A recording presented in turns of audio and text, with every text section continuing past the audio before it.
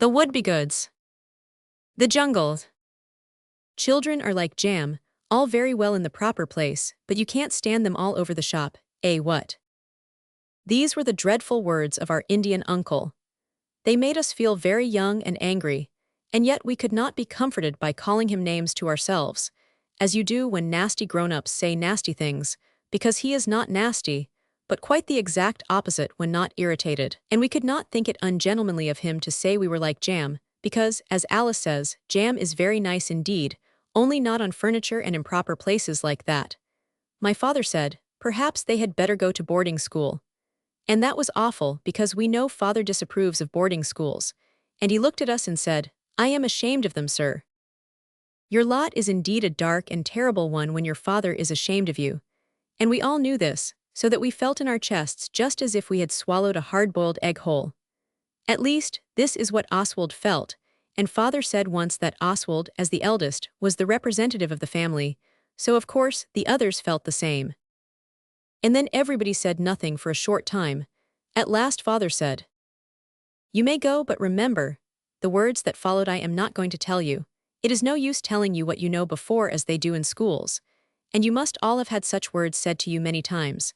We went away when it was over. The girls cried, and we boys got out books and began to read so that nobody should think we cared.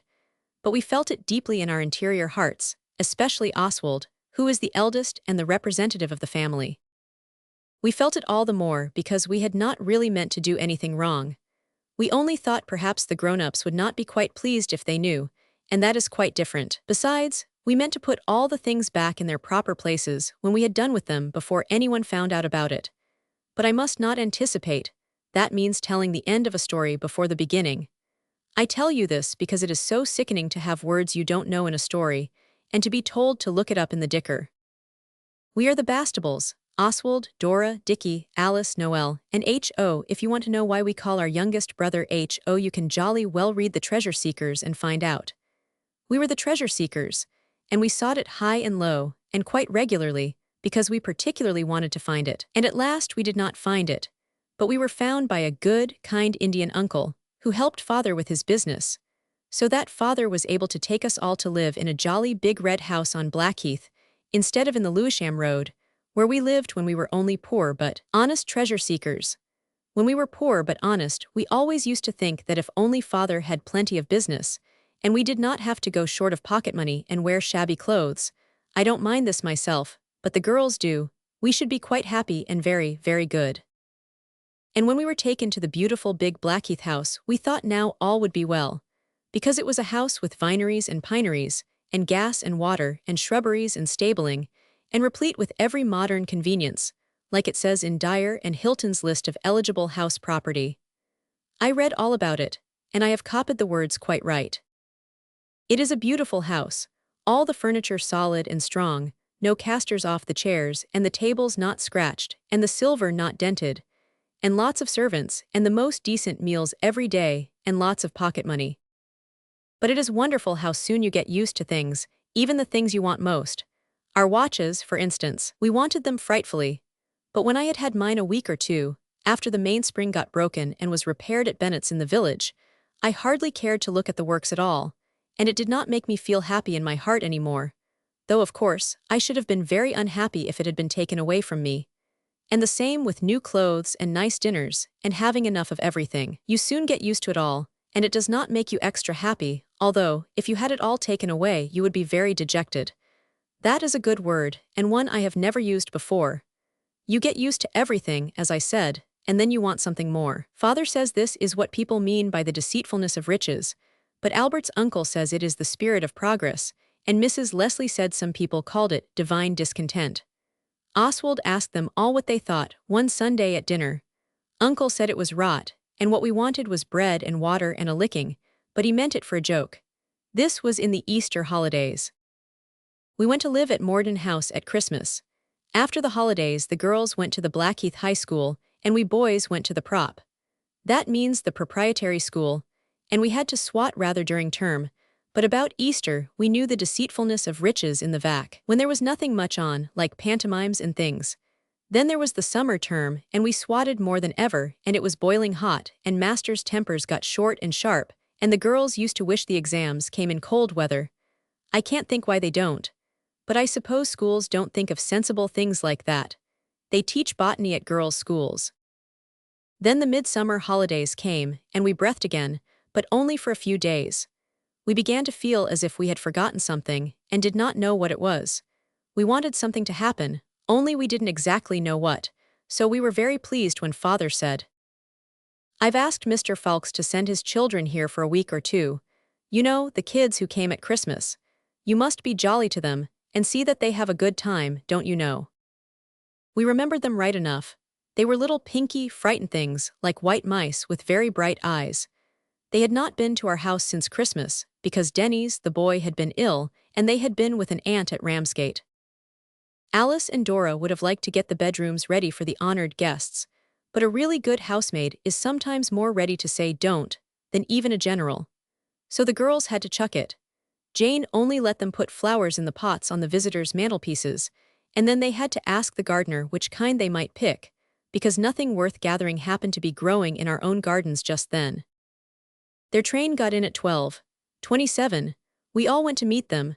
Afterwards I thought that was a mistake because their aunt was with them, and she wore black with beady things and a tight bonnet, and she said when we took our hats off, "Who are you?"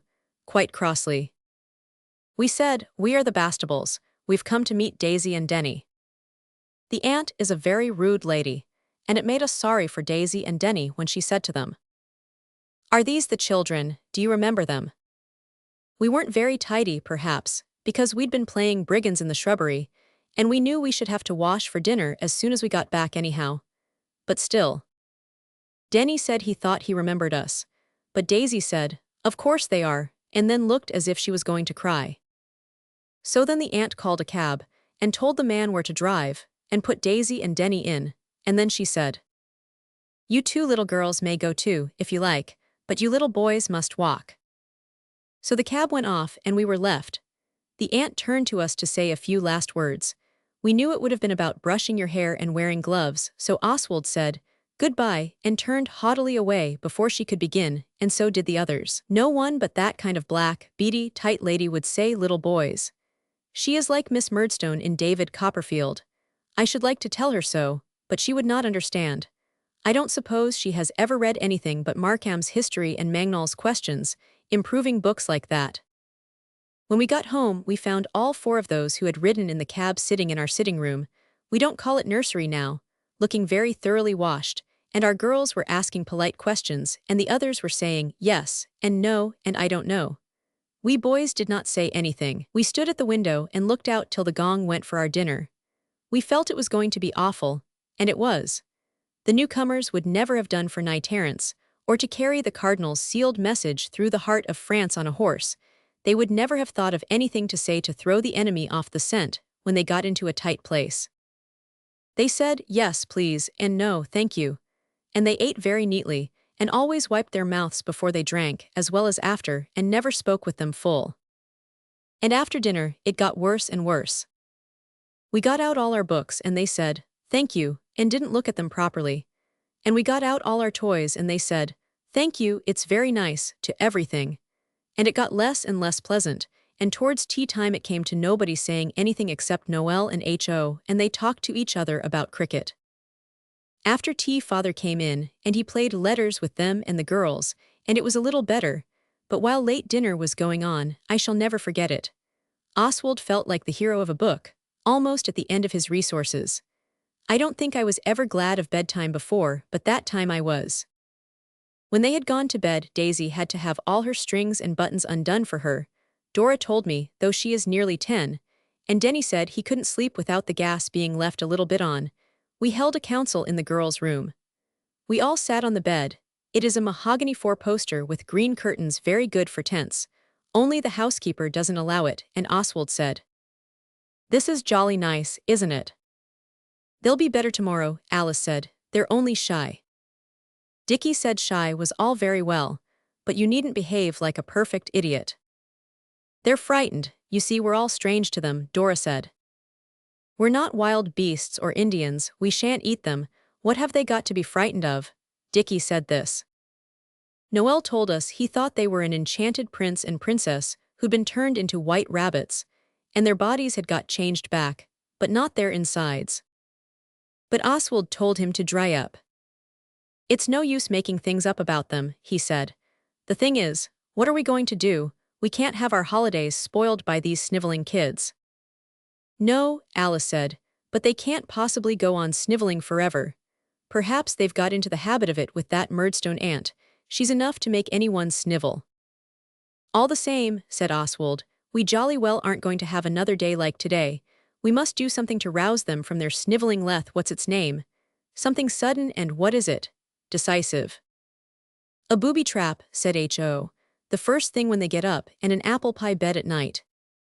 But Dora would not hear of it, and I own she was right. "Suppose," she said, "we could get up a good play, like we did when we were treasure seekers." We said, well what, but she did not say.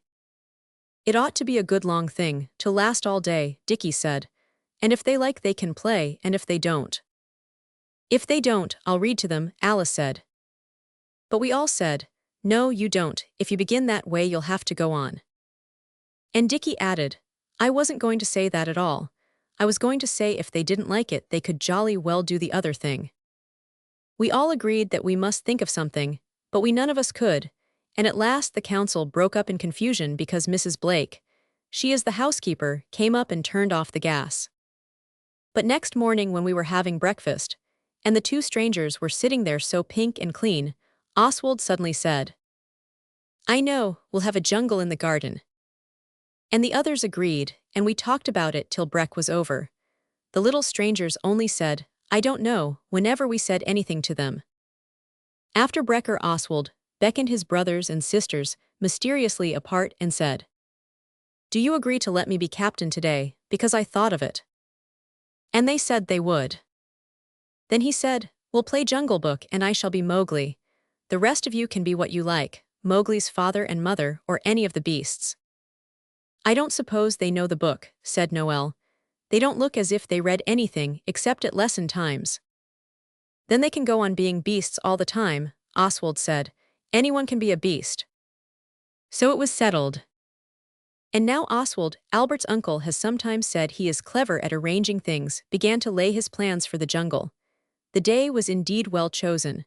Our Indian uncle was away, father was away, Mrs. Blake was going away, and the housemaid had an afternoon off. Oswald's first conscious act was to get rid of the white mice, I mean the little good visitors. He explained to them that there would be a play in the afternoon, and they could be what they liked, and gave them the Jungle Book to read the stories he told them to, all the ones about Mowgli. He led the strangers to a secluded spot among the sea-kale pots in the kitchen garden and left them.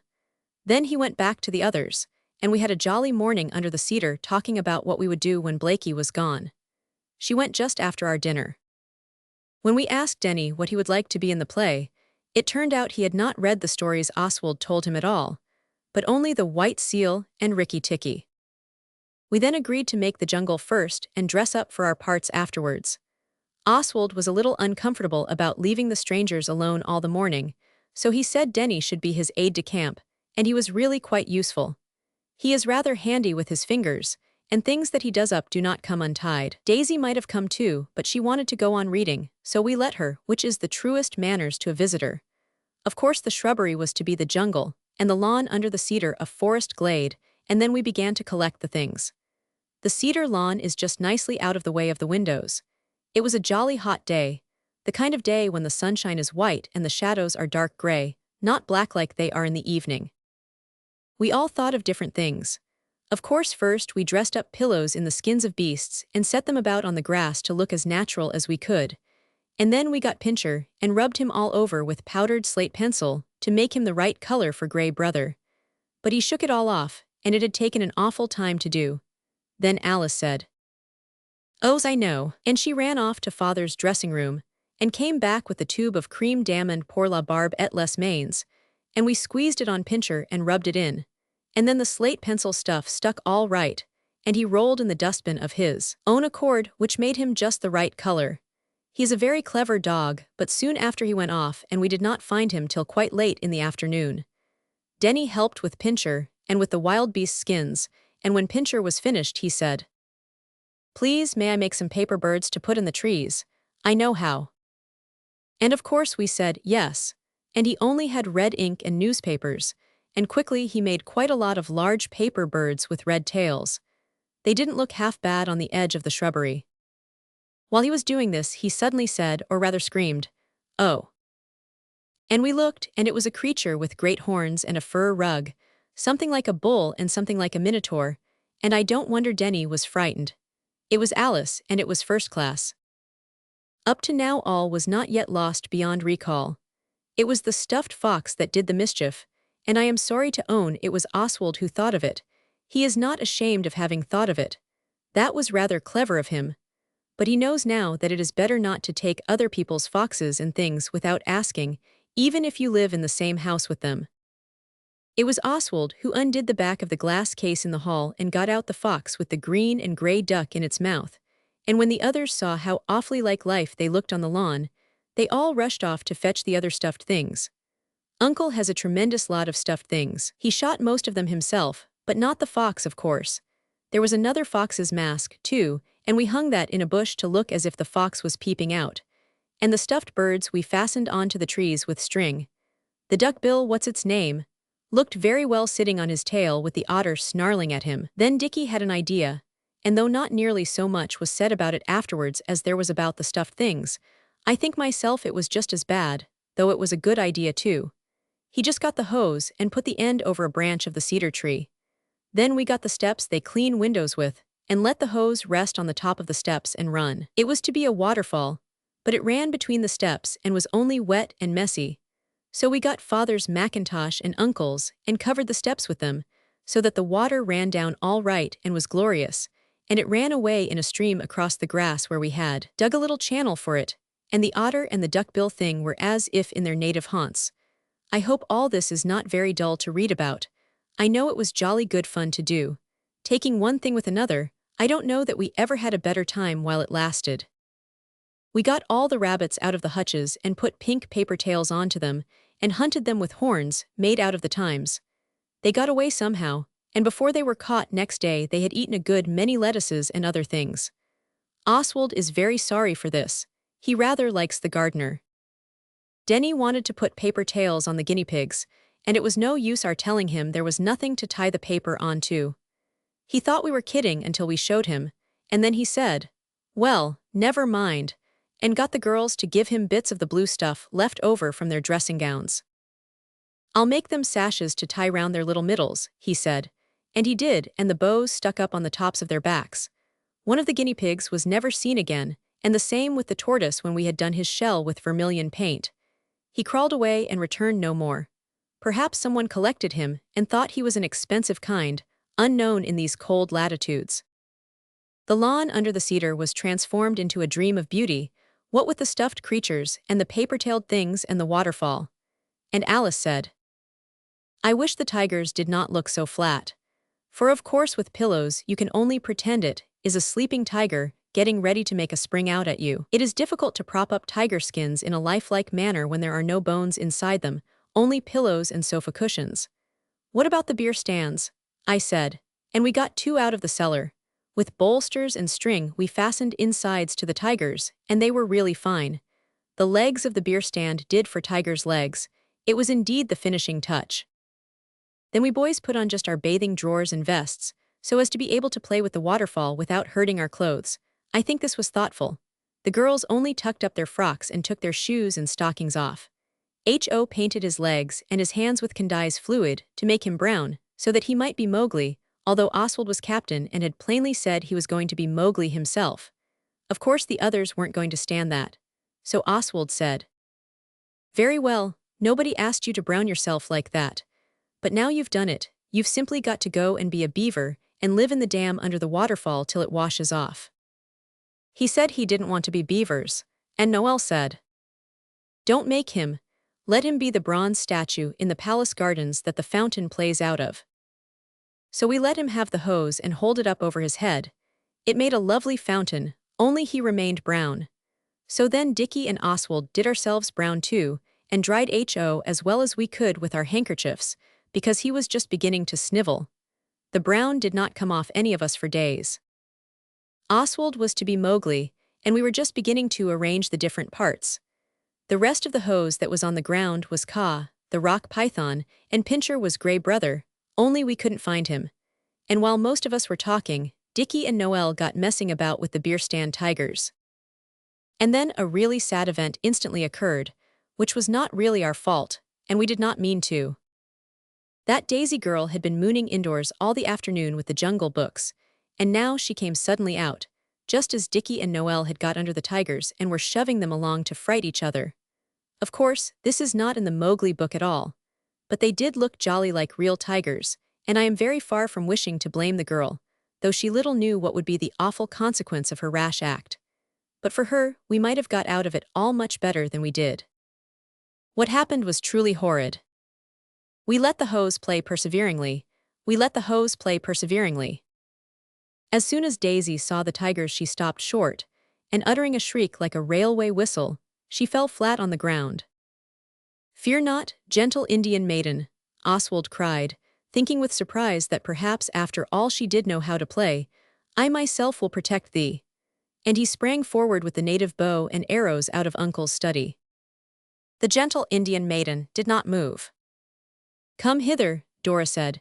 "Let us take refuge in yonder covert while this good knight does battle for us." Dora might have remembered that we were savages, but she did not, and that is Dora all over, and still the Daisy girl did not move. Then we were truly frightened. Dora and Alice lifted her up, and her mouth was a horrid violet color and her eyes half shut. She looked horrid, not at all like fair fainting damsels who are always of an interesting pallor. She was green, like a cheap oyster on a stall. We did what we could, a prey to alarm as we were. We rubbed her hands and let the hose play gently but perseveringly on her unconscious brow. The girls loosened her dress, though it was only the kind that comes down straight without a waist, and we were all doing what we could as hard as we could when we heard the click of the front gate. There was no mistake about it. "I hope whoever it is will go straight to the front door," said Alice, but whoever it was did not. There were feet on the gravel, and there was the uncle's voice, saying in his hearty manner, this way, this way. On such a day as this we shall find our young barbarians all at play somewhere about the grounds." And then, without further warning, the uncle, 3 other gentlemen, and 2 ladies burst upon the scene. We had no clothes on to speak of, I mean us boys. We were all wet through. Daisy was in a faint or a fit or dead, none of us then knew which. And all the stuffed animals were there staring the uncle in the face. Most of them had got a sprinkling, and the otter and the duck-billed brute were simply soaked. And 3 of us were dark brown. Concealment, as so often happens, was impossible. The quick brain of Oswald saw, in a flash, exactly how it would strike the uncle, and his brave young blood ran cold in his veins. His heart stood still. "What's all this, eh, what?" said the tones of the wronged uncle. Oswald spoke up and said it was jungles we were playing, and he didn't know what was up with Daisy. He explained as well as anyone could, but words were now in vain. The uncle had a malacca cane in his hand, and we were but ill prepared to meet the sudden attack. Oswald and H.O. caught it worst. The other boys were under the tigers, and of course my uncle would not strike a girl. Denny was a visitor and so got off. But it was bread and water for us for the next 3 days, and our own rooms. I will not tell you how we sought to vary the monotonousness of imprisonment. Oswald thought of taming a mouse, but he could not find one. The reason of the wretched captives might have given way but for the gutter that you can crawl along from our room to the girls. But I will not dwell on this because you might try it yourselves, and it really is dangerous. When my father came home, we got the talking to, and we said we were sorry, and we really were, especially about Daisy, though she had behaved with muffishness, and then it was settled that we were to go into the country and stay till we had grown into better children. Albert's uncle was writing a book in the country. We were to go to his house. We were glad of this, Daisy and Denny too. This we bore nobly. We knew we had deserved it. We were all very sorry for everything, and we resolved that for the future we would be good. I am not sure whether we kept this resolution or not. Oswald thinks now that perhaps we made a mistake in trying so very hard to be good all at once. You should do everything by degrees. P.S. It turned out Daisy was not really dead at all. It was only fainting, so like a girl. N.B. Pincher was found on the drawing-room sofa. Appendix. I have not told you half the things we did for the jungle, for instance, about the elephant's tusks, and the horsehair sofa cushions and Uncle's fishing boots. The Wouldbegoods. W's. When we were sent down into the country to learn to be good, we felt it was rather good business, because we knew our being sent there was really only to get us out of the way for a little while, and we knew right enough that it wasn't a punishment, though Mrs. Blake said it was, because we had been punished thoroughly for taking the stuffed animals out and making a jungle on the lawn with them, and the garden hose. And you cannot be punished twice for the same offense. This is the English law, at least I think so. And at any rate no one would punish you 3 times, and we had had the Malacca cane and the solitary confinement, and the uncle had kindly explained to us that all ill feeling between him and us was wiped out entirely by the bread and water we had endured. And what with the bread and water and being prisoners, and not being able to tame any mice in our prisons, I quite feel that we had suffered it up thoroughly, and now we could start fair. I think myself that descriptions of places are generally dull, but I have sometimes thought that was because the authors do not tell you what you truly want to know. However, dull or not, here goes, because you won't understand anything unless I tell you what the place was like. The Moat House was the one we went to stay at. There has been a house there since Saxon times. It is a manor, and a manor goes on having a house on it whatever happens. The Moat House was burned down once or twice in ancient centuries, I don't remember which, but they always built a new one, and Cromwell's soldiers smashed it about, but it was patched up again. It is a very odd house. The front door opens straight into the dining room, and there are red curtains and a black and white marble floor like a chessboard, and there is a secret staircase, only it is not secret now, only rather rickety. It is not very big, but there is a watery moat all round it with a brick bridge that leads to the front door. Then, on the other side of the moat, there is the farm, with barns and oast houses and stables, or things like that. And the other way the garden lawn goes on till it comes to the churchyard. The churchyard is not divided from the garden at all, except by a little grass bank. In the front of the house there is more garden, and the big fruit garden is at the back. The man the house belongs to likes new houses, so he built a big one with conservatories and a stable with a clock and a turret on the top, and he let the Moat House. And Albert's uncle took it, and my father was to come down sometimes from Saturday to Monday, and Albert's uncle was to live with us all the time, and he would be writing a book, and we were not to bother him, but he would give an eye to us. I hope all this is plain. I have said it as short as I can. We got down rather late, but there was still light enough to see the big bell hanging at the top of the house. The rope belonging to it went right down the house, through our bedroom to the dining room. H.O. saw the rope and pulled it while he was washing his hands for supper, and Dick and I let him, and the bell tolled solemnly. Father shouted to him not to, and we went down to supper. But presently there were many feet trampling on the gravel, and Father went out to see. When he came back he said, "The whole village, or half of it, has come up to see why the bell rang. It's only rung for fire or burglars. Why can't you kids let things alone?" Albert's uncle said, "Bed follows supper as the fruit follows the flower. They'll do no more mischief tonight, sir. Tomorrow I will point out a few of the things to be avoided in this bucolic retreat." So it was bed directly after supper, and that was why we did not see much that night. But in the morning we were all up rather early, and we seemed to have awakened in a new world, rich in surprises beyond the dreams of anybody, as it says in the quotation. We went everywhere we could in the time, but when it was breakfast time we felt we had not seen half or a quarter. The room we had breakfast in was exactly like in a story, black oak panels and china in corner cupboards with glass doors. These doors were locked. There were green curtains, and honeycomb for breakfast. After brekker my father went back to town, and Albert's uncle went too to see publishers. We saw them to the station, and Father gave us a long list of what we weren't to do. It began with "Don't pull ropes unless you're quite sure what will happen at the other end," and it finished with "For goodness sake, try to keep out of mischief till I come down on Saturday." There were lots of other things in between. We all promised we would, and we saw them off and waved till the train was quite out of sight. Then we started to walk home. Daisy was tired, so Oswald carried her home on his back. When we got home she said, "I do like you, Oswald." She is not a bad little kid, and Oswald felt it was his duty to be nice to her because she was a visitor. Then we looked all over everything. It was a glorious place. You did not know where to begin.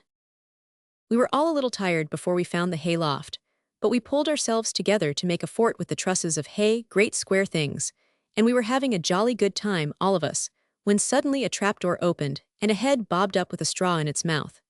We knew nothing about the country then, And the head really did scare us rather, though of course, we found out directly that the feet belonging to it were standing on the bar of the loose box underneath. The head said, "Don't you let the governor catch you a spoiling of that there hay, that's all." And it spoke thickly because of the straw. It is strange to think how ignorant you were in the past. We can hardly believe now that once we really did not know that it's spoiled hay to mess about with it. Horses don't like to eat it afterwards. Always remember this. When the head had explained a little more, it went away, and we turned the handle of the chaff-cutting machine, and nobody got hurt, though the head had said we should cut our fingers off if we touched it. And then we sat down on the floor, which is dirty with the nice clean dirt that is more than half chopped hay, and those there was room for hung their legs down out of the top door, and we looked down at the farmyard, which is very slushy when you get down into it, but most interesting. Then Alice said, "Now we're all here, and the boys are tired enough to sit still for a minute. I want to have a council." We said, "What about?"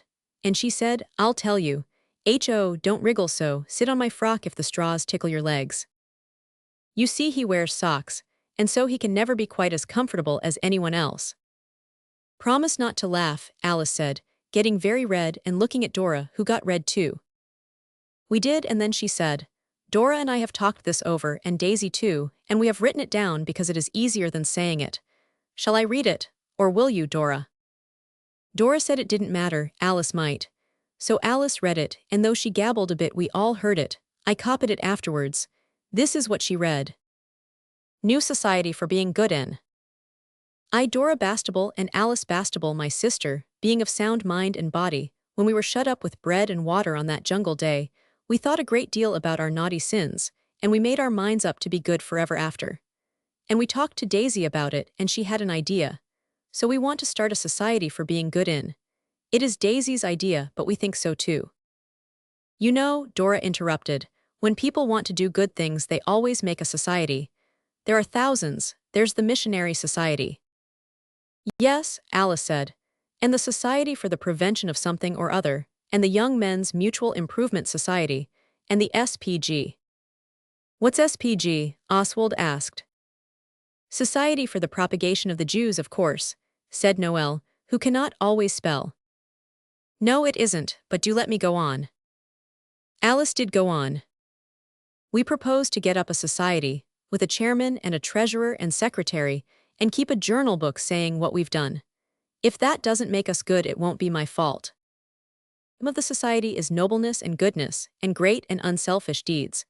We wish not to be such a nuisance to grown-up people and to perform prodigies of real goodness. We wish to spread our wings." Here Alice read very fast. She told me afterwards Daisy had helped her with that part, and she thought when she came to the wings they sounded rather silly. "To spread our wings and rise above the kind of interesting things that you ought not to do, but to do kindnesses to all, however low and mean." Denny was listening carefully. Now he nodded 3 or 4 times. "Little words of kindness," he said. "Little deeds of love. Make this earth an eagle, like the one above." This did not sound right, but we let it pass, because an eagle does have wings, and we wanted to hear the rest of what the girls had written. But there was no rest. "That's all," said Alice, and Daisy said, "Don't you think it's a good idea?" "That depends," Oswald answered. "Who is president, and what you mean by being good." Oswald did not care very much for the idea himself, because being good is not the sort of thing he thinks it is proper to talk about, especially before strangers. But the girls and Denny seemed to like it, so Oswald did not say exactly what he thought, especially as it was Daisy's idea. This was true politeness. "I think it would be nice," Noel said, "if we made it a sort of play. Let's do the Pilgrim's Progress." We talked about that for some time, but it did not come to anything, because we all wanted to be Mr. Greatheart, except H.O., who wanted to be the lions, and you could not have lions in a society for goodness. Dickie said he did not wish to play if it meant reading books about children who die. He really felt just as Oswald did about it. He told me afterwards. But the girls were looking as if they were in Sunday school, and we did not wish to be unkind. At last Oswald said, "Well, let's draw up the rules of the society, and choose the president and settle the name." Dora said Oswald should be president, and he modestly consented. She was secretary, and Denny treasurer if we ever had any money. Making the rules took us all the afternoon. They were these. Rules. And when we got as far as that, we all began to talk at once. Dora wanted it called the Society for Humane Improvement. Denny said the Society for Reformed Outcast Children, but Dickie said, no, we really were not so bad as all that. Then H.O. said, call it the Good Society. Or the Society for Being Good in, said Daisy. Or the Society of Goods, said Noel. That's priggish, said Oswald. Besides, we don't know whether we shall be so very. You see, Alice explained, we only said if we could we would be good. Well then, Dickie said, getting up and beginning to dust the chopped hay off himself, call it the Society of the Wouldbegoods and have done with it. Oswald thinks Dickie was getting sick of it and wanted to make himself a little disagreeable. If so, he was doomed to disappointment. For everyone else clapped hands and called out, that's the very thing. Then the girls went off to write out the rules, and took H.O. with them, and Noel went to write some poetry to put in the minute book. That's what you call the book that a society's secretary writes what it does in. Denny went with him to help. He knows a lot of poetry. I think he went to a ladies' school where they taught nothing but that. He was rather shy of us, but he took to Noel. I can't think why. Dickie and Oswald walked round the garden and told each other what they thought of the new society. I'm not sure we oughtn't to have put our foot down at the beginning, Dickie said. I don't see much in it anyhow. It pleases the girls, Oswald said, for he is a kind brother. But we're not going to stand jaw, and words in season, and loving sisterly warnings. I tell you what it is, Oswald, we'll have to run this thing our way, or it'll be jolly beastly for everybody. Oswald saw this plainly. We must do something, Dickie said. It's very hard though, still, there must be some interesting things that are not wrong. I suppose so, Oswald said, but being good is so much like being a muff, generally. Anyhow, I'm not going to smooth the pillows of the sick, or read to the aged poor, or any rot out of ministering children. No more am I, Dickie said. He was chewing a straw like the head had in its mouth, but I suppose we must play the game fair. Let's begin by looking out for something useful to do, something like mending things or cleaning them, not just showing off. The boys in books chop kindling wood, and save their pennies to buy tea and tracts. Little beasts, said Dick. I say, let's talk about something else. And Oswald was glad to, for he was beginning to feel jolly uncomfortable. We were all rather quiet at tea, and afterwards Oswald played draughts with Daisy and the others yawned.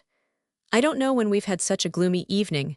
And everyone was horribly polite, and said please and thank you, far more than requisite. Albert's uncle came home after tea. He was jolly and told us stories, but he noticed us being a little dull, and asked what blight had fallen on our young lives. Oswald could have answered and said, it is the Society of the Wouldbegoods that is the blight, but of course he didn't, and Albert's uncle said no more, but he went up and kissed the girls when they were in bed and asked them if there was anything wrong. And they told him no, on their honor. Little beasts, said Dick. Little beasts, said Dick. The next morning Oswald awoke early. The refreshing beams of the morning sun shone on his narrow, white bed and on the sleeping forms of his dear little brothers, and Denny, who had got the pillow on top of his head and was snoring like a kettle when it sings. Oswald could not remember at first what was the matter with him, and then he remembered the Wouldbegoods, and wished he hadn't. He felt at first as if there was nothing you could do, and even hesitated to buzz a pillow at Denny's head. But he soon saw that this could not be. So he chucked his boot and caught Denny right in the waistcoat part, and thus the day began more brightly than he had expected. Oswald had not done anything out of the way good the night before, except that when no one was looking he polished the brass candlestick in the girls' bedroom with one of his socks. And he might just as well have let it alone, for the servants cleaned it again with the other things in the morning, and he could never find the sock afterwards. There were 2 servants. One of them had to be called Mrs. Pettigrew instead of Jane and Eliza like others. She was cook and managed things. After breakfast Albert's uncle said, I now seek the retirement of my study. At your peril violate my privacy before 1:30 sharp. Nothing short of bloodshed will warrant the intrusion, and nothing short of man, or rather boy, slaughter shall avenge it. So we knew he wanted to be quiet, and the girls decided that we ought to play out of doors so as not to disturb him. We should have played out of doors anyhow on a jolly fine day like that. But as we were going out, Dickie said to Oswald, I say, come along here a minute, will you? So Oswald came along, and Dickie took him into the other parlor and shut the door, and Oswald said, "Well, spit it out, what is it?" He knows that is vulgar, and he would not have said it to anyone but his own brother. Dickie said, "It's a pretty fair nuisance. I told you how it would be." And Oswald was patient with him and said, "What is, don't be all day about it." Dickie fidgeted about a bit, and then he said, "Well, I did as I said. I looked about for something useful to do, and you know that dairy window that wouldn't open, only a little bit like that. Well, I mended the catch with wire and whipcord and it opened wide." "And I suppose they didn't want it mended," said Oswald. He knows but too well that grown-up people sometimes like to keep things far different from what we would, and you catch it if you try to do otherwise. "I shouldn't have minded that," Dickie said, "because I could easily have taken it all off again if they'd only said so. But the sillies went and propped up a milk pan against the window. They never took the trouble to notice I had mended it, so the wretched thing pushed the window open all by itself directly they propped it up, and it's tumbled through into the moat, and they are most awfully waxy. All the men are out in the fields, and they haven't any spare milk pans. If I were a farmer, I must say I wouldn't stick at an extra milk pan or two. Accidents must happen sometimes. I call it mean." Dickie spoke in savage tones. But Oswald was not so unhappy, first because it wasn't his fault, and next because he is a farseeing boy. "Never mind," he said kindly. "Keep your tail up. We'll get the beastly milk pan out all right, come on." He rushed hastily to the garden, and gave a low signifying whistle, which the others know well enough to mean something extra being up. And when they were all gathered round him he spoke. "Fellow countrymen," he said, "we're going to have a rousing good time." "It's nothing naughty, is it?" Daisy asked. "Like the last time you had that was rousingly good." Alice said shish, and Oswald pretended not to hear. "A precious treasure," he said, "has inadvertently been laid low in the moat by one of us." "The rotten thing tumbled in by itself," Dickie said. Oswald waved his hand and said, "Anyhow, it's there. It's our duty to restore it to its sorrowing owners. I say, look here, we're going to drag the moat." Everyone brightened up at this. It was our duty and it was interesting too. This is very uncommon. So we went out to where the orchard is at the other side of the moat. There were gooseberries and things on the bushes, but we did not take any till we had asked if we might. Alice went and asked. Mrs. Pettigrew said, "Law, I suppose so, you'd eat 'em anyhow, leave or no leave." She little knows the honorable nature of the house of Bastable, but she has much to learn.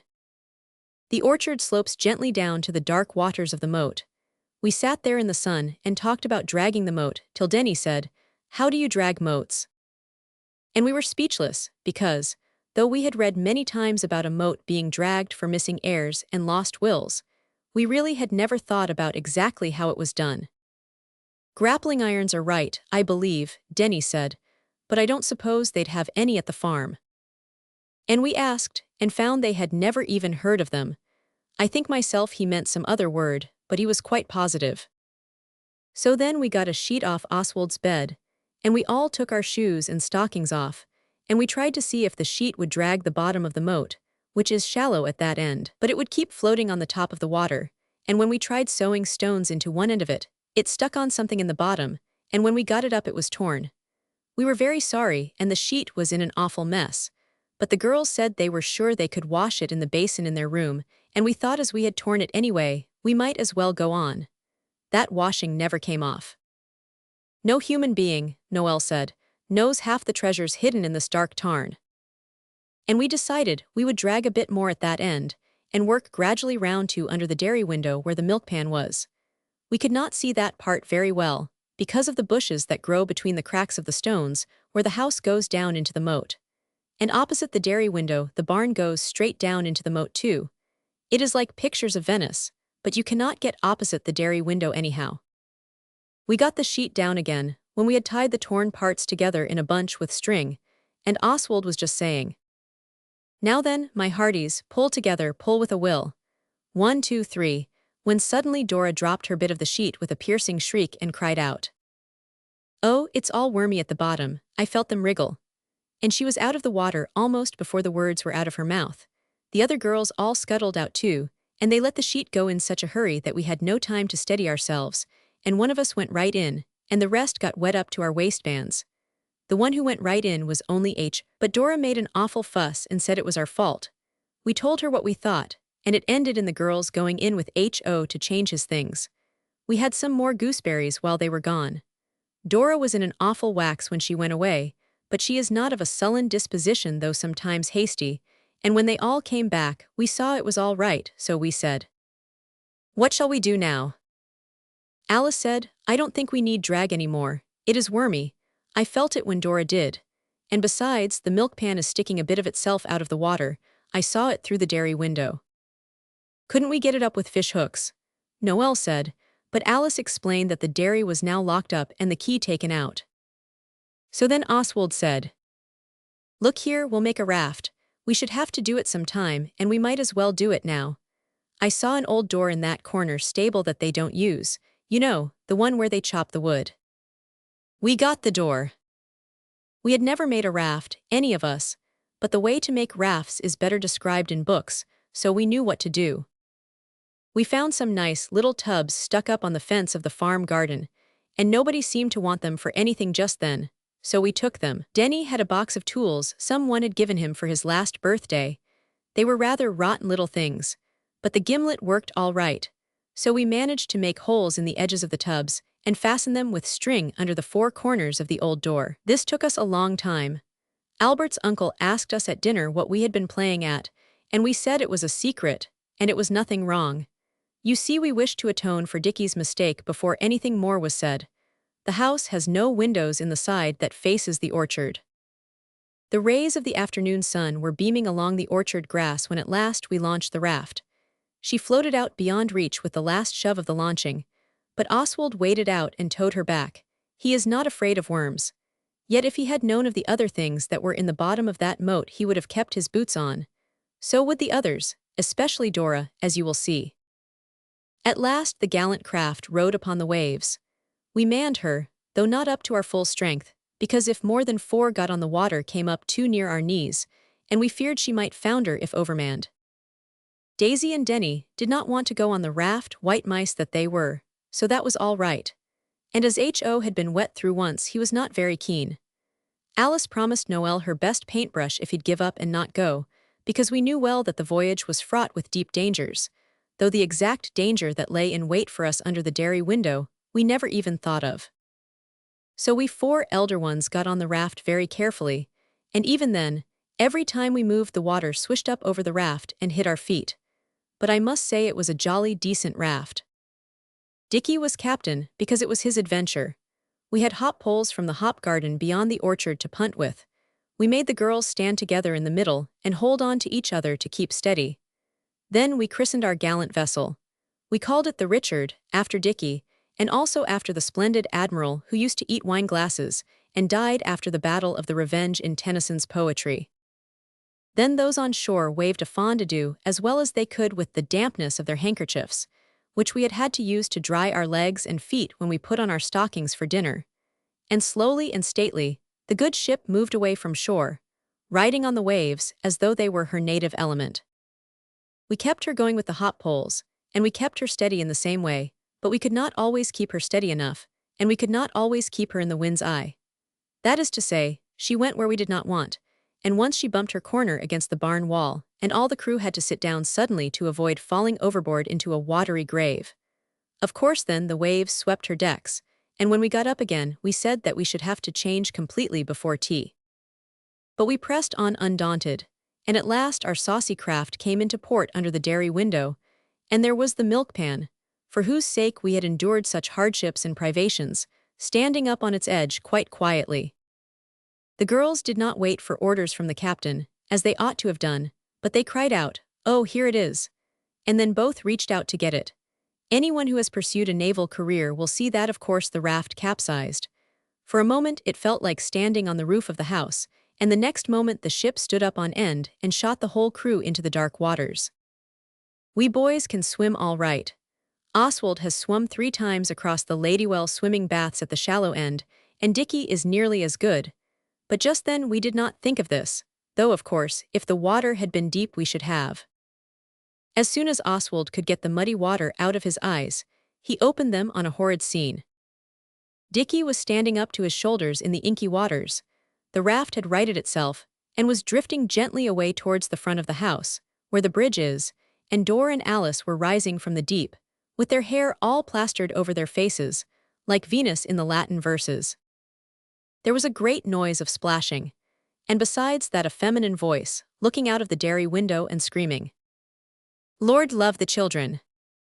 It was Mrs. Pettigrew. She disappeared at once, and we were sorry we were in such a situation that she would be able to get at Albert's uncle before we could. Afterwards we were not so sorry. Before a word could be spoken about our desperate position, Dora staggered a little in the water and suddenly shrieked, "Oh, my foot! Oh, it's a shark, I know it is, or a crocodile." The others on the bank could hear her shrieking, but they could not see us properly. They did not know what was happening. Noel told me afterwards he never could care for that paintbrush. Of course we knew it could not be a shark, but I thought of pike, which are large and very angry always, and I caught hold of Dora. She screamed without stopping. I shoved her along to where there was a ledge of brickwork, and shoved her up till she could sit on it, then she got her foot out of the water, still screaming. It was indeed terrible. The thing she thought was a shark came up with her foot, and it was a horrid, jagged, old meat tin, and she had put her foot right into it. Oswald got it off, and directly he did so blood began to pour from the wounds. The tin edges had cut it in several spots. It was very pale blood because her foot was wet, of course. She stopped screaming and turned green, and I thought she was going to faint, like Daisy did on the jungle day. Oswald held her up as well as he could, but it really was one of the least agreeable moments in his life. For the raft was gone, and she couldn't have waded back anyway, and we didn't know how deep the moat might be in other places. But Mrs. Pettigrew had not been idle. She is not a bad sort, really. Just as Oswald was wondering whether he could swim after the raft and get it back, a boat's nose shot out from under a dark archway a little further up under the house. It was the boathouse, and Albert's uncle had got the punt and took us back in it.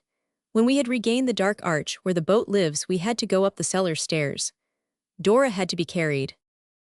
There was but little said to us that day.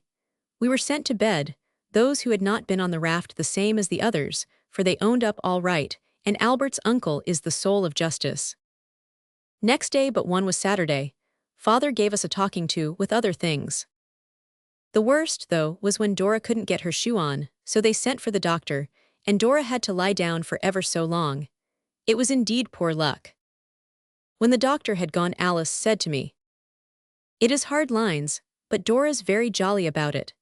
Daisy's been telling her about how we should all go to her with our little joys and sorrows and things, and about the sweet influence from a sick bed that can be felt all over the house, like in what Katie did, and Dora said she hoped she might prove a blessing to us all while she's laid up." Oswald said he hoped so, but he was not pleased, because this sort of jaw was exactly the sort of thing he and Dickie didn't want to have happen. The thing we got it hottest for was those little tubs off the garden railings. They turned out to be butter tubs that had been put out there to sweet. But as Denny said, after the mud in that moat, not all the perfumes of somewhere or other could make them fit to use for butter again. I own this was rather a bad business, yet we did not do it to please ourselves, but because it was our duty. But that made no difference to our punishment when Father came down. I have known this mistake occur before. Bill's tombstone. T. There were soldiers riding down the road on horses 2 and 2. That is, the horses were 2 and 2 and the men not, because each man was riding one horse and leading another to exercise them. They came from Chatham Barracks. We all drew up in a line outside the churchyard wall and saluted as they went by, though we had not read Toady Lion then. We have since. It is the only decent book I have ever read written by Toady Lion's author. The others are mere piffle, but many people like them. In Sir Toady Lion, the officer salutes the child. There was only a lieutenant with those soldiers, and he did not salute me. He kissed his hand to the girls, and a lot of the soldiers behind kissed theirs too. We waved ours back. Next day we made a Union Jack out of pocket handkerchiefs, and part of a red flannel petticoat of the White Mouse's, which she did not want just then, and some blue ribbon we got at the village shop. Then we watched for the soldiers, and after 3 days they went by again by 2s and 2s as before. It was A1. We waved our flag and we shouted. We gave them 3 cheers. Oswald can shout loudest.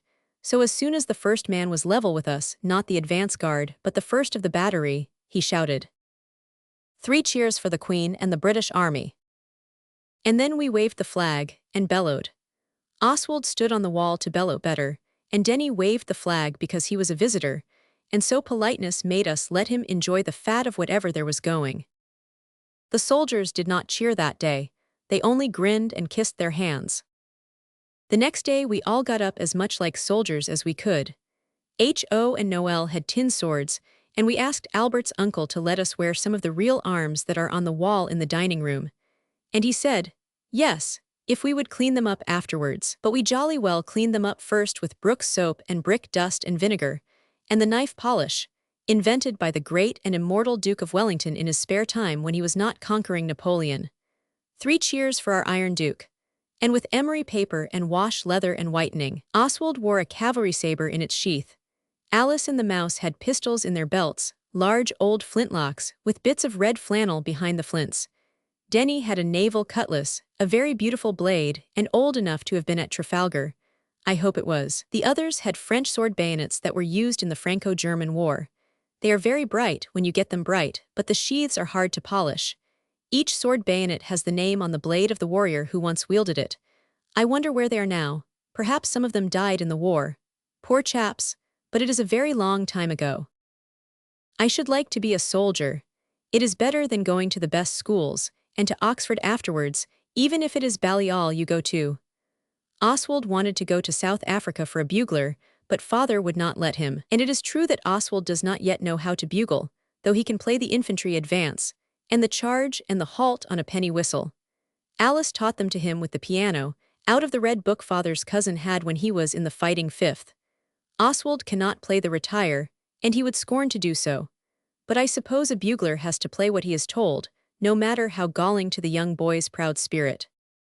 The next day, being thoroughly armed, we put on everything red, white, and blue that we could think of. Nightshirts are good for white. And you don't know what you can do with red socks and blue jerseys till you try. And we waited by the churchyard wall for the soldiers. When the advance guard, or whatever you call it of artillery, it's that for infantry, I know, came by we got ready. And when the first man of the first battery was level with us, Oswald played on his penny whistle the advance and the charge, and then shouted, 3 cheers for the Queen and the British Army. This time they had the guns with them, and every man of the battery cheered too. It was glorious. It made you tremble all over. The girls said it made them want to cry, but no boy would own to this, even if it were true. It is babyish to cry. But it was glorious, and Oswald felt different to what he ever did before. Then suddenly the officer in front said, "Battery, halt!" And all the soldiers pulled their horses up, and the great guns stopped too. Then the officer said, "Sit at ease," and something else, and the sergeant repeated it, and some of the men got off their horses and lit their pipes, and some sat down on the grass edge of the road, holding their horses' bridles. We could see all the arms and accoutrements, as plain as plain. Then the officer came up to us. We were all standing on the wall that day, except Dora, who had to sit because her foot was bad, but we let her have the 3-edged rapier to wear and the blunderbuss to hold as well. It has a brass mouth and is like in Mr. Caldecott's pictures. He was a beautiful man, the officer, like a Viking, very tall and fair, with mustaches very long and bright blue eyes. He said, "Good morning." So did we. Then he said, "You seem to be a military lot." We said we wished we were. "And patriotic," said he. Alice said she should jolly well think so. Then he said he had noticed us there for several days, and he had halted the battery because he thought we might like to look at the guns. Alas, there are but too few grown-up people so far-seeing and thoughtful as this brave and distinguished officer. We said, "Oh yes," and then we got off the wall, and that good and noble man showed us the string that moves the detonator and the breech block when you take it out and carry it away. The gun is in vain to the enemy even if he takes it. And he let us look down the gun to see the rifling, all clean and shiny, and he showed us the ammunition boxes, but there was nothing in them. He also told us how the gun was unlimbered. This means separating the gun from the ammunition carriage, and how quick it could be done, but he did not make the men do this then because they were resting. There were 6 guns. Each had painted on the carriage, in white letters, 15 PR, which the captain told us meant 15-pounder. I should have thought the gun weighed more than 15 pounds, Dora said. It would if it was beef, but I suppose wood and gun are lighter. And the officer explained to her very kindly and patiently that 15 PR meant the gun could throw a shell weighing 15 pounds.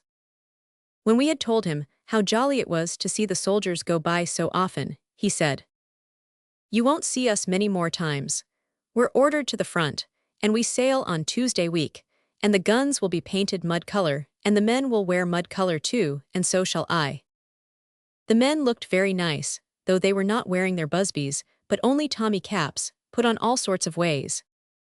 We were very sorry they were going, but Oswald, as well as others, looked with envy on those who would soon be allowed, being grown up, and no nonsense about your education, to go and fight for their queen and country. Then suddenly Alice whispered to Oswald, and he said, "All right, but tell him yourself." So Alice said to the captain, "Will you stop next time you pass?" He said, "I'm afraid I can't promise that." Alice said, "You might, there's a particular reason." He said, "What?" which was a natural remark, not rude as it is with children. Alice said, "We want to give the soldiers a keepsake. I will write to ask my father, he is very well off just now. Look here, if we're not on the wall when you come by, don't stop, but if we are, please do." The officer pulled his mustache and looked as if he did not quite know. But at last he said, "Yes," and we were very glad, though but Alice and Oswald knew the dark but pleasant scheme at present fermenting in their youthful nuts. The captain talked a lot to us. At last Noel said, "I think you are like Diamid of the golden collar, but I should like to see your sword out, and shining in the sun like burnished silver." The captain laughed and grasped the hilt of his good blade, but Oswald said, hurriedly, Not yet, we shan't ever have a chance like this. If you'd only show us the pursuing practice. Albert's uncle knows it, but he only does it on an armchair because he hasn't a horse. And that brave and swagger captain did really do it. He rode his horse right into our gate when we opened it, and showed us all the cuts, thrusts, and guards. There are 4 of each kind. It was splendid. The morning sun shone on his flashing blade, and his good steed stood with all its legs far apart and stiff on the lawn. Then we opened the paddock gate, and he did it again, while the horse galloped as if upon the bloody battlefield among the fierce foes of his native land, and this was far more ripping still. Then we thanked him very much, and he went away, taking his men with him, and the guns, of course. Then we wrote to my father, and he said, yes, as we knew he would, and next time the soldiers came by. But they had no guns this time, only the captive Arabs of the desert. We had the keepsakes ready in a wheelbarrow, and we were on the churchyard wall. And the bold captain called an immediate halt. Then the girls had the splendid honor and pleasure of giving a pipe, and 4 whole ounces of tobacco to each soldier. Then we shook hands with the captain and the sergeant and the corporals, and the girls kissed the captain. I can't think why girls will kiss everybody, and we all cheered for the queen. It was grand, and I wish my father had been there to see how much you can do with 12 pounds if you order the things from the stores. We have never seen those brave soldiers again. I have told you all this to show you how we got so keen about soldiers, and why we sought to aid and abet the poor widow at the white cottage in her desolate and oppressedness. Her name was Simpkins, and her cottage was just beyond the churchyard, on the other side from our house. On the different military occasions which I have remarked upon, this widow woman stood at her garden gate and looked on, and after the cheering she rubbed her eyes with her apron. Alice noticed this slight but signifying action. We feel quite sure Mrs. Simpkins liked soldiers, and so we felt friendly to her. But when we tried to talk to her, she would not. She told us to go along with us, and not bother her. And Oswald, with his usual delicacy and good breeding, made the others do as she said. But we were not to be thus repulsed with impunity. We made complete but cautious inquiries, and found out that the reason she cried when she saw soldiers was that she had only one son, a boy. He was 22, and he had gone to the war last April, so that she thought of him when she saw the soldiers, and that was why she cried. Because when your son is at the wars, you always think he is being killed. I don't know why. A great many of them are not. If I had a son at the wars, I should never think he was dead till I heard he was, and perhaps not then, considering everything. After we had found this out, we held a council. Dora said, "We must do something for the soldier's widowed mother." We all agreed, but added what? Alice said, "The gift of money might be deemed an insult by that proud, patriotic spirit. Besides, we haven't more than 18p among us." We had put what we had to father's, £12 to buy the baccy and pipes. The mouse then said, "Couldn't we make her a flannel petticoat, and leave it without a word upon her doorstep?" But every one said, flannel petticoats in this weather, so that was no go. Noel said he would write her a poem, but Oswald had a deep, inward feeling that Mrs. Simpkins would not understand poetry. Many people do not. H.O. said, why not sing Rule Britannia under her window after she had gone to bed like Waits? But no one else thought so. Denny thought we might get up a subscription for her among the wealthy and affluent, but we said again that we knew money would be no balm to the haughty mother of a brave British soldier. What we want, Alice said, is something that will be a good deal of trouble to us and some good to her. A little help is worth a deal of poetry, said Denny. I should not have said that myself. Noel did look sick. What does she do that we can help in? Dora asked. Besides, she won't let us help. H.O. said, she does nothing but work in the garden. At least if she does anything inside you can't see it, because she keeps the door shut. Then at once we saw. And we agreed to get up the very next day, ere yet the rosy dawn had flushed the east, and have a go at Mrs. Simpkins's garden. We got up, we really did. But too often when you mean to, overnight, it seems so silly to do it when you come to waking in the dewy morn. We crept downstairs with our boots in our hands. Denny is rather unlucky, though a most careful boy. It was he who dropped his boot, and it went blundering down the stairs, echoing like thunderbolts and waking up Albert's uncle. But when we explained to him that we were going to do some gardening, he let us, and went back to bed. Everything is very pretty and different in the early morning, before people are up. I have been told this is because the shadows go a different way from what they do in the awake part of the day. But I don't know. Noel says the fairies have just finished tidying up then. Anyhow, it all feels quite otherwise. We put on our boots in the porch, and we got our gardening tools and we went down to the white cottage. It is a nice cottage, with a thatched roof, like in the drawing copies you get at girls' schools, and you do the thatch if you can with a BB pencil. If you cannot, you just leave it. It looks just as well somehow when it is mounted and framed. We looked at the garden, it was very neat. Only one patch was coming up thick with weeds. I could see groundsel and chickweed and others that I did not know. We set to work with a will. We used all our tools, spades, forks, hoes, and rakes, and Dora worked with the trowel, sitting down because her foot was hurt. We cleared the weedy patch beautifully, scraping off all the nasty weeds and leaving the nice clean brown dirt. We worked as hard as ever we could. And we were happy because it was unselfish toil, and no one thought then of putting it in the book of golden deeds, where we had agreed to write down our virtuous actions and the good doings of each other, when we happened to notice them. We had just done, and we were looking at the beautiful production of our honest labor, when the cottage door burst open, and the soldier's widowed mother came out like a wild tornado, and her eyes looked like upas trees, death to the beholder.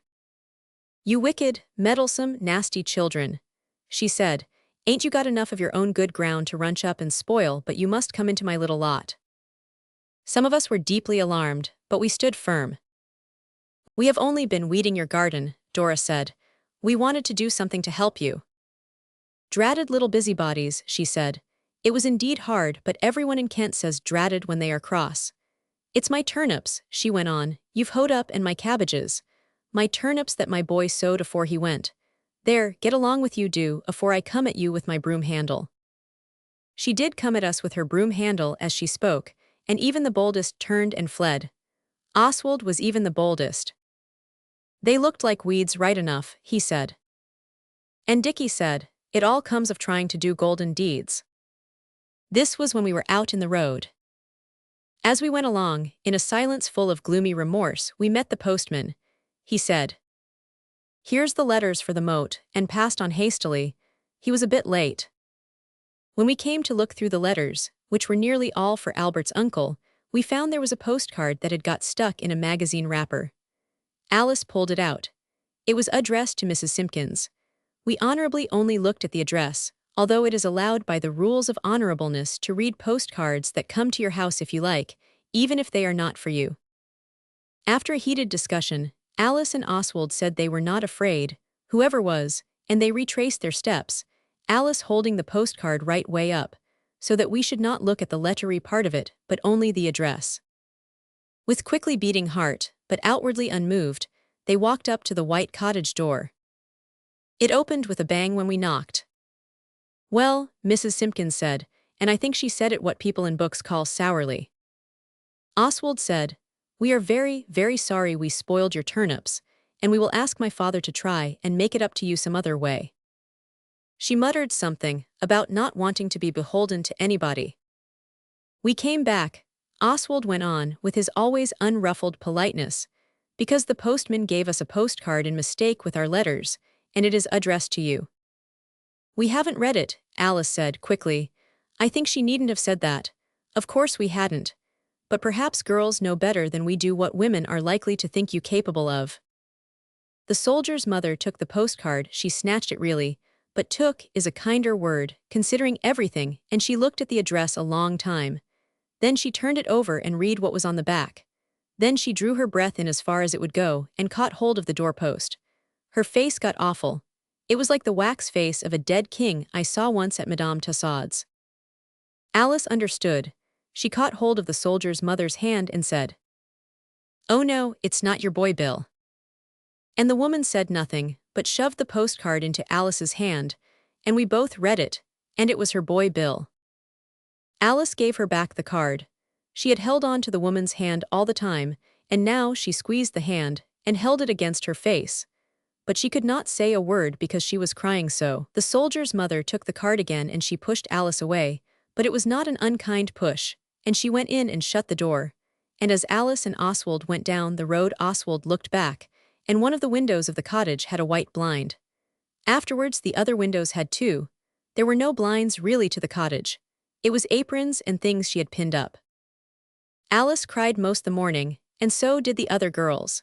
We wanted to do something for the soldier's mother, but you can do nothing when people's sons are shot. It is the most dreadful thing to want to do something for people who are unhappy, and not to know what to do.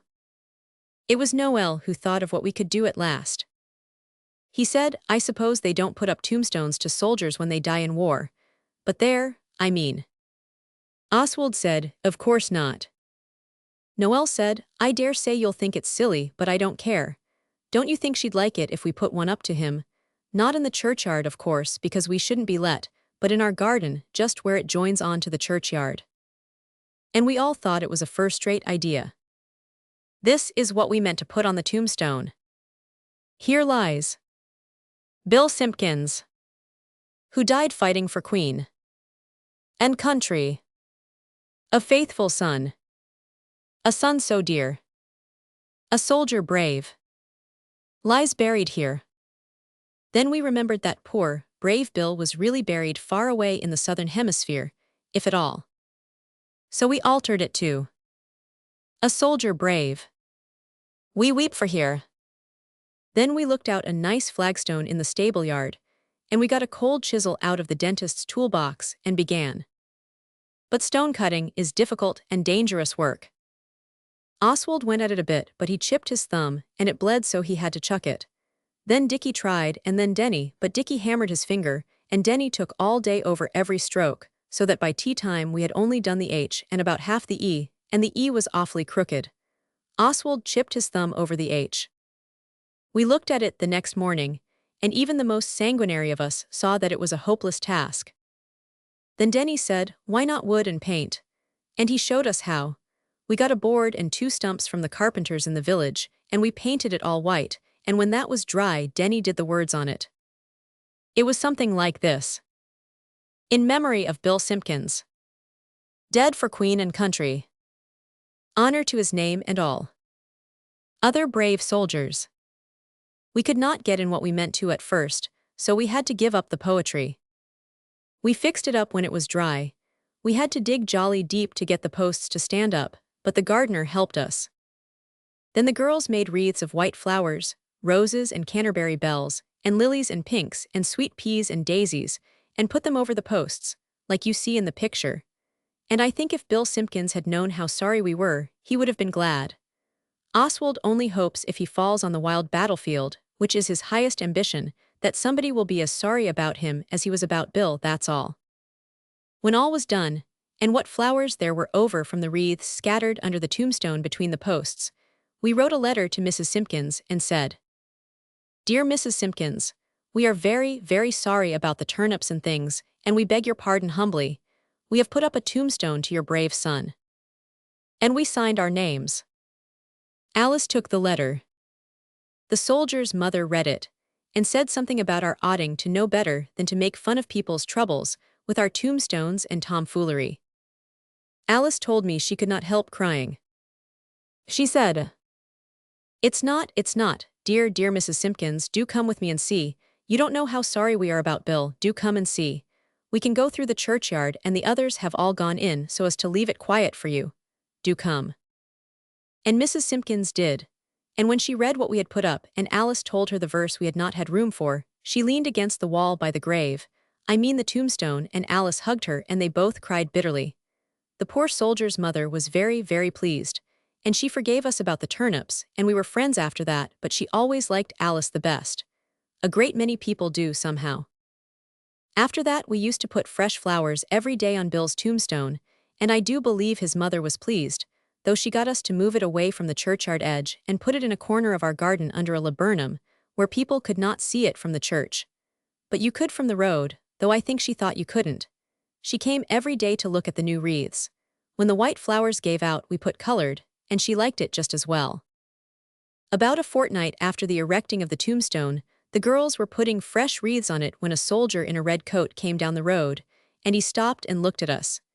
He walked with a stick, and he had a bundle in a blue cotton handkerchief and one arm in a sling. And he looked again, and he came nearer, and he leaned on the wall so that he could read the black printing on the white paint. And he grinned all over his face, and he said, "Well, I am blessed." And he read it all out in a sort of half-whisper, and when he came to the end where it says, "And all such brave soldiers," he said, "Well, I really am." I suppose he meant he really was blessed. Oswald thought it was like the soldier's cheek, so he said, "I dare say you aren't so very blessed as you think. What's it to do with you, anyway, eh, Tommy?" Of course Oswald knew from Kipling that an infantry soldier is called that. The soldier said, "Tommy yourself, young man, that's me," and he pointed to the tombstone. We stood rooted to the spot. Alice spoke first. "Then you're Bill, and you're not dead," she said. "Oh, Bill, I am so glad. Do let me tell your mother." She started running, and so did we all. Bill had to go slowly because of his leg, but I tell you he went as fast as ever he could. We all hammered at the soldier's mother's door and shouted, "Come out, come out." And when she opened the door we were going to speak, but she pushed us away and went tearing down the garden path like winking. I never saw a grown-up woman run like it, because she saw Bill coming. She met him at the gate, running right into him, and caught hold of him, and she cried much more than when she thought he was dead. And we all shook his hand, and said how glad we were. The soldier's mother kept hold of him with both hands, and I couldn't help looking at her face. It was like wax that had been painted pink on both cheeks, and the eyes shining like candles. And when we had all said how glad we were, she said, "Thank the dear Lord for his mercies," and she took her boy Bill into the cottage and shut the door. We went home and chopped up the tombstone with the wood axe, and had a blazing big bonfire, and cheered till we could hardly speak. The postcard was a mistake, he was only missing. There was a pipe and a whole pound of tobacco left over from our keepsake to the other soldiers. We gave it to Bill. Father is going to have him for under gardener when his wounds get well. He'll always be a bit lame, so he cannot fight any more. I am very glad some soldiers' mothers get their boys home again. But if they have to die, it is a glorious death, and I hope mine will be that. And 3 cheers for the Queen, and the mothers who let their boys go, and the mother sons who fight and die for old England. Hip hip hurrah. The Tower of Mystery. 1. It was very rough on Dora having her foot bad, but we took it in turns to stay in with her, and she was very decent about it. Daisy was most with her. I do not dislike Daisy, but I wish she had been taught how to play. Because Dora is rather like that naturally, and sometimes I have thought that Daisy makes her worse. I talked to Albert's uncle about it one day when the others had gone to church, and I did not go because of earache, and he said it came from reading the wrong sort of books partly. She has read Ministering Children, and Anna Ross, or The Orphan of Waterloo, and Ready Work for Willing Hands, and Elsie, or Like a Little Candle, and even a horrid little blue book about the something or other of little sins. After this conversation, Oswald took care she had plenty of the right sort of books to read, and he was surprised and pleased when she got up early one morning to finish Monte Cristo. Oswald felt that he was really being useful to a suffering fellow creature when he gave Daisy books that were not all about being good. A few days after Dora was laid up, Alice called a council of the Wouldbegoods, and Oswald and Dickie attended with darkly clouded brows. Alice had the minute book, which was an exercise book that had not much written in it. She had begun at the other end. I hate doing that myself, because there is so little room at the top compared with right way up. Dora and a sofa had been carried out onto the lawn, and we were on the grass. It was very hot and dry. We had sherbet. Alice read. Society of the Wouldbegoods. We have not done much. Dickie mended a window, and we got the milk pan out of the moat that dropped through where he mended it. Dora, Oswald, Dickie and me got upset in the moat. This was not goodness. Dora's foot was hurt. We hope to do better next time. Then came Noel's poem. We are the Wouldbegoods Society. We are not good yet, but we mean to try. And if we try, and if we don't succeed, it must mean we are very bad indeed. This sounded so much righter than Noel's poetry generally does, that Oswald said so, and Noel explained that Denny had helped him. He seems to know the right length for lines of poetry. I suppose it comes of learning so much at school, Noel said. Then Oswald proposed that anybody should be allowed to write in the book if they found out anything good that anyone else had done, but not things that were public acts. And nobody was to write about themselves, or anything other people told them, only what they found out. After a brief jaw the others agreed, and Oswald felt, not for the first time in his young life, that he would have made a good diplomatic hero to carry dispatches and outwit the other side. For now, he had put it out of the minute book's power to be the kind of thing readers of Ministering Children would have wished. And if anyone tells other people any good thing he's done, he is to go to Coventry for the rest of the day. And Denny remarked, we shall do good by stealth and blush to find it shame. After that nothing was written in the book for some time. I looked about, and so did the others, but I never caught anyone in the act of doing anything extra, though several of the others have told me since of things they did at this time, and really wondered nobody had noticed. I think I said before that when you tell a story you cannot tell everything. It would be silly to do it, because ordinary kinds of play are dull to read about, and the only other thing is meals, and to dwell on what you eat is greedy and not like a hero at all. A hero is always contented with a venison pasty and a horn of sack. All the same, the meals were very interesting, with things you do not get at home. Lent pies with custard and currants in them, sausage rolls and fleed cakes and raisin cakes and apple turnovers, and honeycomb and syllabubs, besides as much new milk as you cared about, and cream now and then, and cheese always on the table for tea. Father told Mrs. Pettigrew to get what meals she liked, and she got these strange but attractive foods. In a story about Wouldbegoods, it is not proper to tell of times when only some of us were naughty. So I will pass lightly over the time when Noel got up the kitchen chimney and brought 3 bricks and an old starling's nest, and about a ton of soot down with him when he fell. They never used the big chimney in the summer but cook in the wash house. Nor do I wish to dwell on what H.O. did when he went into the dairy. I do not know what his motive was, but Mrs. Pettigrew said she knew, and she locked him in, and said if it was cream he wanted he should have enough, and she wouldn't let him out till tea time. The cat had also got into the dairy for some reason of her own, and when H.O. was tired of whatever he went in for he poured all the milk into the churn and tried to teach the cat to swim in it. He must have been desperate. The cat did not even try to learn, and H.O. had the scars on his hands for weeks. I do not wish to tell tales of H.O. He is very young, and whatever he does he always catches it for, but I will just allude to our being told not to eat the greengages in the garden. And we did not. And whatever H.O. did was Noel's fault, for Noel told H.O. that greengages would grow again all right if you did not bite as far as the stone, just as wounds are not mortal except when you are pierced through the heart. So the two of them bit bites out of every greengage they could reach. And of course the pieces did not grow again. Oswald did not do things like these, but then he is older than his brothers. The only thing he did just about then was making a booby trap for Mrs. Pettigrew when she had locked H.O. up in the dairy, and unfortunately it was the day she was going out in her best things, and part of the trap was a can of water. Oswald was not willingly vicious. It was but a light and thoughtless act which he had every reason to be sorry for afterwards.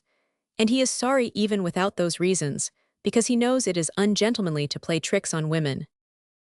I remember Mother telling Dora and me, when we were little, that you ought to be very kind and polite to servants, because they have to work very hard, and do not have so many good times as we do. I used to think about Mother more at the Moat House than I did at Blackheath, especially in the garden. She was very fond of flowers, and she used to tell us about the big garden where she used to live, and I remember Dora and I helped her to plant seeds. But it is no use wishing. She would have liked that garden, though. The girls and the white mice did not do anything boldly wicked, though of course they used to borrow Mrs. Pettigrew's needles, which made her very nasty. Needles that are borrowed might just as well be stolen. But I say no more. I have only told you these things to show the kind of events which occurred on the days I don't tell you about. On the whole, we had an excellent time. It was on the day we had the pillow fight that we went for the long walk. Not the pilgrimage, that is another story. We did not mean to have a pillow fight. It is not usual to have them after breakfast, but Oswald had come up to get his knife out of the pocket of his Eatons, to cut some wire we were making rabbit snares of. It is a very good knife, with a file in it, as well as a corkscrew and other things. And he did not come down at once, because he was detained by having to make an apple pie bed for Dickie. Dickie came up after him to see what we was up to, and when he did see, he buzzed a pillow at Oswald and the fight began. The others, hearing the noise of battle from afar, hastened to the field of action, all except Dora, who couldn't because of being laid up with her foot, and Daisy because she is a little afraid of us still when we are all together. She thinks we are rough. This comes of having only one brother. Well, the fight was a very fine one. Alice backed me up, and Noel and H.O. backed Dickie, and Denny heaved a pillow or two, but he cannot shy straight, so I don't know which side he was on. And just as the battle raged most fiercely, Mrs. Pettigrew came in and snatched the pillows away, and shook those of the warriors who were small enough for it. She was rough if you like. She also used language I should have thought she would be above.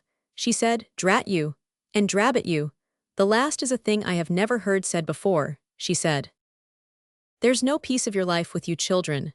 Drat your antics. And that poor, dear, patient gentleman right underneath with his headache and his handwriting, and you rampaging about over his head like young bull calves. I wonder you haven't more sense, a great girl like you. She said this to Alice, and Alice answered gently, as we are told to do. I really am awfully sorry, we forgot about the headache. Don't be cross, Mrs. Pettigrew, we didn't mean to, we didn't think. You never do, she said, and her voice, though grumpy, was no longer violent. Why on earth you can't take yourselves off for the day I don't know. We all said, but may we? She said, of course you may now put on your boots and go for a good long walk. And I'll tell you what, I'll put you up a snack, and you can have an egg to your tea to make up for missing your dinner. Now don't go clattering about the stairs and passages, there's good children. See if you can't be quiet this once, and give the good gentleman a chance with his copying. She went off. Her bark is worse than her bite. She does not understand anything about writing books, though. She thinks Albert's uncle copies things out of printed books when he is really writing new ones. I wonder how she thinks printed books get made first of all. Many servants are like this. She gave us the snack in a basket, and 6 pence to buy milk with. She said any of the farms would let us have it, only most likely it would be skim. We thanked her politely, and she hurried us out of the front door as if we'd been chickens on a pansy bed. I did not know till after I had left the farm gate open, and the hens had got into the garden, that these feathered bipeds display a great partiality for the young buds of plants of the genus Viola, to which they are extremely destructive. I was told that by the gardener. I looked it up in the gardening book afterwards to be sure he was right. You do learn a lot of things in the country. We went through the garden as far as the church, and then we rested a bit in the porch, and just looked into the basket to see what the snack was. It proved sausage rolls and queen cakes and a Lent pie in a round tin dish, and some hard-boiled eggs and some apples. We all ate the apples at once, so as not to have to carry them about with us. The churchyard smells awfully good. It is the wild thyme that grows on the graves. This is another thing we did not know before we came into the country. Then the door of the church tower was ajar, and we all went up. It had always been locked before when we had tried it. We saw the ringer's loft where the ends of the bell ropes hang down with long, furry handles to them like great caterpillars, some red and some blue and white, but we did not pull them. And then we went up to where the bells are, very big and dusty among large dirty beams, and 4 windows with no glass, only shutters like Venetian blinds, but they won't pull up. There were heaps of straws and sticks on the window ledges. We think they were owls' nests, but we did not see any owls. Then the tower stairs got very narrow and dark, and we went on up, and we came to a door and opened it suddenly, and it was like being hit in the face. The light was so sudden. And there we were on the top of the tower, which is flat, and people have cut their names on it, and a turret at one corner, and a low wall all round, up and down, like castle battlements. And we looked down and saw the roof of the church, and the leads, and the churchyard, and our garden, and the moat house, and the farm, and Mrs. Simpkins's cottage, looking very small, and other farms looking like toy things out of boxes, and we saw cornfields and meadows and pastures. A pasture is not the same thing as a meadow, whatever you may think. And we saw the tops of trees and hedges, looking like the map of the United States, and villages, and a tower that did not look very far away standing by itself on the top of a hill. Alice pointed to it and said, "What's that?"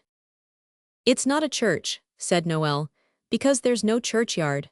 Perhaps it's a tower of mystery that covers the entrance to a subterranean vault with treasure in it." Dickie said, "Subterranean fiddlestick, and a waterworks more likely." Alice thought perhaps it was a ruined castle, and the rest of its crumbling walls were concealed by ivy, the growth of years. Oswald could not make his mind up what it was, so he said, "Let's go and see. We may as well go there as anywhere." So we got down out of the church tower and dusted ourselves, and set out. The Tower of Mystery showed quite plainly from the road, now that we knew where to look for it, because it was on the top of a hill.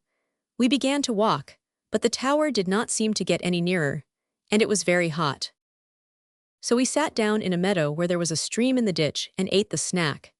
We drank the pure water from the brook out of our hands, because there was no farm to get milk at just there, and it was too much fag to look for one.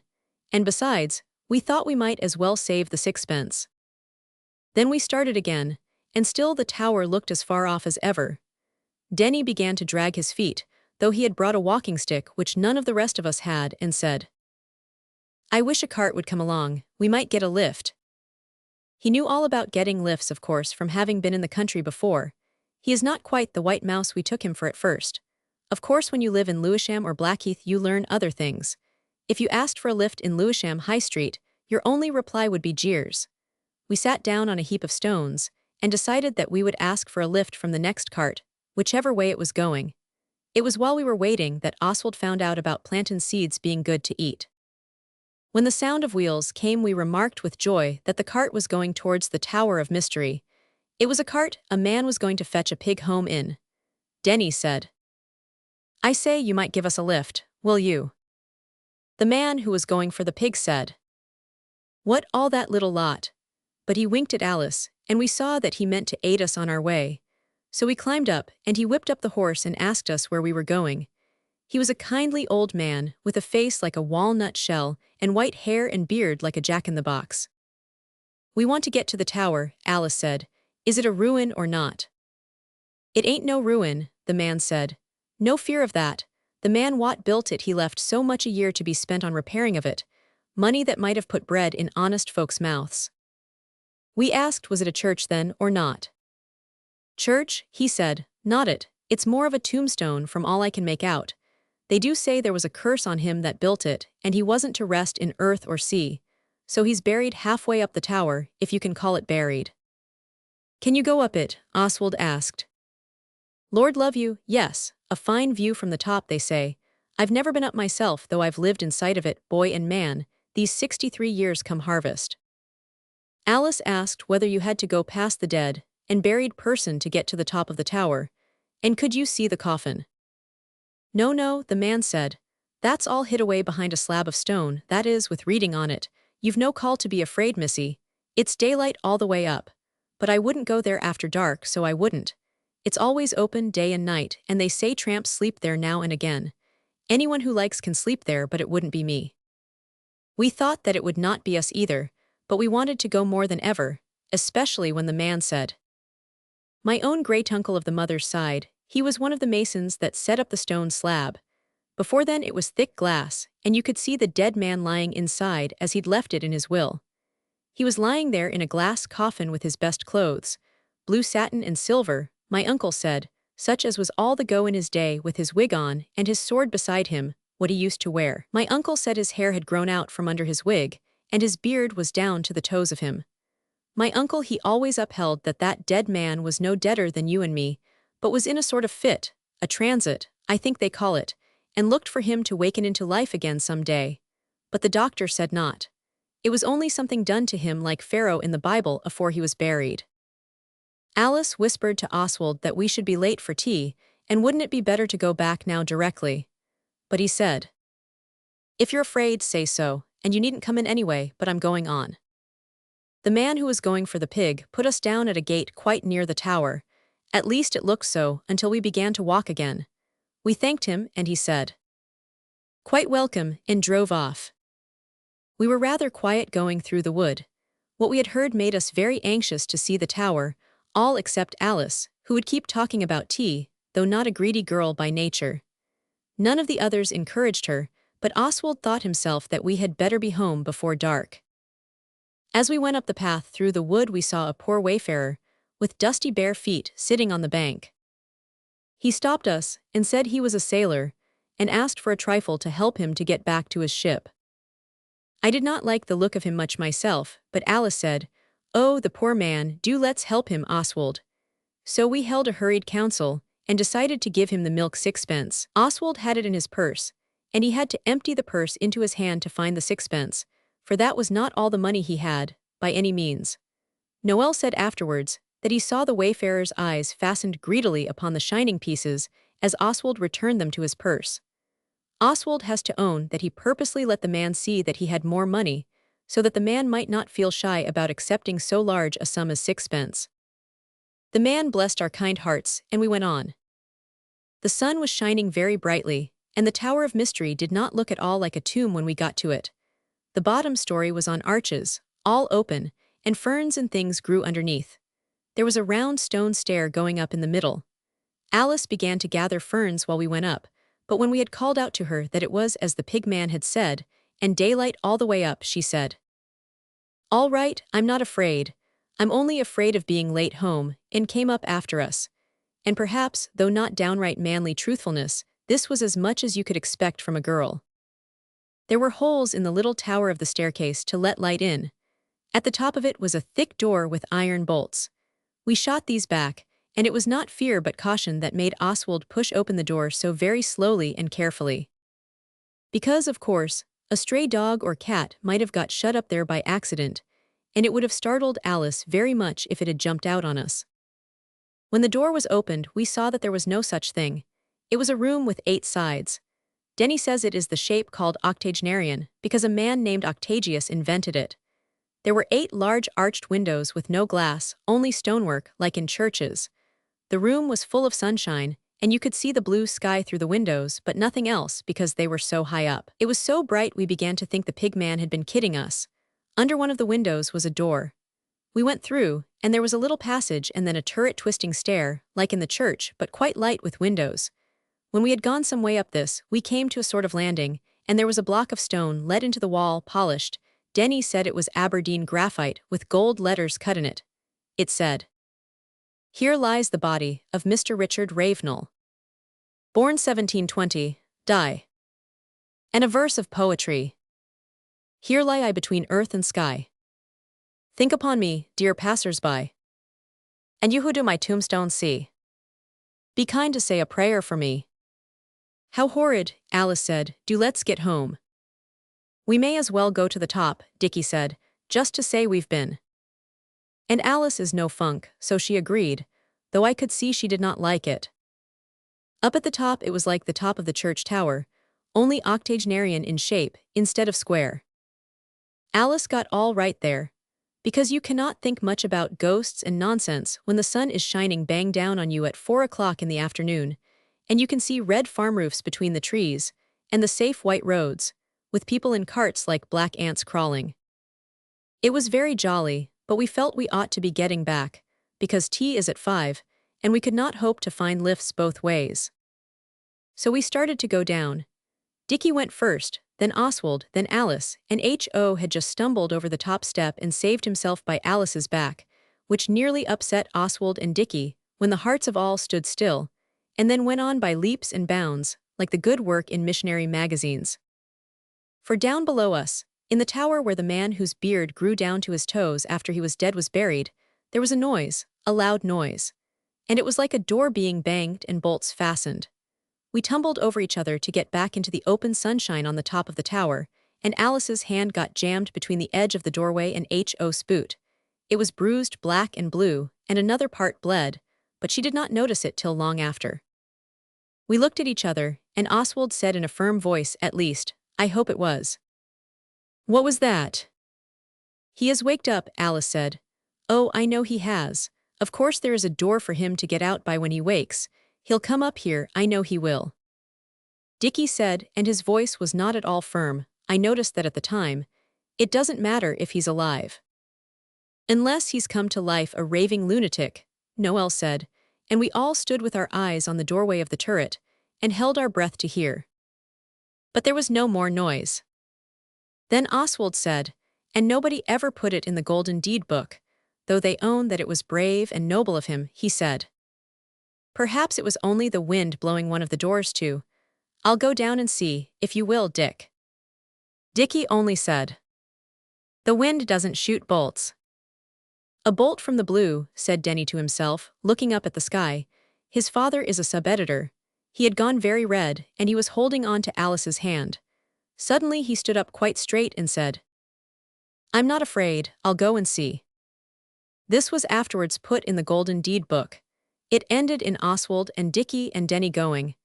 Denny went first because he said he would rather, and Oswald understood this and let him. If Oswald had pushed first, it would have been like Sir Launcelot refusing to let a young knight win his spurs. Oswald took good care to go second himself, though. The others never understood this. You don't expect it from girls, but I did think father would have understood without Oswald telling him, which of course he never could. We all went slowly. At the bottom of the turret stairs we stopped short. Because the door there was bolted fast and would not yield to shoves, however desperate and united. Only now somehow we felt that Mr. Richard Ravenel was all right and quiet, but that someone had done it for a lark, or perhaps not known about anyone being up there. So we rushed up, and Oswald told the others in a few hasty but well-chosen words, and we all leaned over between the battlements and shouted, Hi, you there! Then from under the arches of the quite downstairs part of the tower a figure came forth, and it was the sailor who had had our milk 6pence. He looked up and he spoke to us. He did not speak loud, but he spoke loud enough for us to hear every word quite plainly. He said, Drop that. Oswald said, Drop what? He said, That row. Oswald said, Why? He said, Because if you don't I'll come up and make you, and pretty quick too, so I tell you. Dickie said, Did you bolt the door? The man said, I did so, my young cock. Alice said, and Oswald wished to goodness she had held her tongue, because he saw right enough the man was not friendly. Oh, do come and let us out, do please. While she was saying it, Oswald suddenly saw that he did not want the man to come up. So he scurried down the stairs because he thought he had seen something on the door on the top side, and sure enough there were 2 bolts, and he shot them into their sockets. This bold act was not put in the Golden Deed book, because when Alice wanted to, the others said it was not good of Oswald to think of this, but only clever. I think sometimes, in moments of danger and disaster, it is as good to be clever as it is to be good. But Oswald would never demean himself to argue about this. When he got back the man was still standing staring up. Alice said, Oh, Oswald, he says he won't let us out unless we give him all our money, and we might be here for days and days and all night as well. No one knows where we are to come and look for us. Oh, do let's give it him all. She thought the lion of the English nation, which does not know when it is beaten, would be ramping in her brother's breast. But Oswald kept calm. He said, "All right," and he made the others turn out their pockets. Denny had a bad shilling, with a head on both sides, and 3 halfpence. Ho had a halfpenny. Noel had a French penny, which is only good for chocolate machines at railway stations. Dicky had 10pence halfpenny, and Oswald had a 2-shilling piece of his own that he was saving up to buy a gun with. Oswald tied the whole lot up in his handkerchief, and looking over the battlements, he said, "You are an ungrateful beast. We gave you 6pence freely of our own will." The man did look a little bit ashamed, but he mumbled something about having his living to get. Then Oswald said, "Here you are, catch," and he flung down the handkerchief with the money in it. The man muffed the catch, butter-fingered idiot. But he picked up the handkerchief and undid it, and when he saw what was in it he swore dreadfully. The cad. "Look here," he called out, "this won't do, young shaver. I want those there shiners I see in your puss. Chuck 'em along." Then Oswald laughed. He said, "I shall know you again anywhere, and you'll be put in prison for this. Here are the shiners." And he was so angry he chucked down purse and all. The shiners were not real ones, but only card counters that looked like sovereigns on one side. Oswald used to carry them in his purse so as to look affluent. He does not do this now. When the man had seen what was in the purse, he disappeared under the tower, and Oswald was glad of what he had done about the bolts, and he hoped they were as strong as the ones on the other side of the door. They were. We heard the man kicking and pounding at the door, and I am not ashamed to say that we were all holding on to each other very tight. I am proud, however, to relate that nobody screamed or cried. After what appeared to be long years, the banging stopped, and presently we saw the brute going away among the trees. Then Alice did cry, and I do not blame her. Then Oswald said, "It's no use. Even if he's undone the door, he may be an ambush. We must hold on here till somebody comes." Then Alice said, speaking chokily because she had not quite done crying, "Let's wave a flag." By the most fortunate accident she had on one of her Sunday petticoats, though it was Monday. This petticoat is white. She tore it out at the gathers, and we tied it to Denny's stick and took turns to wave it. We had laughed at his carrying a stick before, but we were very sorry now that we had done so. And the tin dish, the Lent pie, was baked in. We polished with our handkerchiefs, and moved it about in the sun so that the sun might strike on it and signal our distress to some of the outlying farms. This was perhaps the most dreadful adventure that had then ever happened to us. Even Alice had now stopped thinking of Mr. Richard Ravenel, and thought only of the lurker in ambush. We all felt our desperate situation keenly. I must say Denny behaved like anything but a white mouse. When it was the other's turn to wave, he sat on the leads of the tower and held Alice's and Noel's hands, and said poetry to them, yards and yards of it. By some strange fatality it seemed to comfort them. It wouldn't have me. He said the Battle of the Baltic, and Gray's Elegy, right through, though I think he got wrong in places, and the Revenge, and Macaulay's thing about Lars Porsena and the 9 gods. And when it was his turn he waved like a man. I will try not to call him a white mouse any more. He was a brick that day, and no mouse. The sun was low in the heavens, and we were sick of waving and very hungry, when we saw a cart in the road below. We waved like mad and shouted, and Denny screamed exactly like a railway whistle, a thing none of us had known before that he could do. Denny held Alice's and Noel's hands. Denny held Alice's and Noel's hands. And the cart stopped, and presently we saw a figure with a white beard among the trees. It was our pig man. We bellowed the awful truth to him, and when he had taken it in, he thought at first we were kidding. He came up and let us out. He had got the pig. Luckily it was a very small one, and we were not particular. Denny and Alice sat on the front of the cart with the pig man, and the rest of us got in with the pig, and the man drove us right home. You may think we talked it over on the way, not us. We went to sleep among the pig, and before long the pig man stopped and got us to make room for Alice and Denny. There was a net over the cart. I never was so sleepy in my life, though it was not more than bedtime. Generally, after anything exciting, you are punished. But this could not be, because we had only gone for a walk, exactly as we were told. There was a new rule made, though. No walks except on the high roads, and we were always to take Pincher and either Lady, the deerhound, or Martha, the bulldog. We generally hate rules, but we did not mind this one. Father gave Denny a gold pencil case because he was first to go down into the tower. Oswald does not grudge Denny this, though some might think he deserved at least a silver one. But Oswald is above such paltry jealousies. The Waterworks. T. This is the story of one of the most far-reaching and influentially naughty things we ever did in our lives. We did not mean to do such a deed. And yet we did do it. These things will happen with the best regulated consciences. The story of this rash and fatal act is intimately involved, which means all mixed up anyhow, with a private affair of Oswald's, and the one cannot be revealed without the other. Oswald does not particularly want his story to be remembered, but he wishes to tell the truth, and perhaps it is what Father calls a wholesome discipline to lay bare the awful facts. It was like this. On Alice's and Noel's birthday, we went on the river for a picnic. Before that, we had not known that there was a river so near us. Afterwards, Father said he wished we had been allowed to remain in our pristine ignorance, whatever that is. And perhaps the dark hour did dawn when we wished so too, but a truce to vain regrets. It was rather a fine thing in birthdays. The uncle sent a box of toys and sweets, things that were like a vision from another and a brighter world. Besides that, Alice had a knife, a pair of shut-up scissors, a silk handkerchief, a book. It was the golden age and is A1 except where it gets mixed with grown-up nonsense. Also a work case lined with pink plush, a boot bag, which no one in their senses would use because it had flowers in wool all over it. And she had a box of chocolates and a musical box that played The Man Who Broke and 2 other tunes, and 2 pairs of kid gloves for church, and a box of writing paper, pink, with Alice on it in gold writing, and an egg-colored red that said A. Bastable in ink on one side. These gifts were the offerings of Oswald, Dora, Dickie, Albert's uncle, Daisy, Mr. Fawkes, our own robber, Noel, H.O., Father, and Denny. Mrs. Pettigrew gave the egg.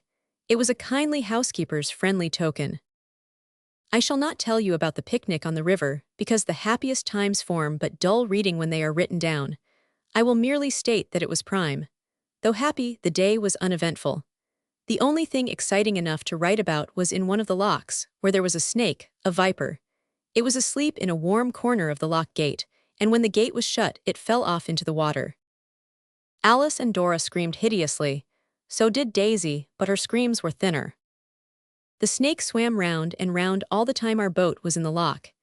It swam with 4 inches of itself, the head end, reared up out of the water, exactly like Kaa in the Jungle Book. So we know Kipling is a true author and no rotter. We were careful to keep our hands well inside the boat. A snake's eyes strike terror into the boldest breast. When the lock was full, Father killed the viper with a boat hook. I was sorry for it myself. It was indeed a venomous serpent, but it was the first we had ever seen, except at the zoo, and it did swim most awfully well. Directly the snake had been killed, H.O. reached out for its corpse, and the next moment the body of our little brother was seen wriggling conclusively on the boat's edge. This exciting spectacle was not of a lasting nature. He went right in. Father clawed him out. He is very unlucky with water. Being a birthday, but little was said.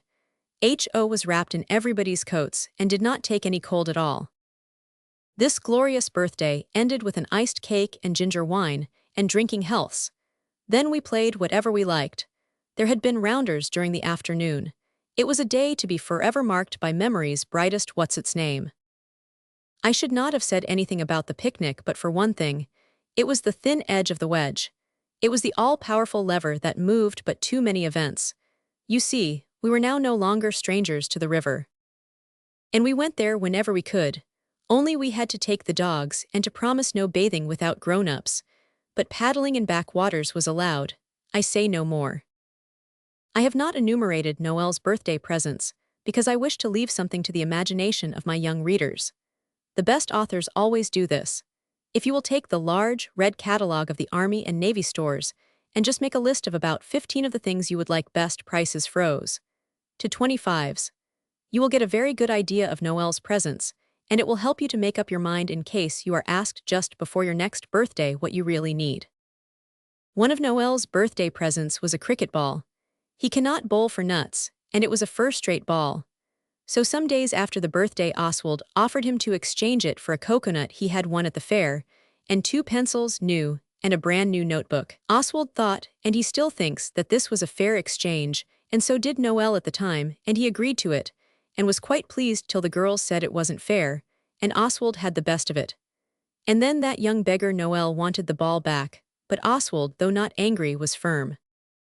"You said it was a bargain, and you shook hands on it," he said, and he said it quite kindly and calmly. Noel said he didn't care, he wanted his cricket ball back. And the girls said it was a horrid shame. If they had not said that, Oswald might yet have consented to let Noel have the beastly ball, but now, of course, he was not going to. He said, "Oh yes, I dare say. And then you would be wanting the coconut and things again the next minute." "No, I shouldn't," Noel said. It turned out afterwards he and Ho had eaten the coconut, which only made it worse. And it made them worse, too, which is what the book calls poetic justice. Dora said, "I don't think it was fair," and even Alice said, "Do let him have it back, Oswald." I wish to be just to Alice. She did not know then about the coconut having been secretly wolfed up. We were in the garden. Oswald felt all the feelings of the hero when the opposing forces gathered about him are opposing as hard as ever they can. He knew he was not unfair, and he did not like to be jawed at just because Noel had eaten the coconut and wanted the ball back. Though Oswald did not know then about the eating of the coconut, but he felt the injustice in his soul all the same. Noel said afterwards he meant to offer Oswald something else to make up for the coconut, but he said nothing about this at the time. "Give it me, I say," Noel said. And Oswald said, "Shan't." Then Noel called Oswald names, and Oswald did not answer back but just kept smiling pleasantly, and carelessly throwing up the ball and catching it again with an air of studied indifference. It was Martha's fault that what happened happened. She is the bulldog and very stout and heavy. She had just been let loose and she came bounding along in her clumsy way and jumped up on Oswald, who is beloved by all dumb animals. You know how sagacious they are. Well, Martha knocked the ball out of Oswald's hands, and it fell on the grass, and Noel pounced on it like a hooded falcon on its prey. Oswald would scorn to deny that he was not going to stand this, and the next moment the two were rolling over on the grass, and very soon Noel was made to bite the dust. And serve him right. He is old enough to know his own mind. Then Oswald walked slowly away with the ball, and the others picked Noel up and consoled the beaten, but Dickie would not take either side. And Oswald went up into his own room and lay on his bed, and reflected gloomy reflections about unfairness. Presently he thought he would like to see what the others were doing without their knowing he cared. So he went into the linen room and looked out of its window, and he saw they were playing kings and queens, and Noel had the biggest paper crown and the longest stick scepter. Oswald turned away without a word, for it really was sickening. Then suddenly, his weary eyes fell upon something they had not before beheld. It was a square trapdoor in the ceiling of the linen room. Oswald never hesitated. He crammed the cricket ball into his pocket and climbed up the shelves and unbolted the trapdoor, and shoved it up, and pulled himself up through it. Though above all was dark and smelled of spiders, Oswald fearlessly shut the trapdoor down again before he struck a match. He always carries matches. He is a boy fertile in every subtle expedient. Then he saw he was in the wonderful, mysterious place between the ceiling and the roof of the house. The roof is beams and tiles. Slits of light show through the tiles here and there. The ceiling, on its other and top side, is made of rough plaster and beams. If you walk on the beams, it is all right. If you walk on the plaster, you go through with your feet. Oswald found this out later, but some fine instinct now taught the young explorer where he ought to tread and where not. It was splendid. He was still very angry with the others, and he was glad he had found out a secret they jolly well didn't know. He walked along a dark, narrow passage. Every now and then crossbeams barred his way, and he had to creep under them. At last a small door loomed before him with cracks of light under and over. He drew back the rusty bolts and opened it. It opened straight on to the leads, a flat place between two steep red roofs, with a parapet 2 feet high back and front, so that no one could see you. It was a place no one could have invented better than if they had tried for hiding in. Oswald spent the whole afternoon there. He happened to have a volume of Percy's Anecdotes in his pocket, the one about lawyers, as well as a few apples. While he read, he fingered the cricket ball, and presently it rolled away, and he thought he would get it by and by. When the tea bell rang, he forgot the ball and went hurriedly down, for apples do not keep the inside from the pangs of hunger. Noel met him on the landing, got red in the face, and said, It wasn't quite fair about the ball, because Ho and I had eaten the coconut. You can have it. I don't want your beastly ball, Oswald said, only I hate unfairness. However, I don't know where it is just now. When I find it you shall have it to bowl with as often as you want. Then you're not waxy. And Oswald said no, and they went into tea together. So that was all right. There were raisin cakes for tea. Next day we happened to want to go down to the river quite early. I don't know why, this is called fate or destiny. We dropped in at the Rose and Crown for some ginger beer on our way. The landlady is a friend of ours and lets us drink it in her back parlor, instead of in the bar, which would be improper for girls. We found her awfully busy, making pies and jellies, and her two sisters were hurrying about with great hams and pairs of chickens and rounds of cold beef and lettuces, and pickled salmon and trays of crockery and glasses. It's for the angling competition, she said. We said, what's that? Why, she said, slicing cucumber like beautiful machinery while she said it. A lot of anglers come down some particular day and fish one particular bit of the river. And the one that catches most fish gets the prize. They're fishing the pen above Stoneham Lock. And they all come here to dinner. So I've got my hands full and a trifle over. We said, couldn't we help? But she said, oh no, thank you. Indeed not, please. I really am, so I don't know which way to turn. Do run along like deers. So we ran along like these timid but graceful animals. Need I tell the intellectual reader that we went straight off to the pen, above Stoneham Lock, to see the anglers competing? Angling is the same thing as fishing. I am not going to try and explain locks to you. If you've never seen a lock, you could never understand even if I wrote it in words of one syllable and pages long. And if you have, you'll understand without my telling you. It is harder than Euclid if you don't know beforehand. But you might get a grown-up person to explain it to you with books or wooden bricks.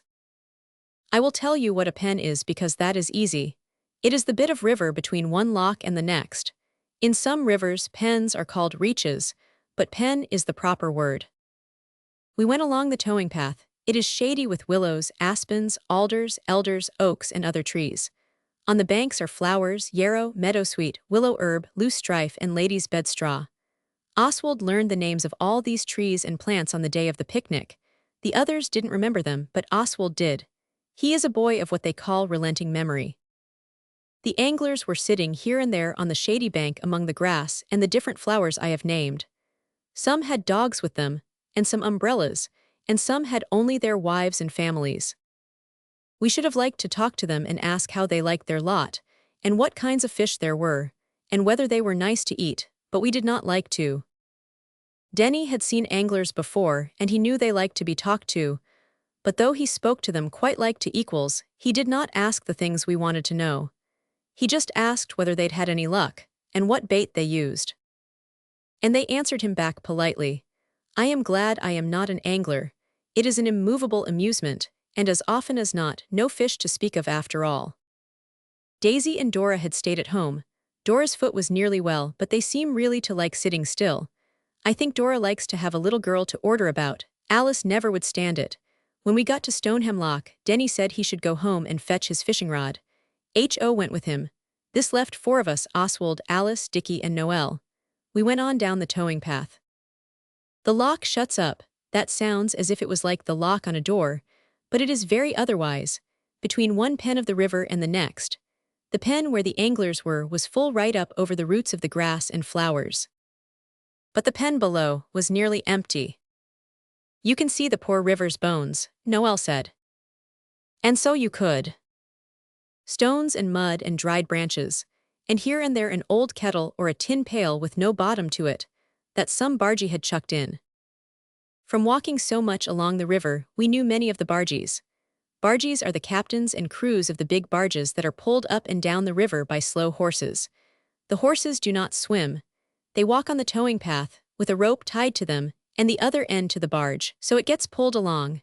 The bargees we knew were a good friendly sort, and used to let us go all over the barges when they were in a good temper. They were not at all the sort of bullying, cowardly fiends in human form that the young hero at Oxford fights a crowd of, single-handed, in books. The river does not smell nice when its bones are showing. But we went along down. because Oswald wanted to get some cobbler's wax in Falding village for a bird net he was making. But just above Falding Loch, where the river is narrow and straight, we saw a sad and gloomy sight. A big barge sitting flat on the mud because there was not water enough to float her. There was no one on board, but we knew by a red flannel waistcoat that was spread out to dry on top that the barge belonged to friends of ours. Then Alice said, "They have gone to find the man who turns on the water to fill the pen. I dare say they won't find him. He's gone to his dinner, I shouldn't wonder. What a lovely surprise it would be if they came back to find their barge floating high and dry on a lot of water. Let's do it. It's a long time since any of us did a kind action deserving of being put in the Book of Golden Deeds." We had given that name to the minute book of that beastly Society of the Wouldbegoods. Then you could think of the book if you wanted to without remembering the society. I always tried to forget both of them. Oswald said, "But how? You don't know how, and if you did we haven't got a crowbar." I cannot help telling you that locks are opened with crowbars. You push and push till a thing goes up and the water runs through. It is rather like the little sliding door in the big door of a hen house. "I know where the crowbar is," Alice said.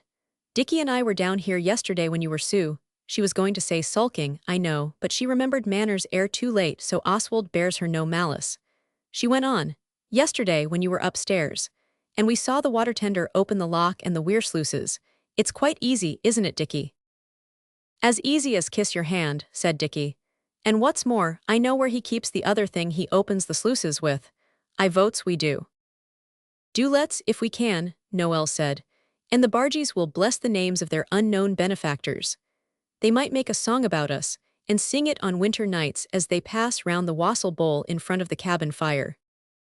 Noel wanted to very much, but I don't think it was altogether for generousness, but because he wanted to see how the sluices opened. Yet perhaps I do but wrong the boy. We sat and looked at the barge a bit longer, and then Oswald said, well, he didn't mind going back to the lock and having a look at the crowbars. You see, Oswald did not propose this. He did not even care very much about it when Alice suggested it. But when we got to Stoneham Loch, and Dickie dragged the two heavy crowbars from among the elder bushes behind a fallen tree, and began to pound away at the sluice of the loch, Oswald felt it would not be manly to stand idly apart. So he took his turn. Dickie dragged the two heavy bars. Dickie dragged the two heavy bars. It was very hard work, but we opened the loch sluices, and we did not drop the crowbar into the loch either, as I have heard of being done by older and sillier people. The water poured through the sluices all green and solid, as if it had been cut with a knife, and where it fell on the water underneath, the white foam spread like a moving counterpane. When we had finished the loch, we did the weir, which is wheels and chains, and the water pours through over the stones in a magnificent waterfall and sweeps out all round the weir pool. The sight of the foaming waterfalls was quite enough reward for our heavy labors, even without the thought of the unspeakable gratitude that the bargees would feel to us when they got back to their barge and found her no longer a stick in the mud, but bounding on the free bosom of the river. When we had opened all the sluices, we gazed a while on the beauties of nature, and then went home, because we thought it would be more truly noble and good not to wait to be thanked for our kind and devoted action. And besides, it was nearly dinner time, and Oswald thought it was going to rain. On the way home, we agreed not to tell the others, because it would be like boasting of our good acts. "They will know all about it," Noel said, "when they hear us being blessed by the grateful bargees, and the tale of the unknown helpers is being told by every village fireside, and then they can write it in the Golden Deed book." So we went home. Denny and Ho had thought better of it, and they were fishing in the moat. They did not catch anything. Oswald is very weatherwise, at least so I have heard it said, and he had thought there would be rain. There was. It came on while we were at dinner. A great, strong, thundering rain coming down in sheets, the first rain we had had since we came to the moat house. We went to bed as usual. No presentiment of the coming awfulness clouded our young mirth. I remember Dickie and Oswald had a wrestling match, and Oswald won. In the middle of the night, Oswald was awakened by a hand on his face. It was a wet hand and very cold. Oswald hid out, of course, but a voice said, in a hoarse, hollow whisper, "Don't be a young ass, have you got any matches? My bed's full of water, it's pouring down from the ceiling." Oswald's first thought was that perhaps by opening those sluices, we had flooded some secret passage which communicated with the top of Moat House. But when he was properly awake, he saw that this could not be, on account of the river being so low. He had matches. He is, as I said before, a boy full of resources. He struck one and lit a candle, and Dickie, for it was indeed he, gazed with Oswald at the amazing spectacle. Our bedroom floor was all wet in patches. Dickie's bed stood in a pond, and from the ceiling water was dripping in rich profusion at a dozen different places. There was a great wet patch in the ceiling, and that was blue instead of white like the dry part, and the water dripped from different parts of it. In a moment, Oswald was quite unmanned. "Crikey," he said, in a heartbroken tone, and remained an instant plunged in thought. "What on earth are we to do?" Dickie said. And really for a short time, even Oswald did not know. It was a blood-curdling event, a regular facer. Albert's uncle had gone to London that day to stay till the next, yet something must be done. The first thing was to rouse the unconscious others from their deep sleep, because the water was beginning to drip onto their beds, and though as yet they knew it not, there was quite a pool on Noel's bed, just in the hollow behind where his knees were doubled up, and one of H.O.'s boots was full of water, that surged wildly out when Oswald happened to kick it over. We woke them, a difficult task, but we did not shrink from it. Then we said, "Get up, there is a flood, wake up or you will be drowned in your beds," and it's 2:30 by Oswald's watch. They awoke slowly and very stupidly. H.O. was the slowest and stupidest. The water poured faster and faster from the ceiling. We looked at each other and turned pale, and Noel said, "Hadn't we better call Mrs. Pettigrew?" But Oswald simply couldn't consent to this. He could not get rid of the feeling that this was our fault somehow for meddling with the river, though of course the clear star of reason told him it could not possibly be the case. We all devoted ourselves, heart and soul, to the work before us.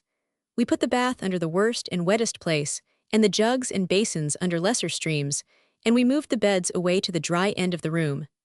Ours is a long attic that runs right across the house. But the water kept coming in worse and worse.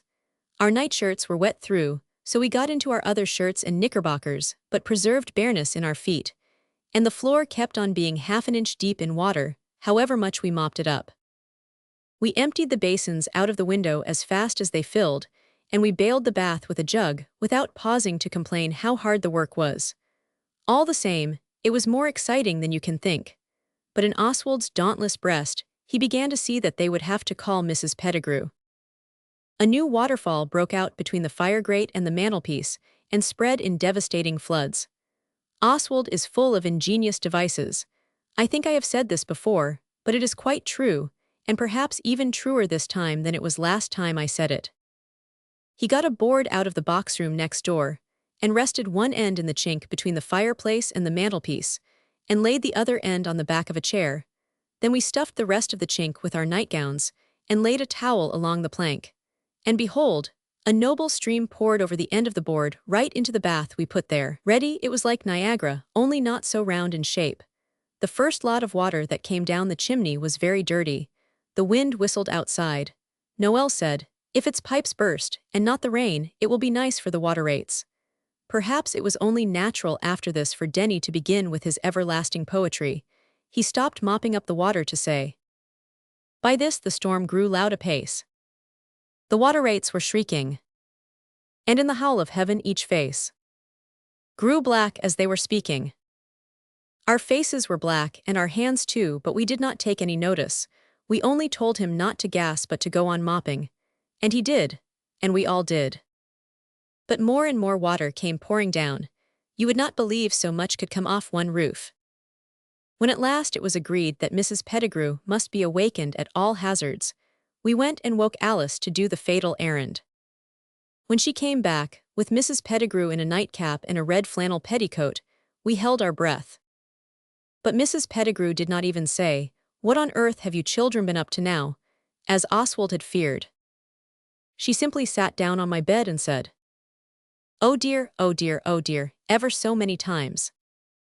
Then Denny said, "I once saw holes in a cottage roof. The man told me it was done when the water came through the thatch. He said if the water lies all about on the top of the ceiling it breaks it down, but if you make holes the water will only come through the holes, and you can put pails under the holes to catch it. So we made 9 holes in the ceiling with the poker, and put pails, baths, and tubs under, and now there was not so much water on the floor. But we had to keep on working like niggers, and Mrs. Pettigrew and Alice worked the same. About 5 in the morning the rain stopped. About 7 the water did not come in so fast, and presently it only dripped slowly. Our task was done. This is the only time I was ever up all night. I wish it happened oftener. We did not go back to bed then, but dressed and went down. We all went to sleep in the afternoon, though, quite without meaning to. Oswald went up on the roof before breakfast to see if he could find the hole where the rain had come in. He did not find any hole, but he found the cricket ball jammed in the top of a gutter pipe, which he afterwards knew ran down inside the wall of the house and ran into the moat below. It seems a silly dodge, but so it was. Oh dear, oh dear, oh dear, oh dear. When the men went up after breakfast to see what had caused the flood, they said there must have been a good half-foot of water on the leads the night before for it to have risen high enough to go above the edge of the lead. And of course when it got above the lead, there was nothing to stop it running down under it. And, soaking through the ceiling, the parapet and the roofs kept it from tumbling off down the sides of the house in the natural way. They said there must have been some obstruction in the pipe which ran down into the house, but whatever it was, the water had washed it away, for they put wires down, and the pipe was quite clear. While we were being told this, Oswald's trembling fingers felt at the wet cricket ball in his pocket. And he knew, but he could not tell. He heard them wondering what the obstruction could have been, and all the time he had the obstruction in his pocket, and never said a single word. I do not seek to defend him, but it really was an awful thing to have been the cause of, and Mrs. Pettigrew is but harsh and hasty. But this, as Oswald knows too well, is no excuse for his silent conduct. That night at tea Albert's uncle was rather silent too. At last he looked upon us with a glance full of intelligence, and said, "There was a queer thing happened yesterday. You know there was an angling competition. The pen was kept full on purpose. Some mischievous busybody went and opened the sluices and let all the water out. The angler's holiday was spoiled. No, the rain wouldn't have spoiled it anyhow, Alice. Anglers like rain. The Rose and Crown dinner was half of it wasted because the anglers were so furious that a lot of them took the next train to town. And this is the worst of all, a barge, that was on the mud in the pen below, was lifted and jammed across the river, and then the water tilted her over, and her cargo is on the river bottom. It was coals." During this speech there were 4 of us who knew not where to turn our agitated glances. Some of us tried bread and butter, but it seemed dry and difficult, and those who tried tea choked and spluttered, and were sorry they had not let it alone. When the speech stopped, Alice said, "It was us." And with deepest feelings, she and the rest of us told all about it. Oswald did not say much. He was turning the obstruction round and round in his pocket, and wishing with all his sentiments that he had owned up like a man, when Albert's uncle asked him before tea to tell him all about what had happened during the night. When they had told all, Albert's uncle told us 4 still more plainly, and exactly what we had done, and how much pleasure we had spoiled, and how much of my father's money we had wasted, because he would have to pay for the coals being got up from the bottom of the river if they could be, and if not, for the price of the coals. And we saw it all. And when he had done, Alice burst out crying over her plate and said, "It's no use, we have tried to be good since we've been down here. You don't know how we've tried, and it's all no use. I believe we are the wickedest children in the whole world, and I wish we were all dead." This was a dreadful thing to say, and of course the rest of us were all very shocked. But Oswald could not help looking at Albert's uncle to see how he would take it. He said very gravely, "My dear Kitty, you ought to be sorry, and I wish you to be sorry for what you've done, and you will be punished for it. Our pocket money was stopped and we were forbidden to go near the river, besides impositions miles long. But," he went on, "you mustn't give up trying to be good. You are extremely naughty and tiresome, as you know very well." Alice, Dickie, and Noel began to cry at about this time. "But you are not the wickedest children in the world by any means." Then he stood up and straightened his collar, and put his hands in his pockets. "You're very unhappy now," he said, "and you deserve to be, but I will say one thing to you." Then he said a thing which Oswald at least will never forget. Though but little he deserved it, with the obstruction in his pocket, unowned up to all the time. He said, "I have known you all for 4 years, and you know as well as I do how many scrapes I've seen you in and out of. But I've never known one of you tell a lie, and I've never known one of you do a mean or dishonorable action. And when you have done wrong, you are always sorry. Now this is something to stand firm on. You'll learn to be good in the other ways someday."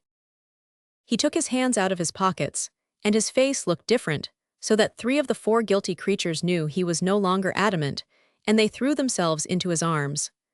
Dora, Denny, Daisy, and H.O., of course, were not in it, and I think they thanked their stars. Oswald did not embrace Albert's uncle. He stood there and made up his mind he would go for a soldier. He gave the wet ball one last squeeze, and took his hand out of his pocket, and said a few words before going to enlist. He said, "The others may deserve what you say. I hope they do, I'm sure. But I don't, because it was my rotten cricket ball that stopped up the pipe and caused the midnight flood in our bedroom. And I knew it quite early this morning, and I didn't own up." Oswald stood there covered with shame, and he could feel the hateful cricket ball heavy and cold against the top of his leg, through the pocket. Albert's uncle said, and his voice made Oswald hot all over, but not with shame, he said. I shall not tell you what he said. It is no one's business but Oswald's. Only I will own it made Oswald not quite so anxious to run away for a soldier as he had been before. That owning up was the hardest thing I ever did. They did put that in the book of golden deeds, though it was not a kind or generous act, and did no good to anyone or anything except Oswald's own inside feelings. I must say I think they might have let it alone. Oswald would rather forget it. Especially as Dickie wrote it in and put this. Oswald acted a lie which he knows is as bad as telling one, but he owned up when he needn't have, and this condones his sin. We think he was a thorough brick to do it. Alice scratched this out afterwards and wrote the record of the incident in more flattering terms. But Dickie had used Father's ink, and she used Mrs. Pettigrew's, so anyone can read his underneath the scratching outs. The others were awfully friendly to Oswald, to show they agreed with Albert's uncle in thinking I deserved as much share as anyone in any praise there might be going. It was Dora who said it all came from my quarreling with Noel about that rotten cricket ball, but Alice, gently yet firmly, made her shut up. I let Noel have the ball. It had been thoroughly soaked, but it dried all right. But it could never be the same to me after what it had done and what I had done. I hope you will try to agree with Albert's uncle and not think foul scorn of Oswald because of this story. Perhaps you have done things nearly as bad yourself sometimes. If you have, you will know how owning up soothes the savage breast and alleviates the gnawings of remorse. If you have never done naughty acts, I expect it is only because you never had the sense to think of anything. The circus. The ones of us who had started the Society of the Wouldbegoods began, at about this time, to bother. They said we had not done anything really noble, not worth speaking of, that is, for over a week, and that it was high time to begin again. With earnest endeavor, Daisy said. So then Oswald said, "All right, but there ought to be an end to everything. Let's each of us think of one really noble and unselfish act, and the others shall help to work it out, like we did when we were treasure seekers.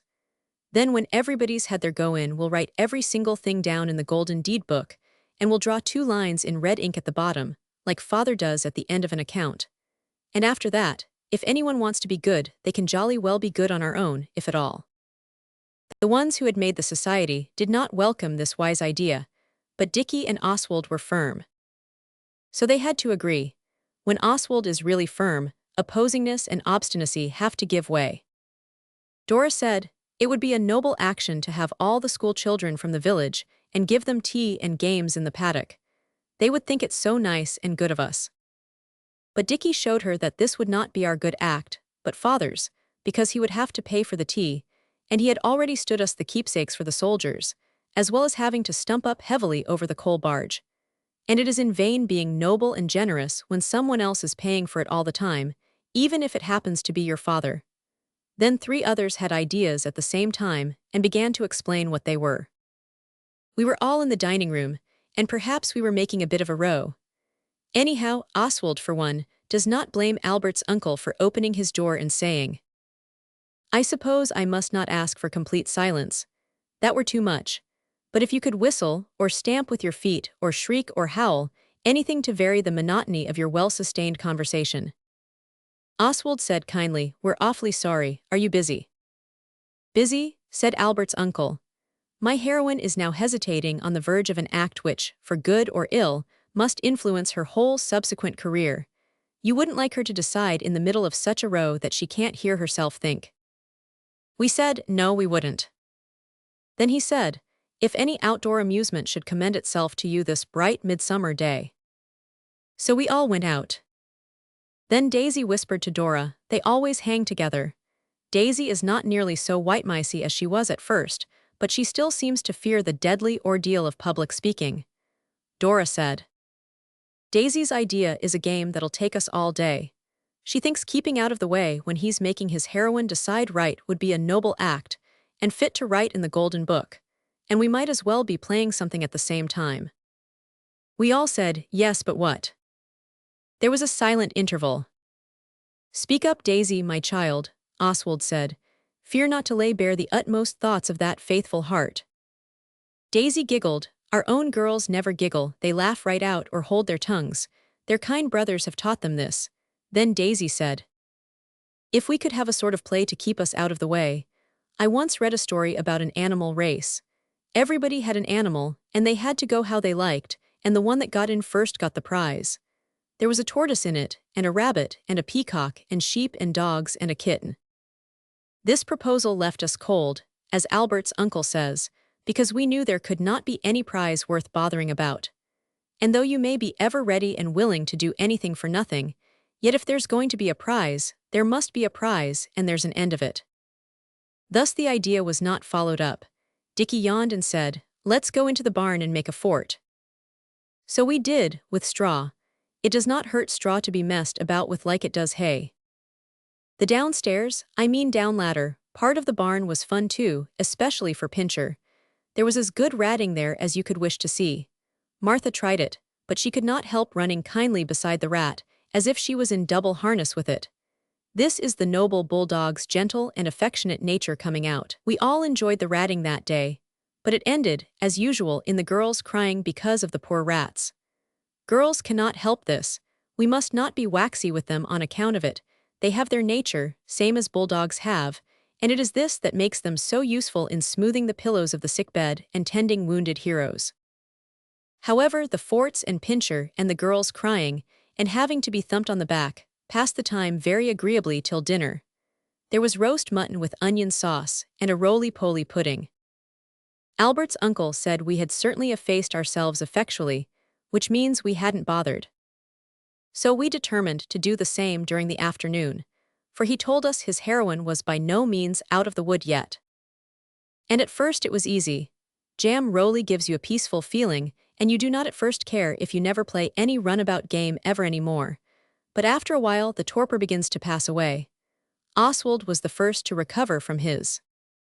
He had been lying on his front part in the orchard, but now he turned over on his back and kicked his legs up and said, "I say, look here, let's do something." Daisy looked thoughtful. She was chewing the soft yellow parts of grass, but I could see she was still thinking about that animal race. So I explained to her that it would be very poor fun without a tortoise and a peacock, and she saw this, though not willingly. It was H.O. who said, "Doing anything with animals is prime, if they only will, let's have a circus." At the word the last thought of the pudding faded from Oswald's memory, and he stretched himself, sat up, and said, "Bully for H.O. let's." The others also threw off the heavy weight of memory, and sat up and said, "Let's," too. Never, never in all our lives had we had such a gay galaxy of animals at our command. The rabbits and the guinea pigs, and even all the bright, glass-eyed, stuffed denizens of our late-lamented jungle, paled into insignificance before the number of live things on the farm. I hope you do not think that the words I use are getting too long. I know they are the right words, and Albert's uncle says your style is always altered a bit by what you read, and I have been reading the Vicomte de Bragelonne. Nearly all my new words come out of those. The worst of a circus is, Dora said, that you've got to teach the animals things. A circus where the performing creatures hadn't learned performing would be a bit silly. Let's give up a week to teaching them and then have the circus. Some people have no idea of the value of time. And Dora is one of those who do not understand that when you want to do a thing you do want to, and not to do something else, and perhaps your own thing, a week later. Oswald said the first thing was to collect the performing animals. Then perhaps, he said, we may find that they have hidden talents hitherto unsuspected by their harsh masters. So Denny took a pencil and wrote a list of the animals required. This is it. List of animals requisite for the circus we are going to have. 1 bull for bullfight. 1 horse for ditto, if possible. 1 goat to do alpine feats of daring. 1 donkey to play seesaw. 2 white pigs, 1 to be learned and the other to play with the clown. Turkeys, as many as possible, because they can make a noise that sounds like an audience applauding. The dogs for any odd parts. 1 large black pig, to be the elephant in the procession. Calves several to be camels and to stand on tubs. Daisy ought to have been captain because it was partly her idea, but she let Oswald be because she is of a retiring character. Oswald said, "The first thing is to get all the creatures together. The paddock at the side of the orchard is the very place, because the hedge is good all round. When we've got the performers all there we'll make a program, and then dress for our parts. It's a pity there won't be any audience but the turkeys." We took the animals in their right order according to Denny's list. The bull was the first. He is black. He does not live in the cowhouse with the other horned people. He has a house all to himself 2 fields away. Oswald and Alice went to fetch him. They took a halter to lead the bull by and a whip not to hurt the bull with, but just to make him mind. The others were to try to get one of the horses while we were gone. Oswald, as usual, was full of bright ideas. "I dare say," he said, "the bull will be shy at first, and he'll have to be goaded into the arena." "But goads hurt," Alice said. "They don't hurt the bull," Oswald said. "His powerful hide is too thick." "Then why does he attend to it?" Alice asked, "if it doesn't hurt?" "Properly brought-up bulls attend because they know they ought," Oswald said. "I think I shall ride the bull," the brave boy went on. "A bullfight, where an intrepid rider appears on the bull, sharing its joys and sorrows. It would be something quite new." "You can't ride bulls," Alice said. "At least, not if their backs are sharp like cows." But Oswald thought he could. The bull lives in a house made of wood and prickly furze bushes, and he has a yard to his house. You cannot climb on the roof of his house at all comfortably. When we got there, he was half in his house and half out in his yard, and he was swinging his tail because of the flies which bothered. It was a very hot day. "You'll see," Alice said. "He won't want a goad. He'll be so glad to get out for a walk he'll drop his head in my hand like a tame fawn and follow me lovingly all the way." Oswald called to him. He said, "Bull, bull, bull, bull," because we did not know the animal's real name. The bull took no notice. Then Oswald picked up a stone and threw it at the bull, not angrily, but just to make it pay attention. But the bull did not pay a farthing's worth of it. So then Oswald leaned over the iron gate of the bull's yard and just flicked the bull with the whip lash. And then the bull did pay attention. He started when the lash struck him, then suddenly he faced round, uttering a roar like that of the wounded king of beasts, and putting his head down close to his feet, he ran straight at the iron gate where we were standing. Alice and Oswald mechanically turned away. They did not wish to annoy the bull anymore, and they ran as fast as they could across the field, so as not to keep the others waiting. As they ran across the field, Oswald had a dreamlike fancy that perhaps the bull had rooted up the gate with one paralyzing blow, and was now tearing across the field after him and Alice, with the broken gate balanced on its horns. We climbed the stile quickly and looked back. The bull was still on the right side of the gate. Oswald said, "I think we'll do without the bull. He did not seem to want to come. We must be kind to dumb animals." Alice said, between laughing and crying, "Oh, Oswald, how can you?" But we did do without the bull, and we did not tell the others how we had hurried to get back. We just said, the bull didn't seem to care about coming. The others had not been idle. They had got old Clover, the cart horse, but she would do nothing but graze, so we decided not to use her in the bull fight but to let her be the elephant. The elephant's is a nice, quiet part, and she was quite big enough for a young one. Then the black pig could be learned, and the other two could be something else. They had also got the goat. He was tethered to a young tree. The donkey was there. Denny was leading him in the halter. The dogs were there, of course, they always are. So now we only had to get the turkeys for the applause, and the calves and pigs. The calves were easy to get because they were in their own house. There were 5, and the pigs were in their houses too. We got them out after long and patient toil, and persuaded them that they wanted to go into the paddock, where the circus was to be. This is done by pretending to drive them the other way. A pig only knows 2 ways, the way you want him to go and the other. But the turkeys knew thousands of different ways, and tried them all.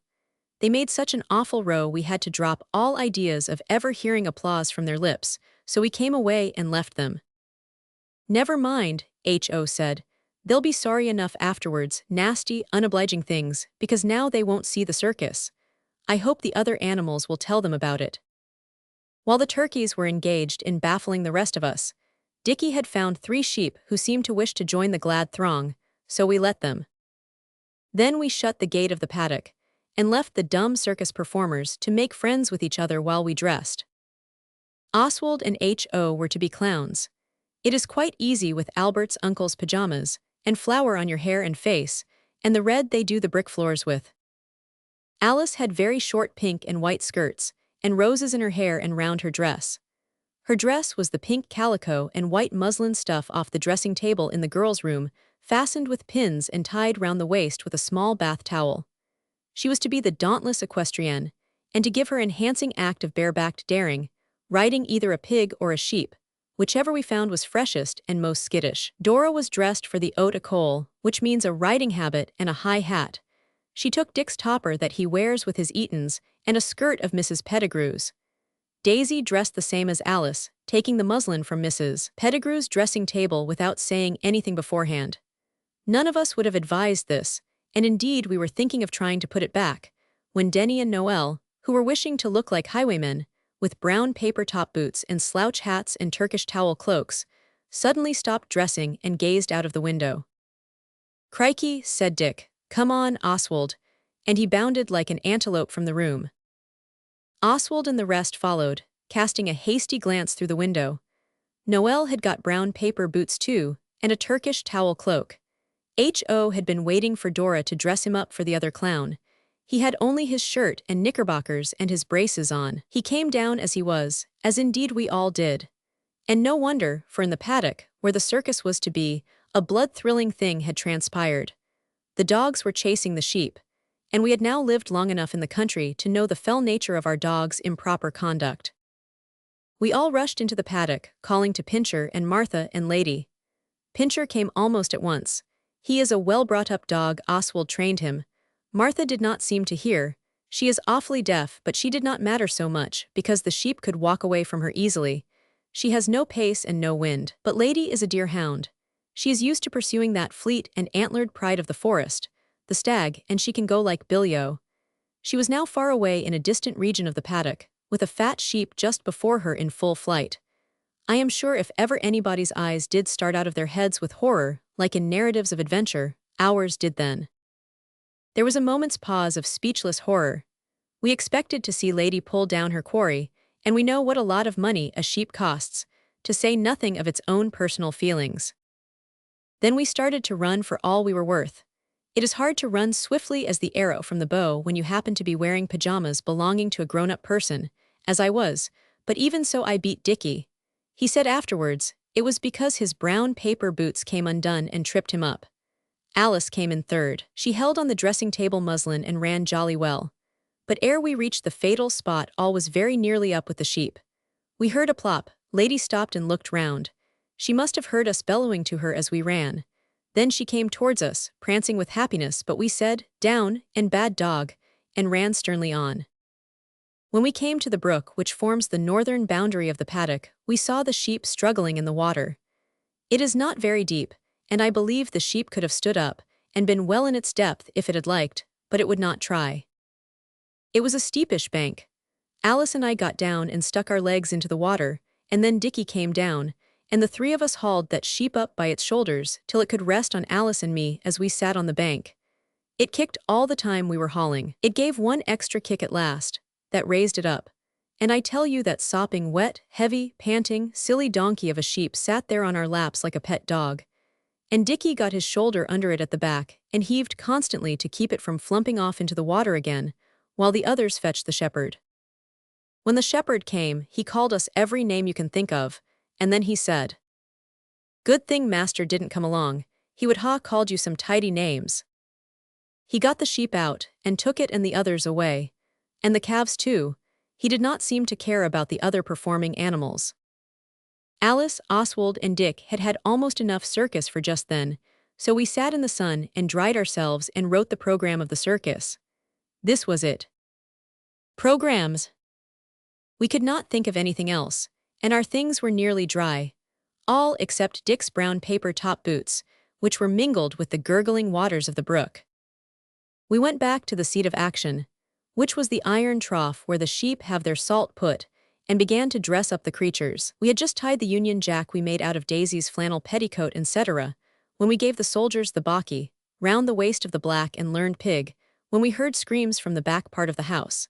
And suddenly we saw that Billy, the acrobatic goat, had got loose from the tree we had tied him to. He had eaten all the parts of its bark that he could get at, but we did not notice it until next day, when led to the spot by a grown-up. The gate of the paddock was open. The gate leading to the bridge that goes over the moat to the back door was open too. We hastily proceeded in the direction of the screams, and guided by the sound, threaded our way into the kitchen. As we went, Noel, ever fertile in melancholy ideas, said he wondered whether Mrs. Pettigrew was being robbed, or only murdered. In the kitchen we saw that Noel was wrong as usual. It was neither. Mrs. Pettigrew, screaming like a steam siren and waving a broom, occupied the foreground. In the distance the maid was shrieking in a hoarse and monotonous way, and trying to shut herself up inside a clothes horse on which washing was being aired. On the dresser, which he had ascended by a chair, was Billy, the acrobatic goat, doing his alpine daring act. He had found out his Andes for himself, and even as we gazed, he turned and tossed his head in a way that showed us some mysterious purpose was hidden beneath his calm exterior. The next moment, he put his off horn neatly behind the end plate of the next to the bottom row, and ran it along against the wall. The plates fell crashing on to the soup tureen and vegetable dishes which adorned the lower range of the Andes. Mrs. Pettigrew's screams were almost drowned in the discording crash and crackle of the falling avalanche of crockery. Oswald, though stricken with horror and polite regret, preserved the most dauntless coolness. Disregarding the mop which Mrs. Pettigrew kept on poking at the goat in a timid yet cross way, he sprang forward, crying out to his trusty followers, "Stand by to catch him." But Dick had thought of the same thing, and ere Oswald could carry out his long-cherished and general-like design, Dickie had caught the goat's legs and tripped it up. The goat fell against another row of plates, righted itself hastily in the gloomy ruins of the soup tureen and the sauce-boats, and then fell again, this time towards Dickie. The two fell heavily on the ground together. The trusty followers had been so struck by the daring of Dickie and his lion-hearted brother that they had not stood by to catch anything. The goat was not hurt, but Dickie had a sprained thumb and a lump on his head like a black marble doorknob. He had to go to bed. I will draw a veil and asterisks over what Mrs. Pettigrew said, also Albert's uncle, who was brought to the scene of ruin by her screams. Few words escaped our lips. There are times when it is not wise to argue. However, little what has occurred is really our fault. When they had said what they deemed enough, and we were let go, we all went out. Then Alice said distractedly, in a voice which she vainly strove to render firm, "Let's give up the circus. Let's put the toys back in the boxes. No, I don't mean that, the creatures in their places, and drop the whole thing. I want to go and read to Dickie." Oswald has a spirit that no reverses can depreciate. He hates to be beaten. But he gave in to Alice, as the others said so too, and we went out to collect the performing troupe and sort it out into its proper places. Alas, we came too late. In the interest we had felt about whether Mrs. Pettigrew was the abject victim of burglars or not, we had left both gates open again. The old horse, I mean the trained elephant from Venezuela, was there all right enough. The dogs we had beaten and tied up after the first act, when the intrepid sheep bounded, as it says in the program. The 2 white pigs were there, but the donkey was gone. We heard his hoofs down the road, growing fainter and fainter in the direction of the rose and crown. And just round the gatepost we saw a flash of red and white and blue and black that told us with dumb signification that the pig was off in exactly the opposite direction. Why couldn't they have gone the same way? But no, one was a pig and the other was a donkey, as Denny said afterwards. Daisy and Ho started after the donkey, the rest of us with one accord pursued the pig, I don't know why. It trotted quietly down the road, it looked very black against the white road, and the ends on the top, where the Union Jack was tied, bobbed brightly as it trotted. At first we thought it would be easy to catch up to it. This was an error. When we ran faster, it ran faster. When we stopped, it stopped and looked round at us and nodded. I dare say you won't swallow this, but you may safely. It's as true, and so's all that about the goat. I give you my sacred word of honor. I tell you the pig nodded as much as to say. He sat down in the hedge to laugh properly. He sat down in the hedge to laugh properly. Oh yes, you think you will, but you won't. And then as soon as we moved again, off it went. That pig led us on and on, o'er miles and miles of strange country. One thing, it did keep to the roads. When we met people, which wasn't often, we called out to them to help us, but they only waved their arms and roared with laughter. One chap on a bicycle almost tumbled off his machine, and then he got off it and propped it against a gate, and sat down in the hedge to laugh properly. You remember Alice was still dressed up as the gay equestrienne in the dressing-table, pink and white, with rosy garlands, now very droopy, and she had no stockings on, only white sandshoes, because she thought they would be easier than boots for balancing on the pig in the graceful barebacked act. Oswald was attired in red paint and flower and pajamas, for a clown. It is really impossible to run speedfully in another man's pajamas, so Oswald had taken them off, and wore his own brown knickerbockers belonging to his Norfolks. He had tied the pajamas round his neck to carry them easily. He was afraid to leave them in a ditch, as Alice suggested, because he did not know the roads, and for aught he recked they might have been infested with footpads. If it had been his own pajamas, it would have been different. I'm going to ask for pajamas next winter, they are so useful in many ways. Noel was a highwayman in brown paper gaiters and bath towels and a cocked hat of newspaper. I don't know how he kept it on. And the pig was encircled by the dauntless banner of our country. All the same, I think if I had seen a band of youthful travelers in bitter distress about a pig, I should have tried to lend a helping hand and not sat roaring in the hedge, no matter how the travelers and the pig might have been dressed. It was hotter than anyone would believe who has never had occasion to hunt the pig when dressed for quite another part. The flour got out of Oswald's hair into his eyes and his mouth. His brow was wet with what the village blacksmith's was wet with, and not his fair brow alone. It ran down his face and washed the red off in streaks, and when he rubbed his eyes he only made it worse. Alice had to run holding the equestrienne's skirts on with both hands, and I think the brown paper boots bothered Noel from the first. Dora had her skirt over her arm and carried the topper in her hand. It was no use to tell ourselves it was a wild boar hunt. We were long past that. At last we met a man who took pity on us. He was a kind-hearted man. I think perhaps he had a pig of his own, or perhaps children. Honor to his name. He stood in the middle of the road and waved his arms. The pig right-wheeled through a gate into a private garden and cantered up the drive. We followed. What else were we to do, I should like to know? The learned black pig seemed to know its way. It turned first to the right and then to the left, and emerged on a lawn. Now all together, cried Oswald, mustering his failing voice to give the word of command. Surround him, cut off his retreat. We almost surrounded him. He edged off towards the house.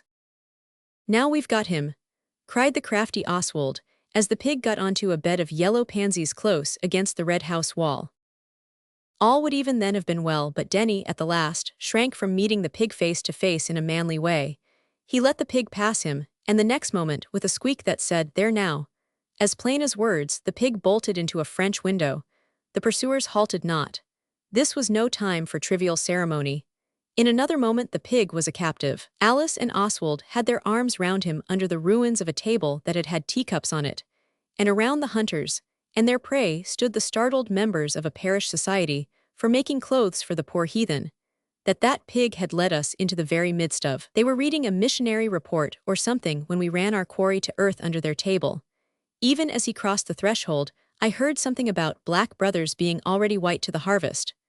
All the ladies had been sewing flannel things for the poor blacks while the curate read aloud to them. You think they screamed when they saw the pig in us? You are right. On the whole, I cannot say that the missionary people behaved badly. Oswald explained that it was entirely the pig's doing, and asked pardon quite properly for any alarm the ladies had felt, and Alice said how sorry we were, but really it was not our fault this time.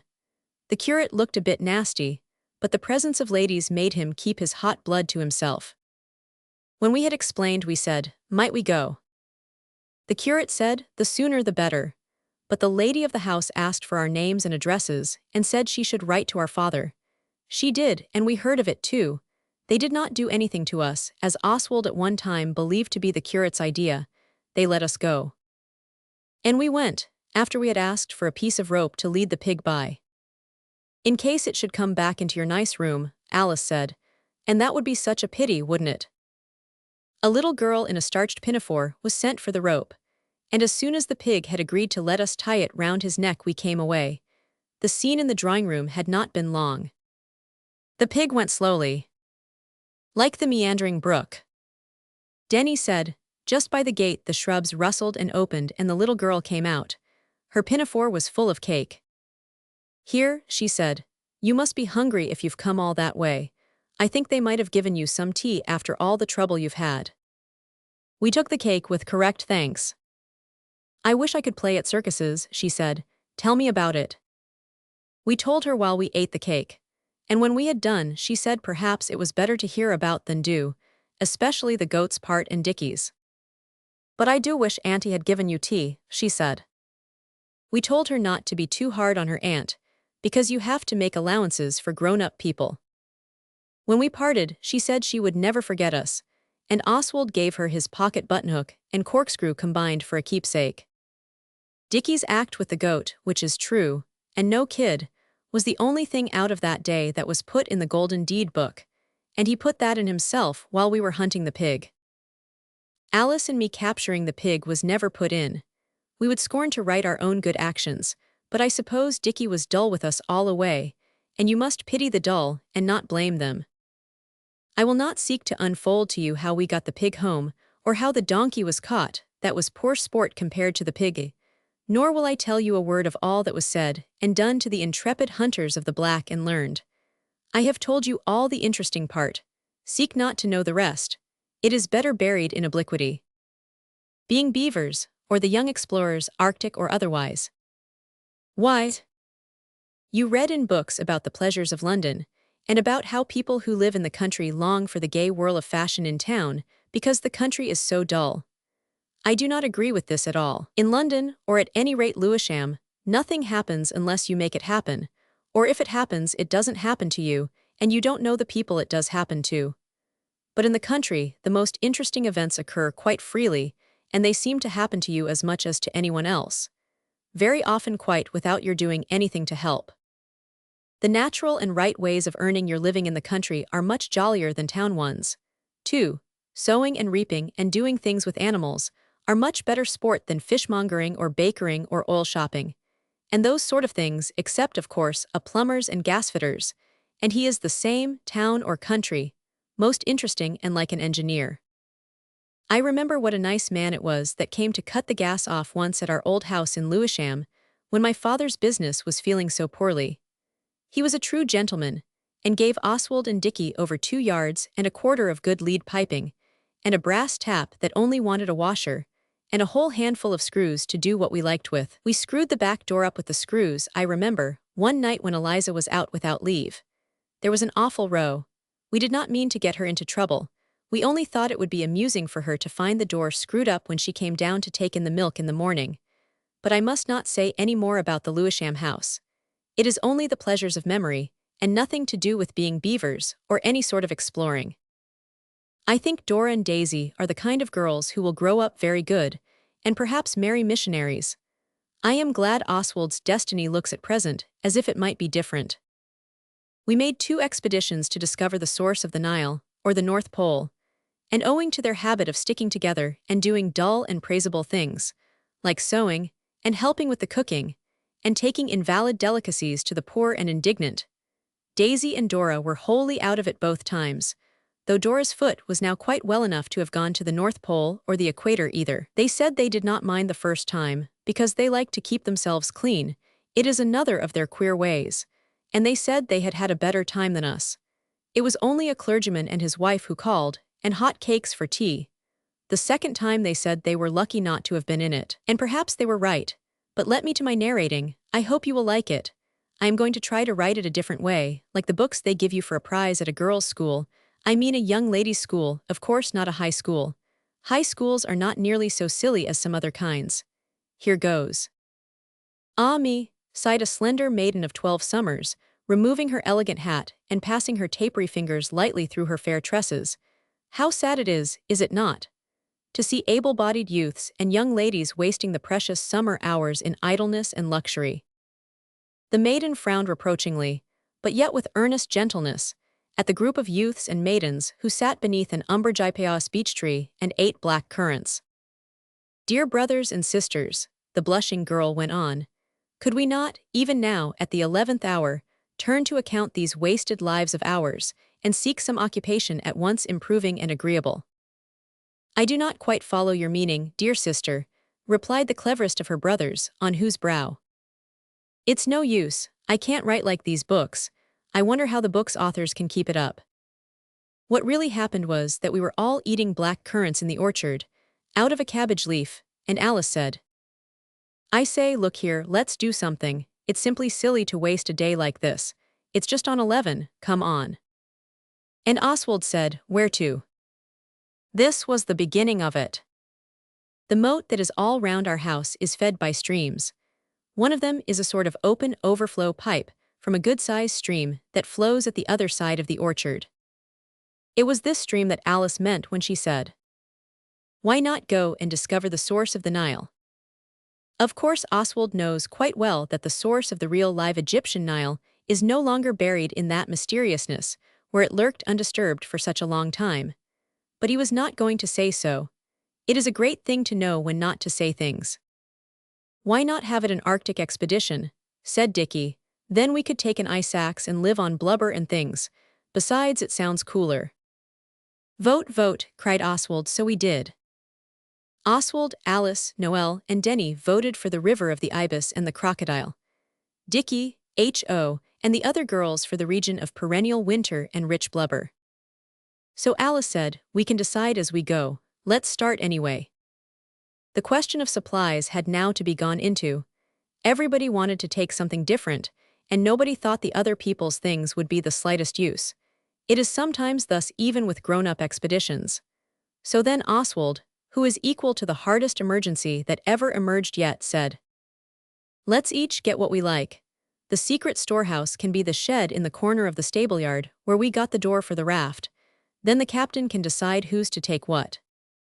This was done. You may think it but the work of a moment to fit out an expedition, but this is not so, especially when you know not whether your exploring party is speeding to Central Africa or merely to the world of icebergs and the polar bear. Dickie wished to take the wood axe, the coal hammer, a blanket, and a mackintosh. H.O. brought a large faggot in case we had to light fires, and a pair of old skates he had happened to notice in the box room, in case the expedition turned out icy.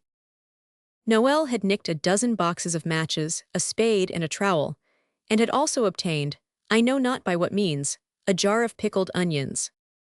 Denny had a walking stick. We can't break him of walking with it. A book to read in case he got tired of being a discoverer. A butterfly net and a box with cork in it. A tennis ball, if we happen to want to play rounders in the pauses of exploring. 2 towels and an umbrella in the event of camping, or if the river got big enough to bathe in or to be fallen into. Alice had a comforter for Noel in case we got late, a pair of scissors and needle and cotton, 2 whole candles in case of caves. And she had thoughtfully brought the tablecloth off the small table in the dining room, so that we could make all the things up into one bundle and take it in turns to carry it.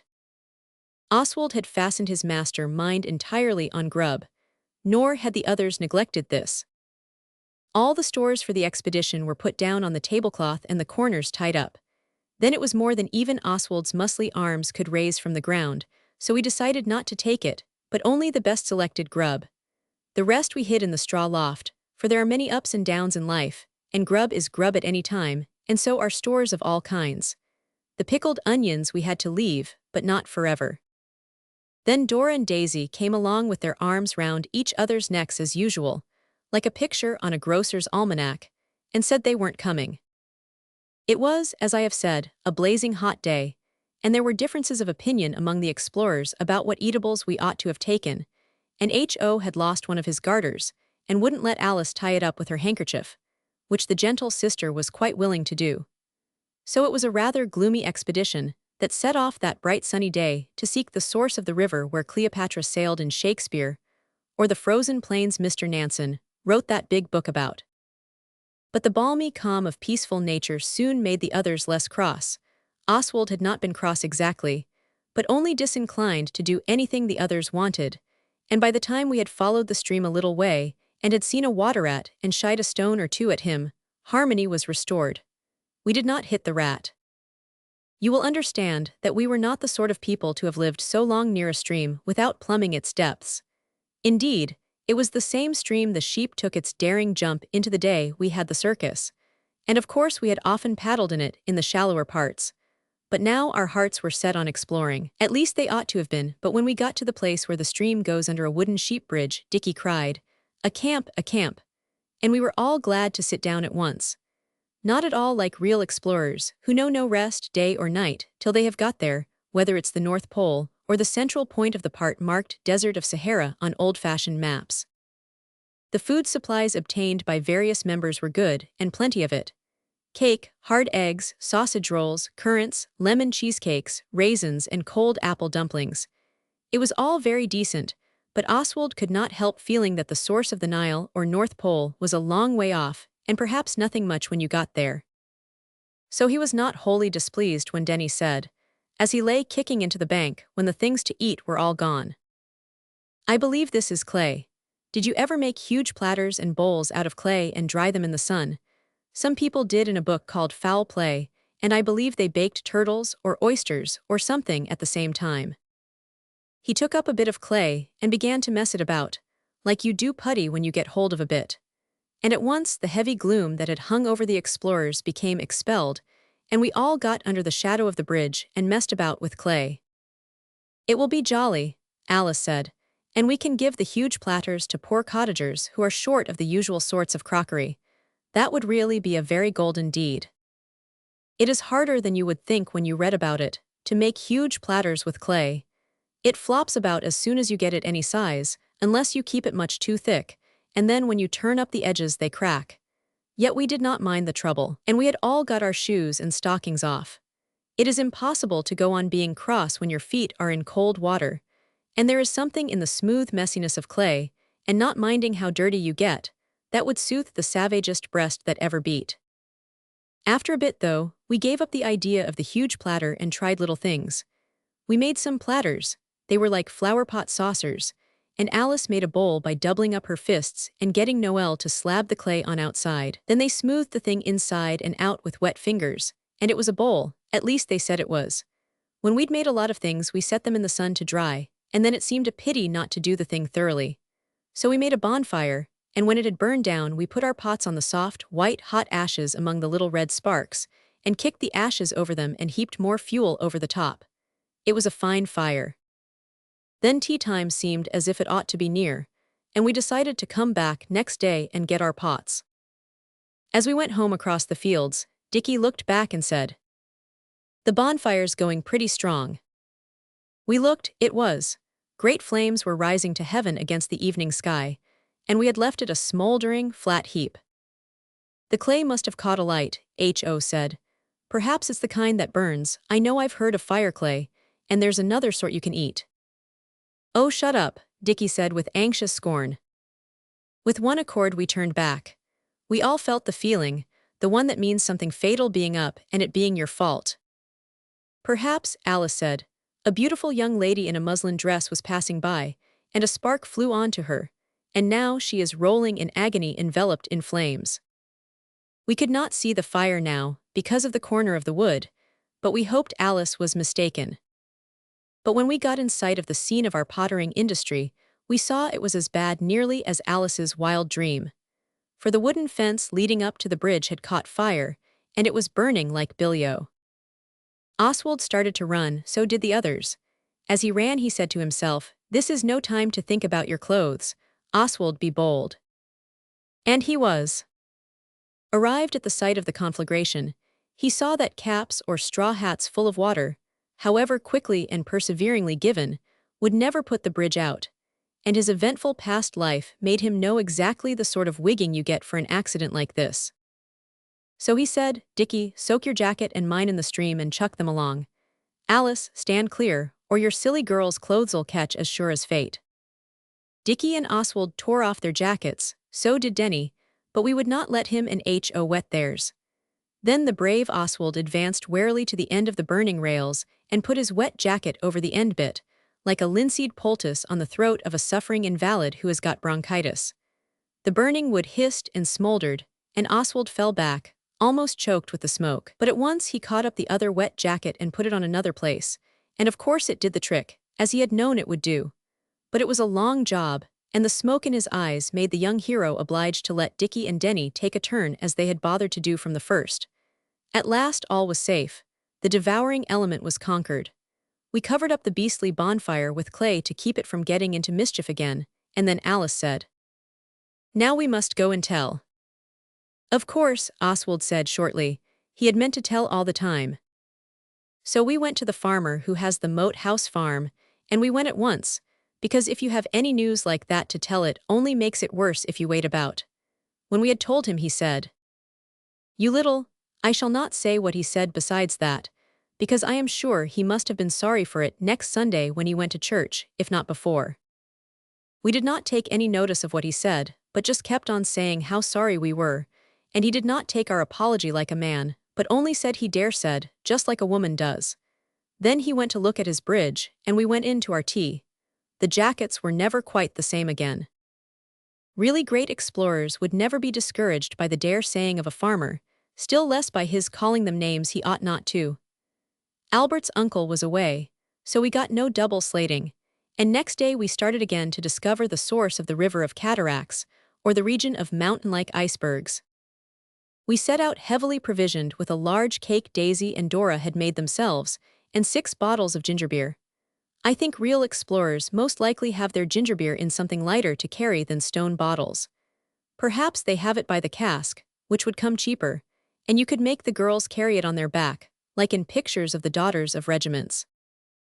We passed the scene of the devouring conflagration, and the thought of the fire made us so thirsty, we decided to drink the ginger beer and leave the bottles in a place of concealment.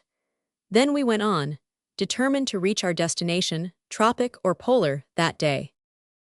Denny and Ho wanted to stop and try to make a fashionable watering place at that part, where the stream spreads out like a small-sized sea, but Noel said, no, we did not like fashionableness. You ought to, at any rate, Denny said. A Mr. Collins wrote an ode to the fashions, and he was a great poet. The poet Milton wrote a long book about Satan, Noel said, but I'm not bound to like him. I think it was smart of Noel. People aren't obliged to like everything they write about even, let alone read, Alice said. Look at Ruin Seize Thee, Ruthless King. And all the pieces of poetry about war and tyrants and slaughtered saints, and the one you made yourself about the black beetle, Noel. By this time, we had got by the Pondy place, and the danger of delay was past. But the others went on talking about poetry for quite a field and a half, as we walked along by the banks of the stream. The stream was broad and shallow at this part, and you could see the stones and gravel at the bottom, and millions of baby fishes, and a sort of skating spiders walking about on the top of the water. Denny said the water must be ice for them to be able to walk on it, and this showed we were getting near the North Pole. But Oswald had seen a kingfisher by the wood, and he said it was an ibis, so this was even. When Oswald had had as much poetry as he could bear, he said, let's be beavers and make a dam. And everybody was so hot they agreed joyously, and soon our clothes were tucked up as far as they could go, and our legs looked green through the water, though they were pink out of it. Making a dam is jolly good fun, though laborious, as books about beavers take care to let you know. Dickie said it must be Canada if we were beavers, and so it was on the way to the polar system, but Oswald pointed to his heated brow, and Dickie owned it was warm for polar regions. He had brought the ice axe, it is called the wood chopper sometimes, and Oswald, ever ready and able to command, set him and Denny to cut turfs from the bank while we heaped stones across the stream. It was clayey here, or of course dam-making would have been vain, even for the best-trained beaver. When we had made a ridge of stones, we laid turfs against them, nearly across the stream, leaving about 2 feet for the water to go through, then more stones, and then lumps of clay stamped down as hard as we could. The industrious beavers spent hours over it, with only one easy-to-eat cake in.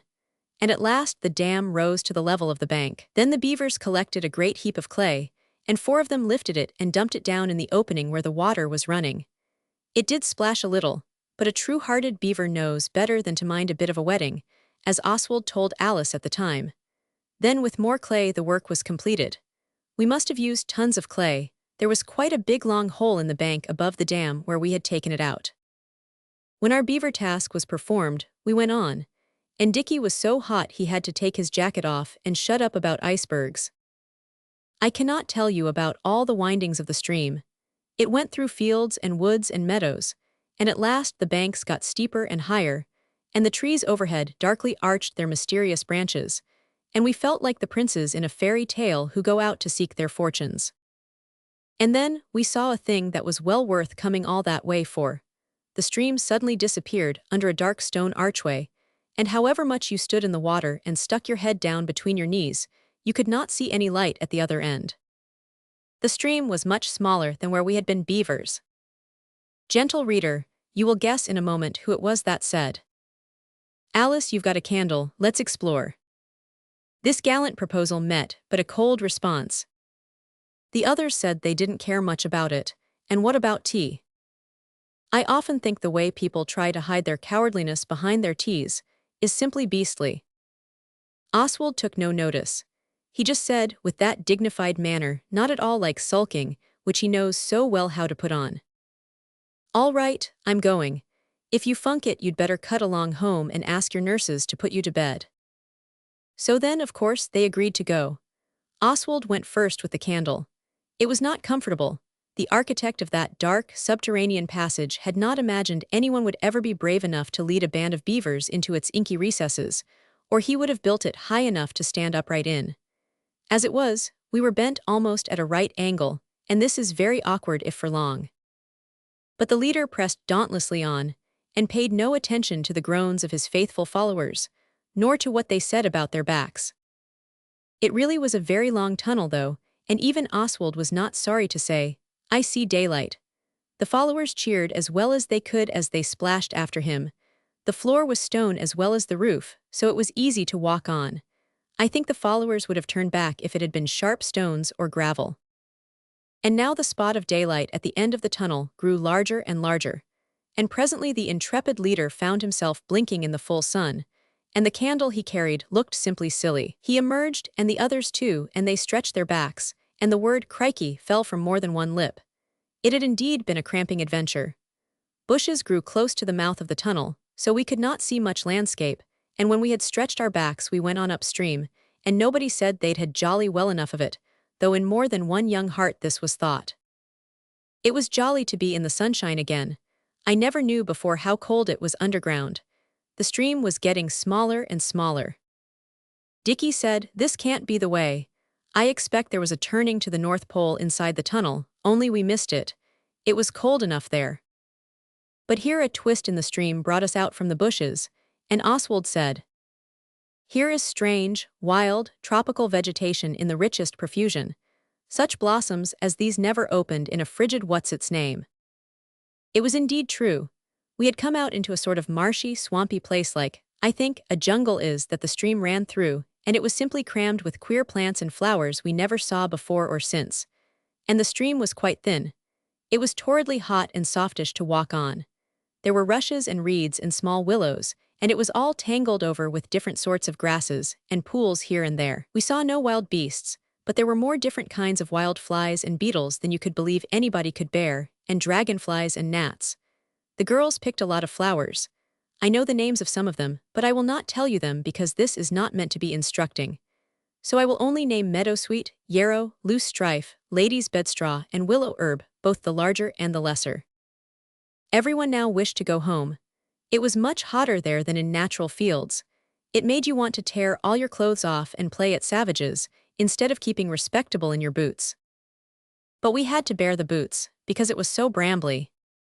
It was Oswald who showed the others how flat it would be to go home the same way we came, and he pointed out the telegraph wires in the distance and said, "There must be a road there, let's make for it," which was quite a simple and ordinary thing to say, and he does not ask for any credit for it.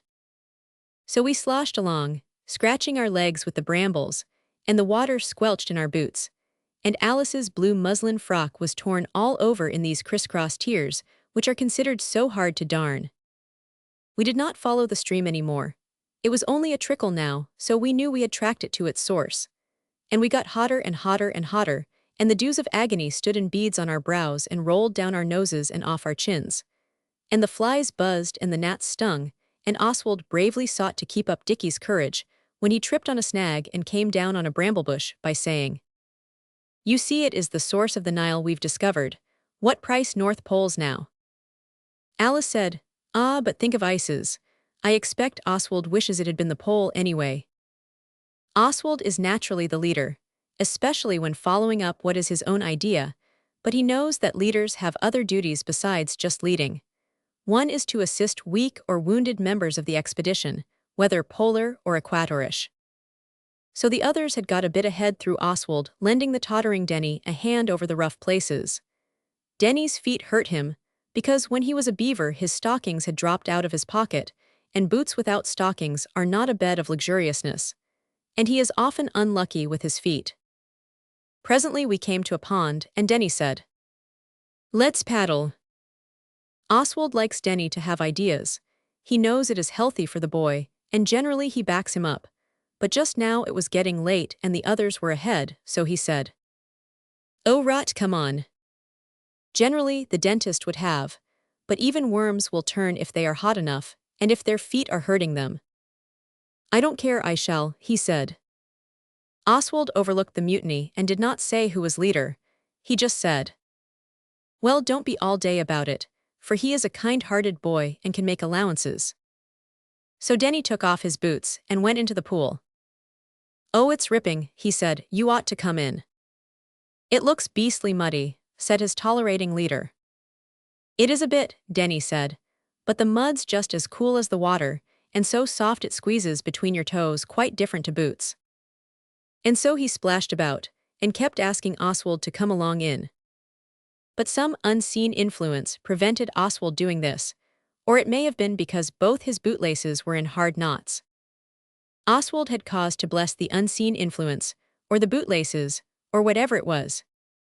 Denny had got to the middle of the pool, and he was splashing about and getting his clothes very wet indeed, and altogether you would have thought his was a most envious and happy state. But alas, the brightest cloud has a waterproof lining.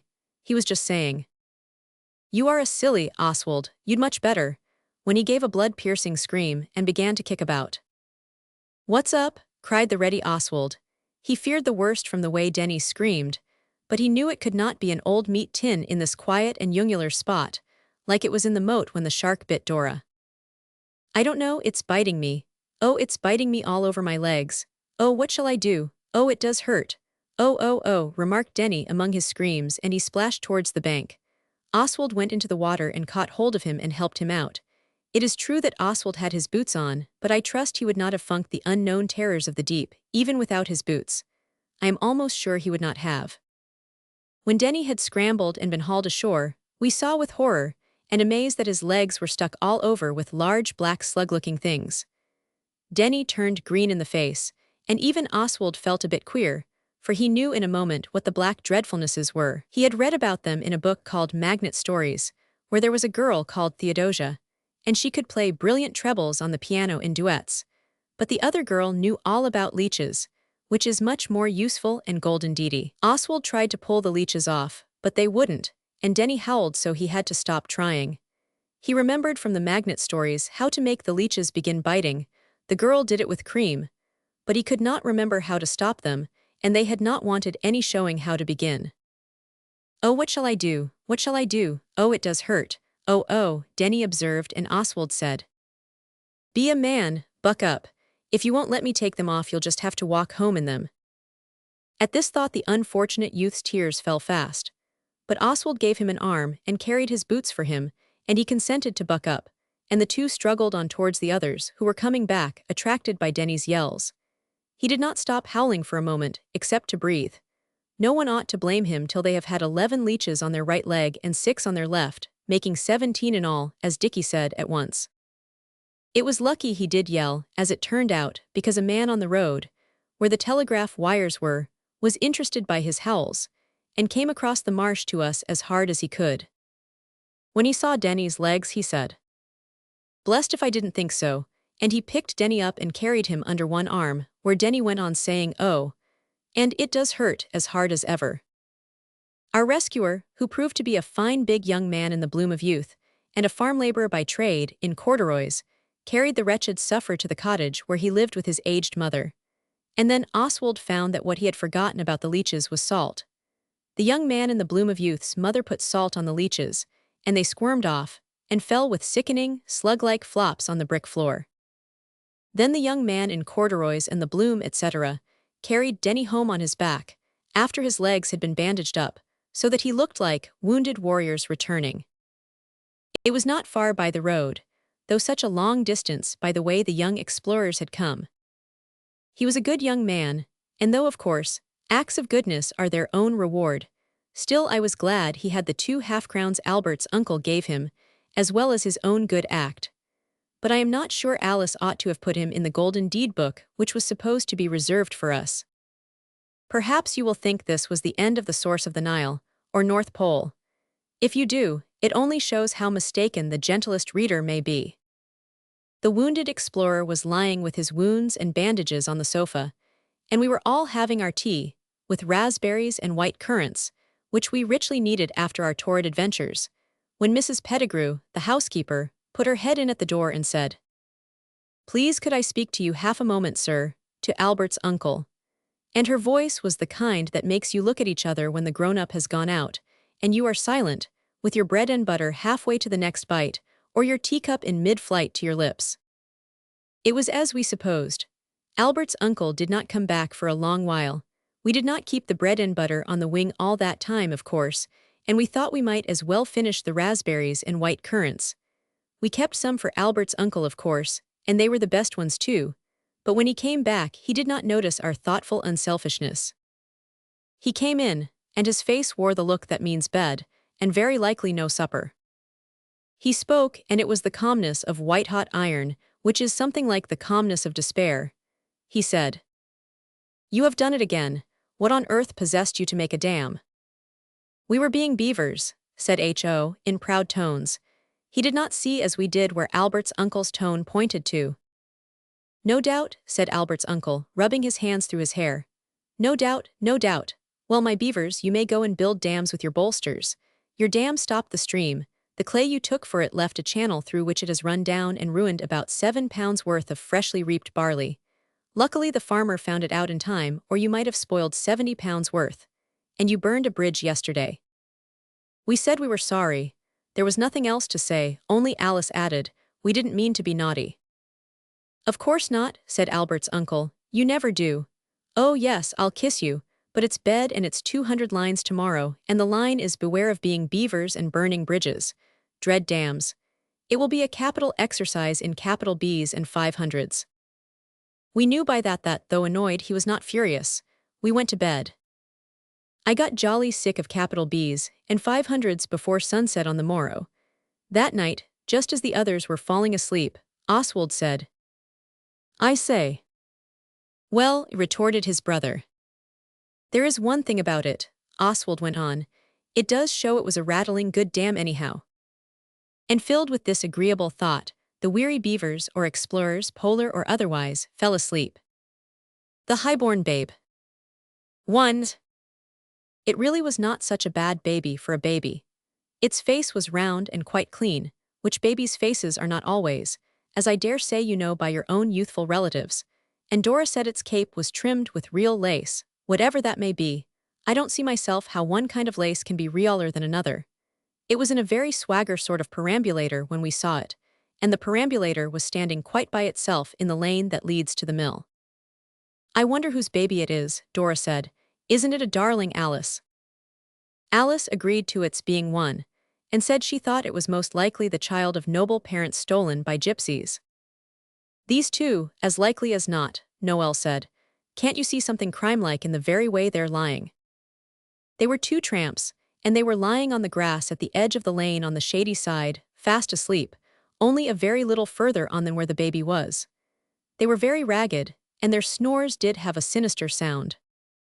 "I expect they stole the titled heir at dead of night, and they've been traveling hot-foot ever since, so now they're sleeping the sleep of exhaustedness," Alice said.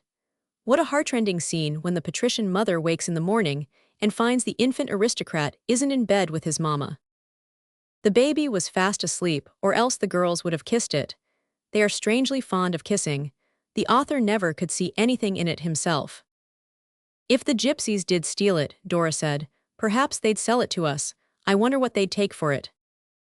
"What could you do with it if you'd got it?" H.O. asked. "Why, adopt it, of course," Dora said. "I've often thought I should enjoy adopting a baby. It would be a golden deed, too. We've hardly got any in the book yet." "I should have thought there were enough of us," Dickie said. "Ah, but you're none of you babies," said Dora. "Unless you count H.O. as a baby. He behaves jolly like one sometimes." This was because of what had happened that morning when Dickie found H.O. going fishing with a box of worms, and the box was the one Dickie keeps his silver studs in, and the medal he got at school, and what is left of his watch and chain. The box is lined with red velvet, and it was not nice afterwards. And then H.O. said Dickie had hurt him, and he was a beastly bully, and he cried. We thought all this had been made up, and were sorry to see it threaten to break out again. So Oswald said, "Oh, bother the baby, come along do." And the others came. We were going to the miller's, with a message about some flour that hadn't come, and about a sack of sharps for the pigs. After you go down the lane you come to a clover field, and then a cornfield, and then another lane, and then it is the mill. It is a jolly fine mill. In fact, it is 2 water and wind ones, one of each kind, with a house and farm buildings as well. I never saw a mill like it, and I don't believe you have either. If we had been in a storybook, the miller's wife would have taken us into the neat sanded kitchen, where the old oak settle was black with time and rubbing, and dusted chairs for us, old brown Windsor chairs, and given us each a glass of sweet-scented cowslip wine and a thick slice of rich homemade cake. And there would have been fresh roses in an old china bowl on the table. As it was, she asked us all into the parlor and gave us Eiffel Tower lemonade and Marie biscuits. The chairs in her parlor were bent wood, and no flowers, except some wax ones under a glass shade, but she was very kind, and we were very much obliged to her. We got out to the miller, though, as soon as we could. Only Dora and Daisy stayed with her, and she talked to them about her lodgers and about her relations in London. The miller is a man. He showed us all over the mills, both kinds, and let us go right up into the very top of the windmill, and showed us how the top moved round so that the sails could catch the wind, and the great heaps of corn, some red and some yellow, the red is English wheat, and the heaps slide down a little bit at a time into a square hole and go down to the millstones. The corn makes a rustling, soft noise that is very jolly, something like the noise of the sea, and you can hear it through all the other mill noises. Then the miller let us go all over the watermill. It is fairy palaces inside a mill. Everything is powdered over white, like sugar on pancakes when you are allowed to help yourself. And he opened a door and showed us the great water wheel working on slow and sure, like some great, round, dripping giant, Noel said, and then he asked us if we fished. Yes, was our immediate reply. Then why not try the mill pool?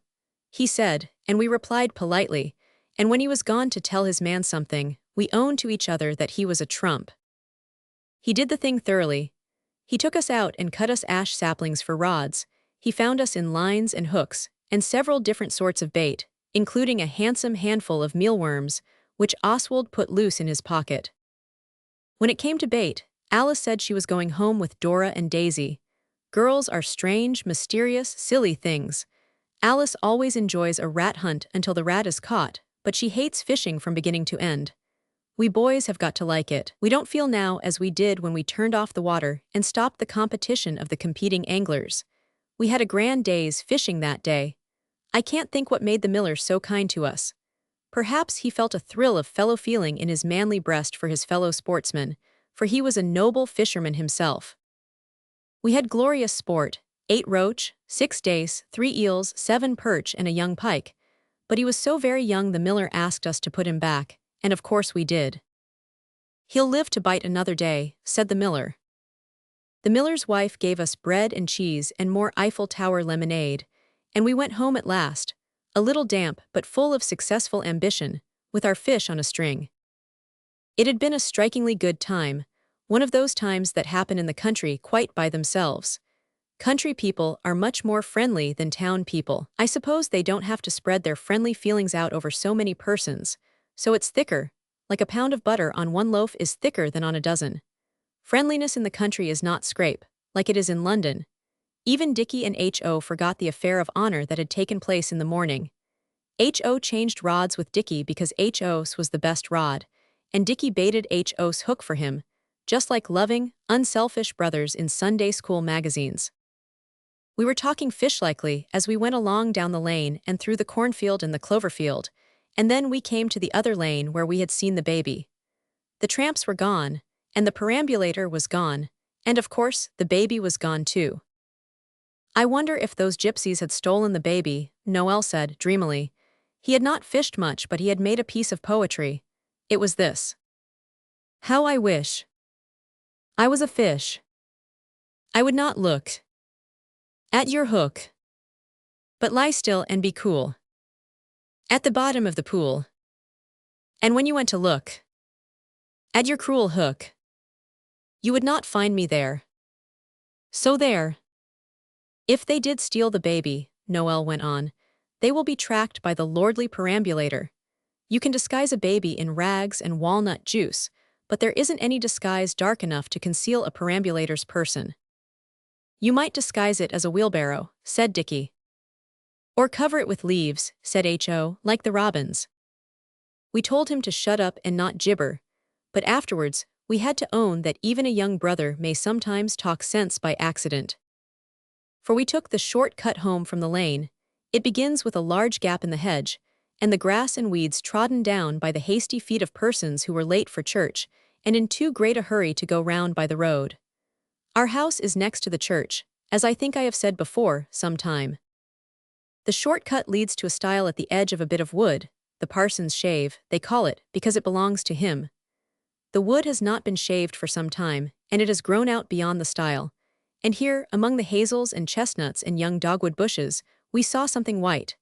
We felt it was our duty to investigate, even if the white was only the underside of the tail of a dead rabbit caught in a trap. It was not, it was part of the perambulator. I forgot whether I said that the perambulator was enameled white, not the kind of enameling you do at home with aspinalls, and the hairs of the brush come out, and it is gritty looking, but smooth, like the handles of ladies' very best lace parasols. And whoever had abandoned the helpless perambulator in that lonely spot had done exactly as H.O. said, and covered it with leaves, only they were green and some of them had dropped off. The others were wild with excitement. Now or never, they thought, was a chance to be real detectives. Oswald alone retained a calm exterior. It was he who would not go straight to the police station. He said, "Let's try and ferret out something for ourselves before we tell the police.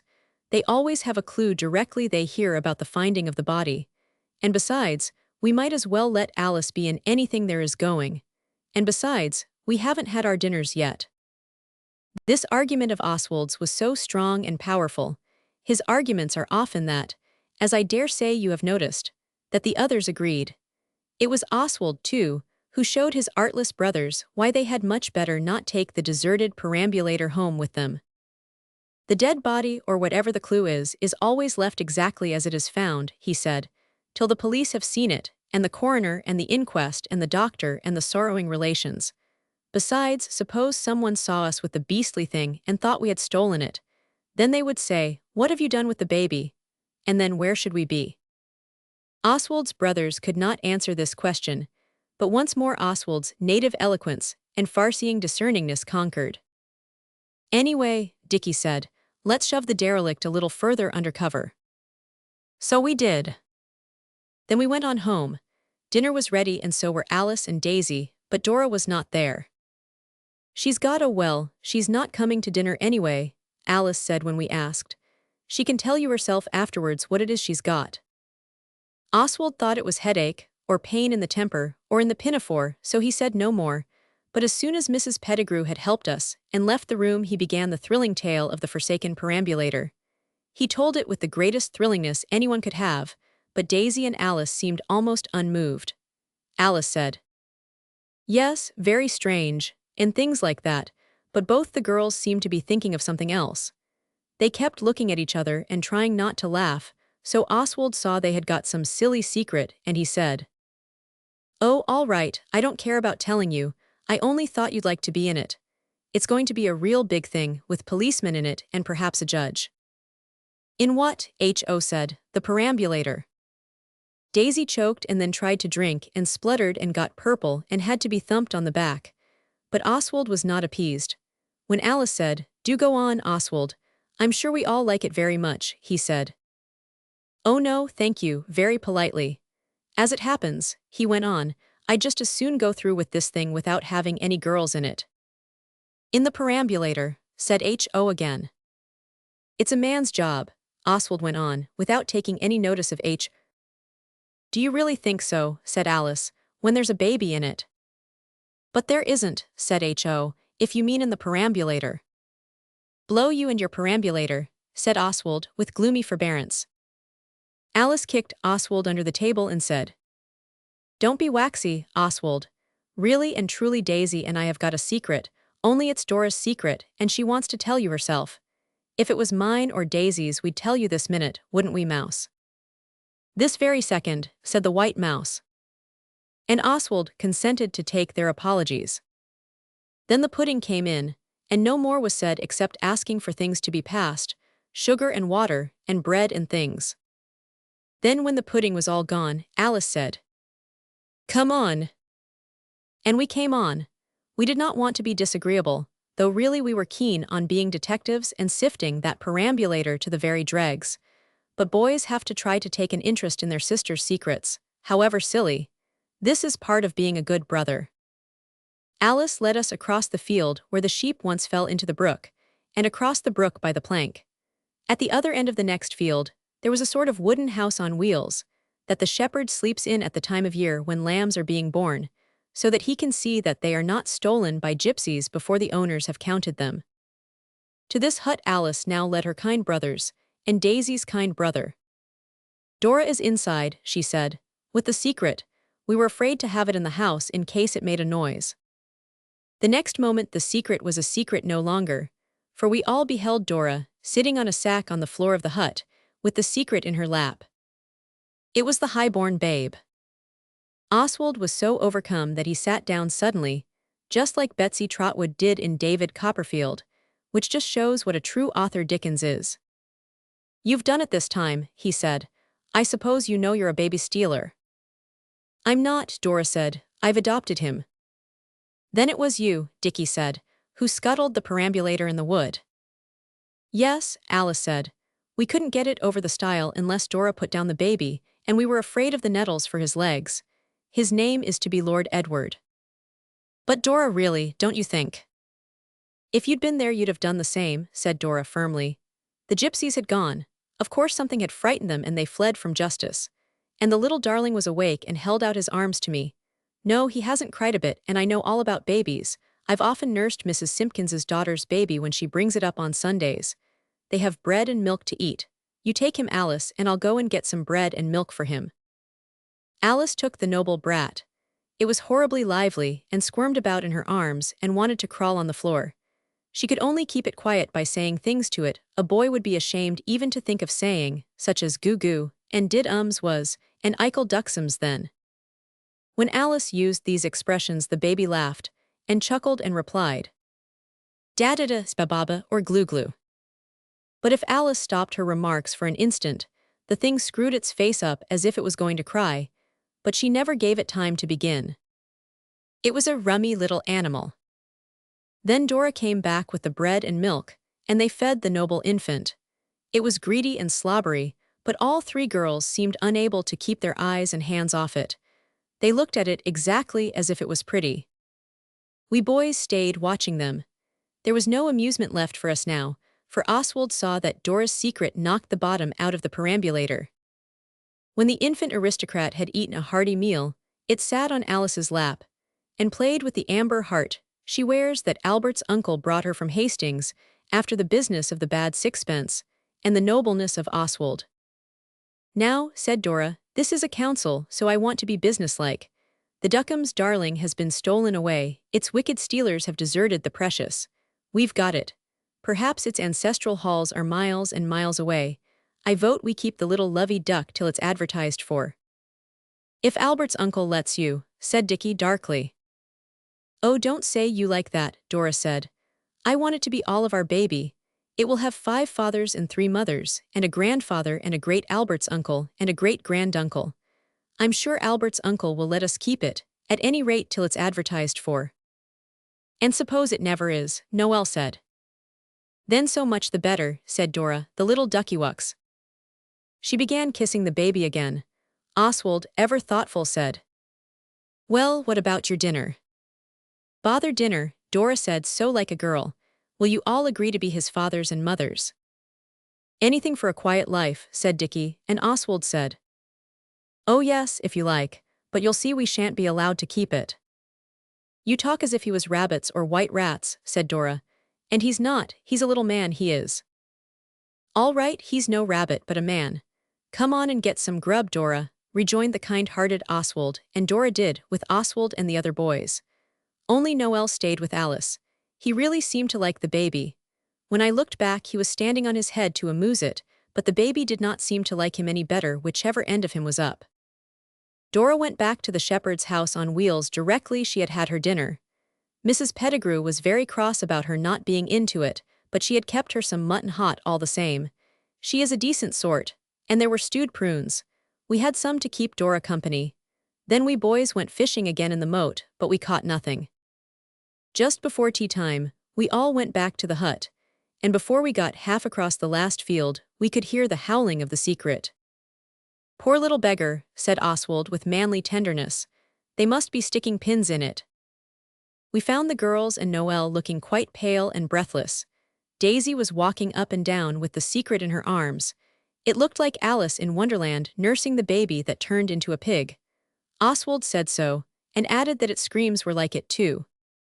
"What on earth is the matter with it?" he said. "I don't know," said Alice. "Daisy's tired and Dora and I are quite worn out. He's been crying for hours and hours. You take him a bit." "Not me," replied Oswald firmly, withdrawing a pace from the secret. Dora was fumbling with her waistband in the furthest corner of the hut. "I think he's cold," she said. "I thought I'd take off my flannelette petticoat, only the horrid strings got into a hard knot. Here, Oswald, let's have your knife." With the word she plunged her hand into Oswald's jacket pocket, and next moment she was rubbing her hand like mad on her dress, and screaming almost as loud as the baby. Then she began to laugh and to cry at the same time. This is called hysterics. Found himself the degraded nursemaid of a small but furious kid. Found himself the degraded nursemaid of a small but furious kid. Oswald was sorry, but he was annoyed too.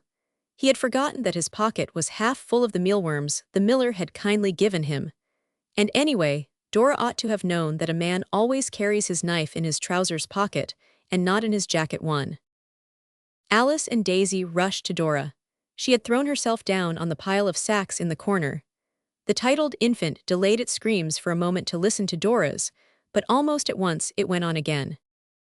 "Oh, get some water," said Alice. "Daisy, run."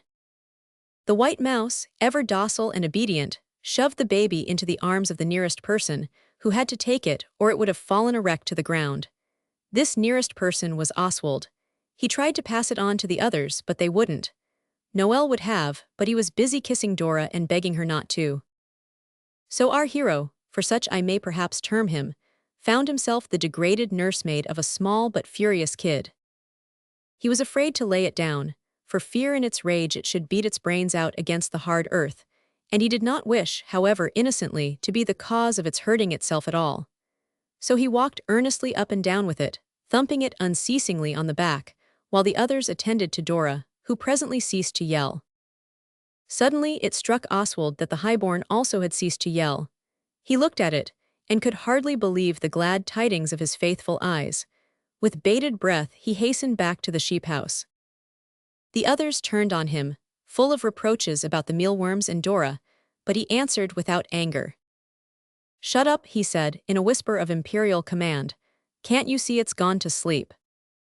As exhausted as if they had all taken part in all the events of a very long athletic sports, the youthful Bastables and their friends dragged their weary limbs back across the fields. Oswald was compelled to go on holding the titled infant, for fear it should wake up if it changed hands, and begin to yell again. Dora's flannelette petticoat had been got off somehow, how I do not seek to inquire, and the secret was covered with it. The others surrounded Oswald as much as possible, with a view to concealment if we met Mrs. Pettigrew, but the coast was clear. Oswald took the secret up into his bedroom. Mrs. Pettigrew doesn't come there much, it's too many stairs. With breathless precaution, Oswald laid it down on his bed. It sighed, but did not wake. Then we took it in turns to sit by it, and see that it did not get up and fling itself out of bed, which, in one of its furious fits, it would just as soon have done as not. We expected Albert's uncle every minute. At last we heard the gate, but he did not come in, so we looked out and saw that there he was talking to a distracted-looking man on a piebald horse, one of the miller's horses. A shiver of doubt coursed through our veins. We could not remember having done anything wrong at the miller's, but you never know, and it seemed strange his sending a man up on his own horse. But when we had looked a bit longer, our fears went down and our curiosity got up, for we saw that the distracted one was a gentleman. Presently he rode off, and Albert's uncle came in. A deputation met him at the door, all the boys and Dora, because the baby was her idea. "We've found something," Dora said, "and we want to know whether we may keep it." The rest of us said nothing. We were not so very extra anxious to keep it after we had heard how much and how long it could howl. Even Noel had said he had no idea a baby could yell like it. Dora said it only cried because it was sleepy, but we reflected that it would certainly be sleepy once a day, if not oftener. "What is it?" said Albert's uncle. "Let's see this treasure trove. Is it a wild beast?" "Come and see," said Dora, and we led him to our room. Alice turned down the pink flannelette petticoat with silly pride, and showed the youthful heir fatly and pinkly sleeping. "A baby," said Albert's uncle. "The baby, oh my cat's alive." That is an expression which he uses to express despair, unmixed with anger. "Where did you? But that doesn't matter, we'll talk of this later." He rushed from the room, and in a moment or two we saw him mount his bicycle and ride off. Quite shortly, he returned with the distracted horseman. It was his baby, and not titled at all. The horseman and his wife were the lodgers at the mill. The nursemaid was a girl from the village. She said she only left the baby 5 minutes while she went to speak to her sweetheart, who was gardener at the Red House. But we knew she left it over an hour, and nearly 2. I never saw anyone so pleased as the distracted horseman. When we were asked, we explained about having thought the baby was the prey of gypsies, and the distracted horseman stood hugging the baby, and actually thanked us. But when he had gone, we had a brief lecture on minding our own business. But Dora still thinks she was right. As for Oswald and most of the others, they agreed that they would rather mind their own business all their lives than mind a baby for a single hour. If you have never had to do with a baby, in the frenzied throes of sleepiness, you can have no idea what its screams are like. If you have been through such a scene, you will understand how we managed to bear up under having no baby to adopt. Oswald insisted on having the whole thing written in the Golden Deed book. Of course his share could not be put in without telling about Dora's generous adopting of the forlorn infant outcast, and Oswald could not and cannot forget that he was the one who did get that baby to sleep.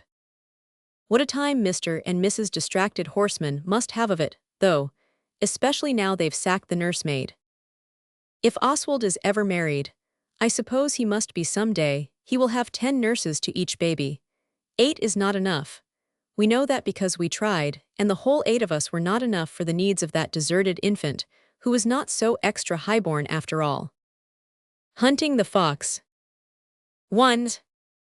It is idle to expect everyone to know everything in the world without being told. If we had been brought up in the country, We should have known that it is not done to hunt the fox in August. But in the Lewisham Road, the most observing boy does not notice the dates when it is proper to hunt foxes. And there are some things you cannot bear to think that anybody would think you would do. That is why I wish to say plainly at the very beginning that none of us would have shot a fox on purpose, even to save our skins. Of course, if a man were at bay in a cave and had to defend girls from the simultaneous attack of a herd of savage foxes, it would be different. A man is bound to protect girls and take care of them. They can jolly well take care of themselves, really, it seems to me. Still, this is what Albert's uncle calls one of the rules of the game. So we are bound to defend them and fight for them to the death, if needful. Denny knows a quotation which says, "What dire offense from harmless causes springs? What mighty contests rise from trefoil things?"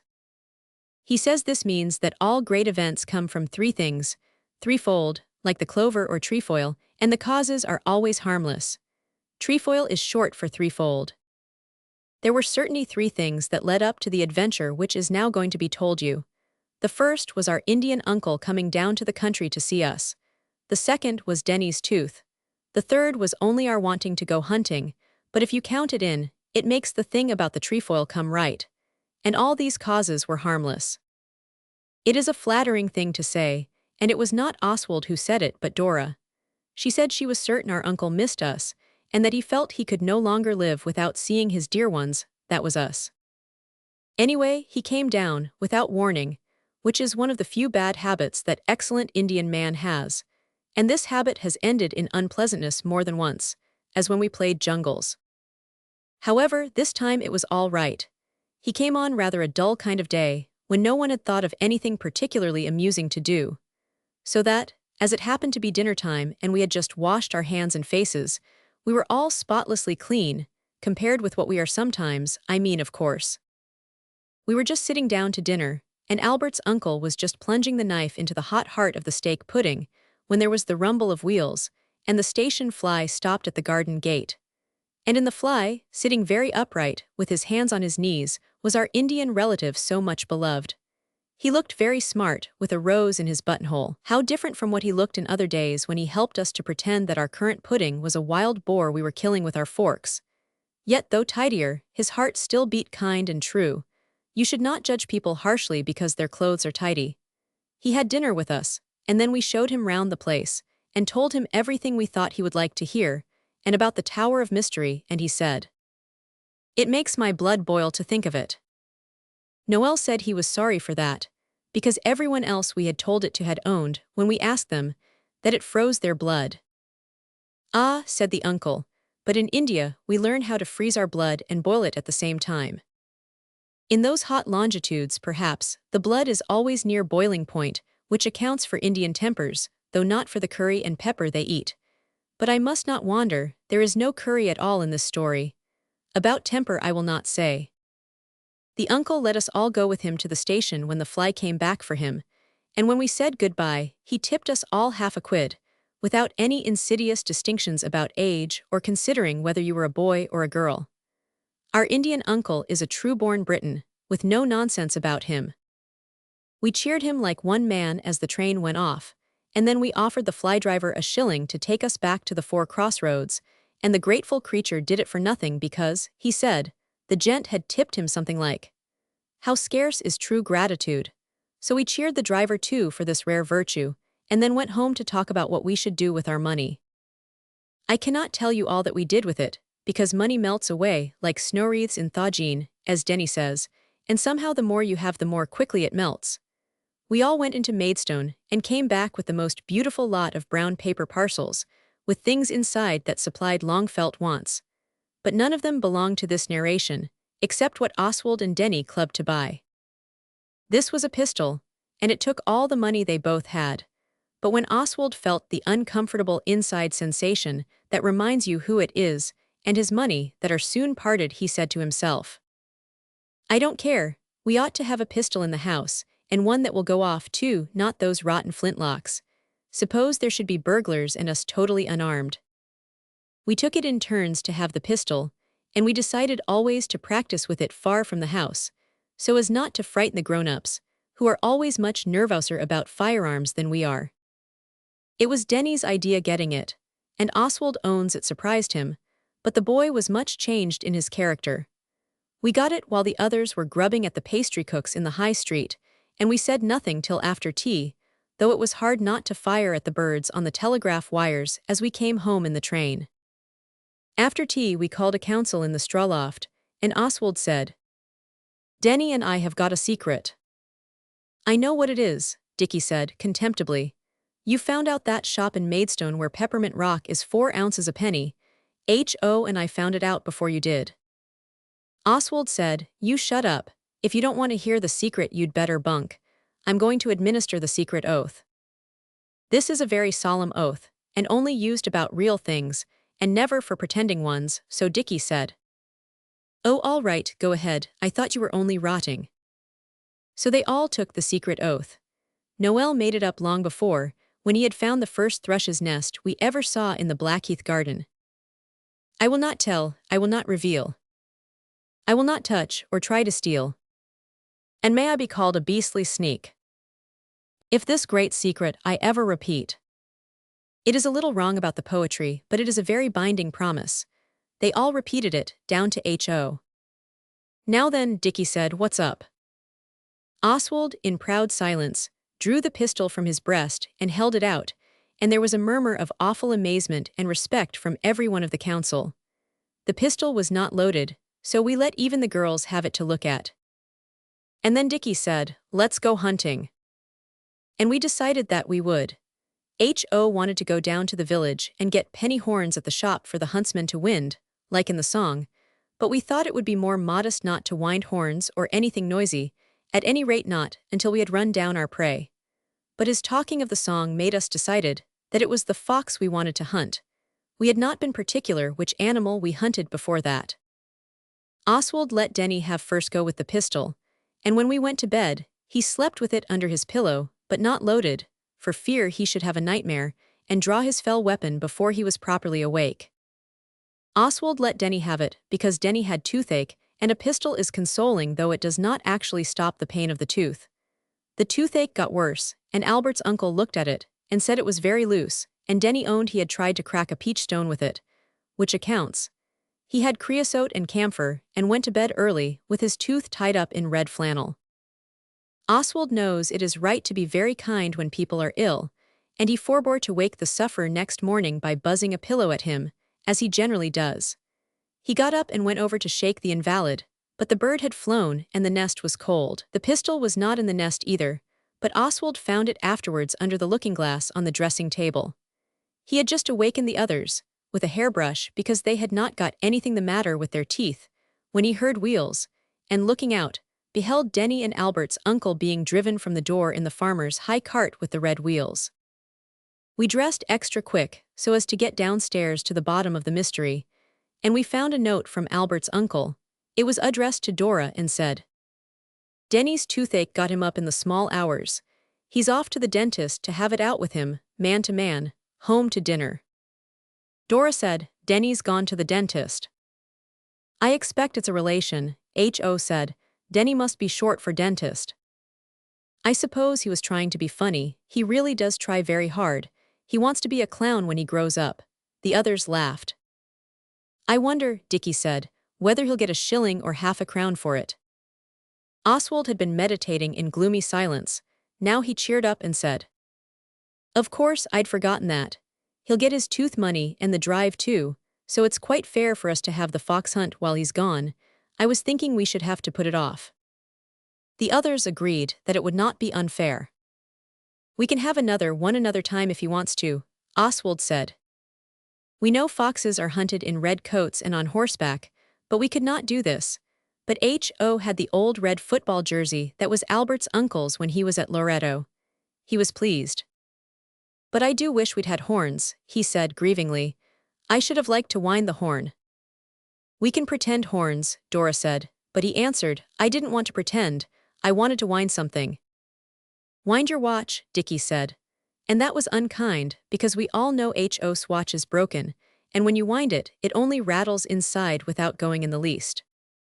We did not bother to dress up much for the hunting expedition, just cocked hats and lath swords, and we tied a card onto H.O.'s chest with Moat House Fox Hunters on it, and we tied red flannel round all the dogs' necks to show they were foxhounds. Yet it did not seem to show it plainly. Somehow it made them look as if they were not foxhounds, but their own natural breeds, only with sore throats. Oswald slipped the pistol and a few cartridges into his pocket. He knew, of course, that foxes are not shot, but as he said, "Who knows whether we may not meet a bear or a crocodile?" We set off gaily.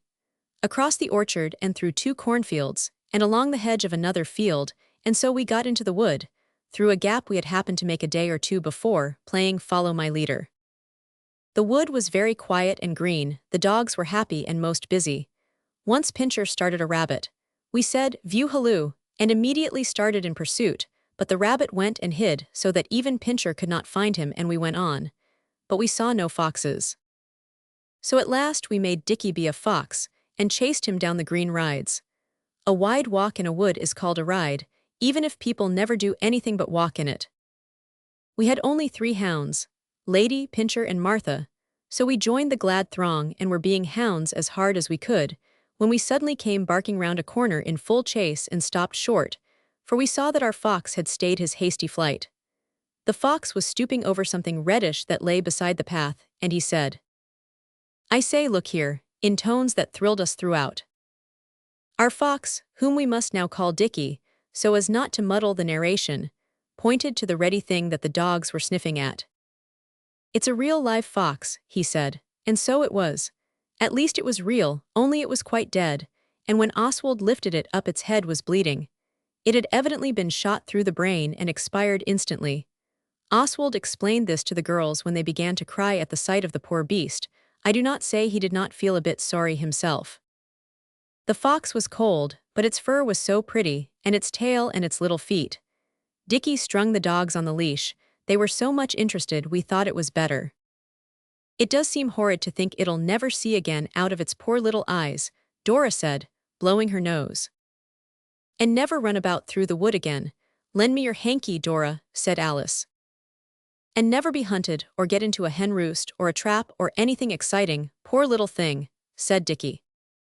The girls began to pick green chestnut leaves to cover up the poor fox's fatal wound, and Noel began to walk up and down making faces, the way he always does when he's making poetry. He cannot make one without the other. It works both ways, which is a comfort. "What are we going to do now?" H.O. said. "The huntsman ought to cut off its tail, I'm quite certain. Only, I've broken the big blade of my knife, and the other never was any good." The girls gave H.O. a shove, and even Oswald said, "Shut up." For somehow we all felt we did not want to play fox hunting any more that day. When his deadly wound was covered, the fox hardly looked dead at all. "Oh, I wish it wasn't true," Alice said. Daisy had been crying all the time, and now she said, "I should like to pray God to make it not true." But Dora kissed her and told her that was no good. Only she might pray God to take care of the fox's poor little babies, if it had had any, which I believe she has done ever since. "If only we could wake up and find it was a horrid dream," Alice said. "It seems silly that we should have cared so much when we had really set out to hunt foxes with dogs, but it is true.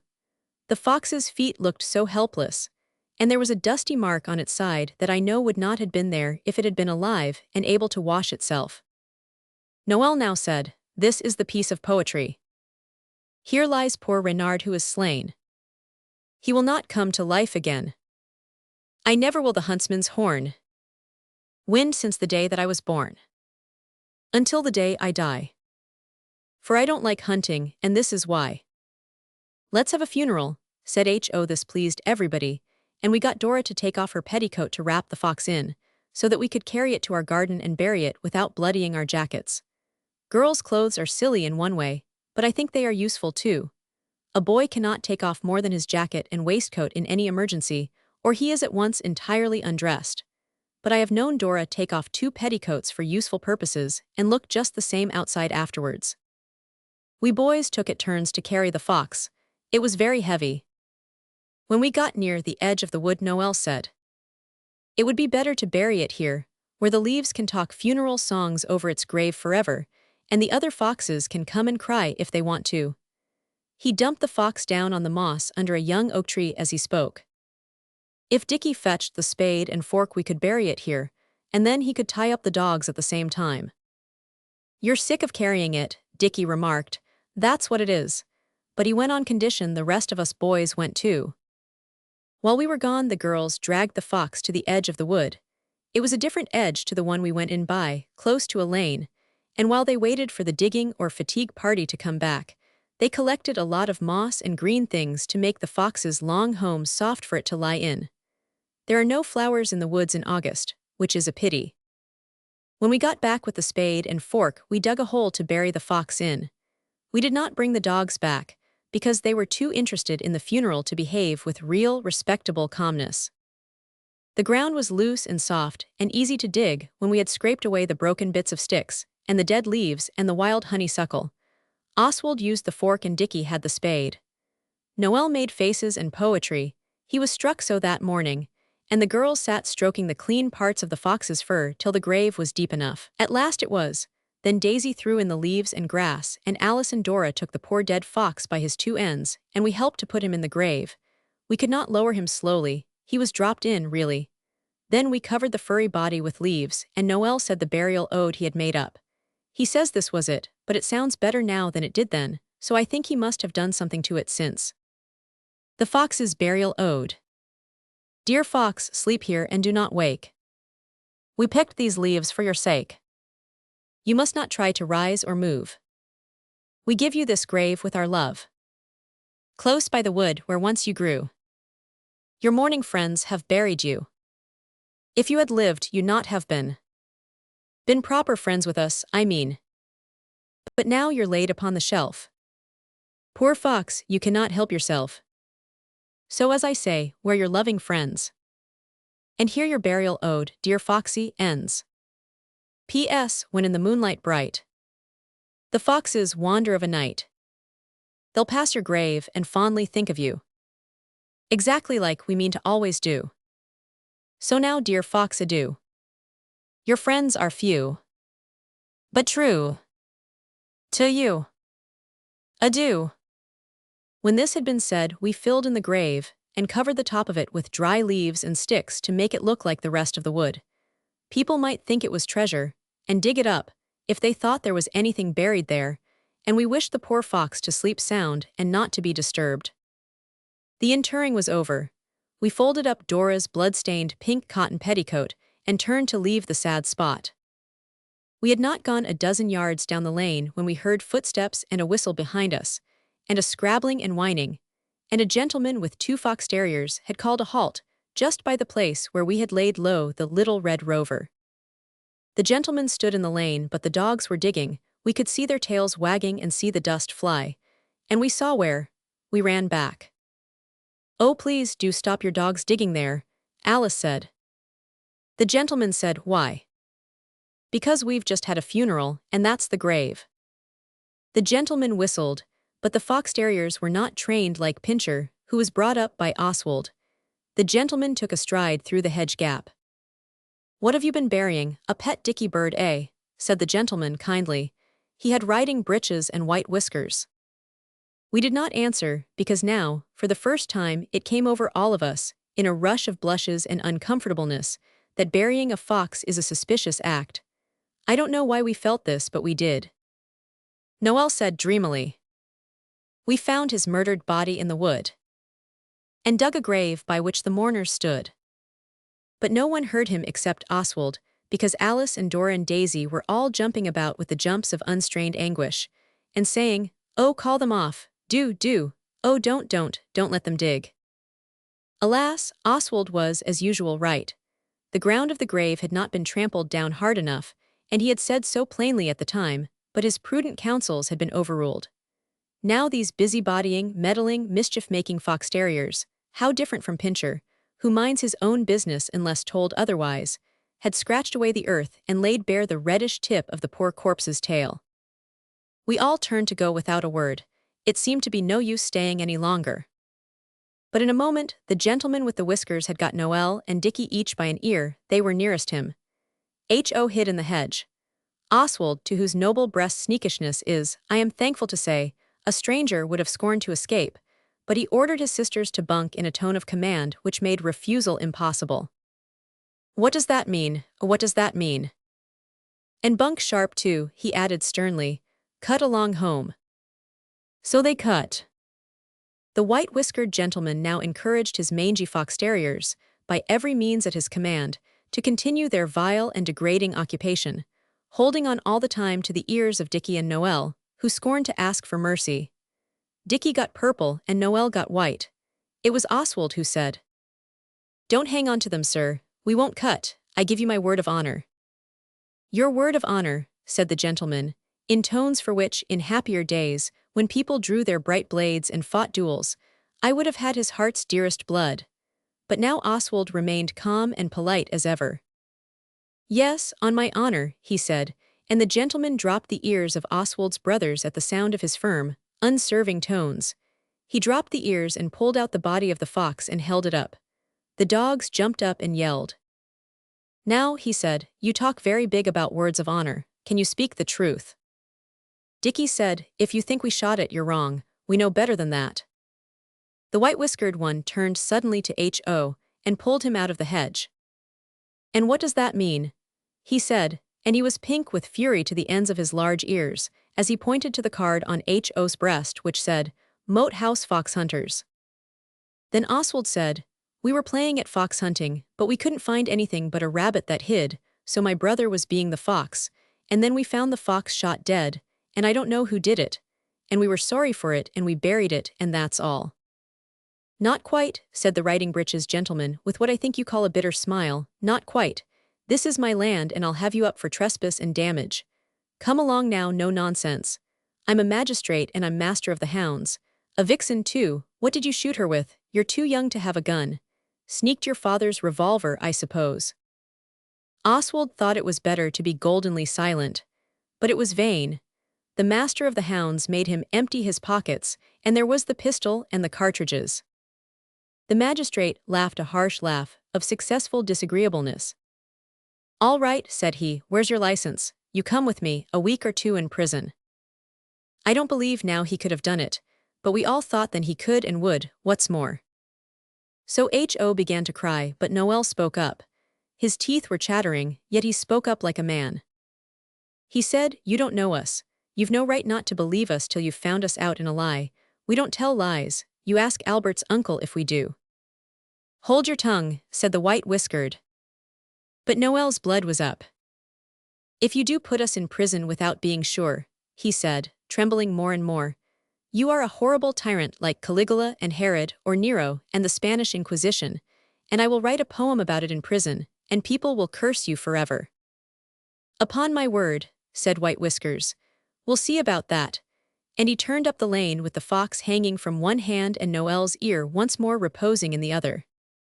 I thought Noel would cry or faint, but he bore up nobly, exactly like an early Christian martyr. The rest of us came along too. I carried the spade and Dickie had the fork, Ho had the card, and Noel had the magistrate. At the end of the lane there was Alice. She had bunked home, obeying the orders of her thoughtful brother, but she had bottled back again like a shot, so as not to be out of the scrape. She is almost worthy to be a boy for some things. She spoke to Mr. Magistrate and said, "Where are you taking him?" The outraged majesty of the magistrate said, "To prison, you naughty little girl." Alice said, "Noel will faint. Somebody once tried to take him to prison before about a dog. Do please come to our house and see our uncle, at least he's not, but it's the same thing. We didn't kill the fox, if that's what you think, indeed we didn't. Oh dear, I do wish you'd think of your own little boys and girls if you've got any, or else about when you were little. You wouldn't be so horrid if you did." I don't know which, if either of these objects the foxhound master thought of, but he said, "Well, lead on," and he let go Noel's ear and Alice snuggled up to Noel and put her arm round him.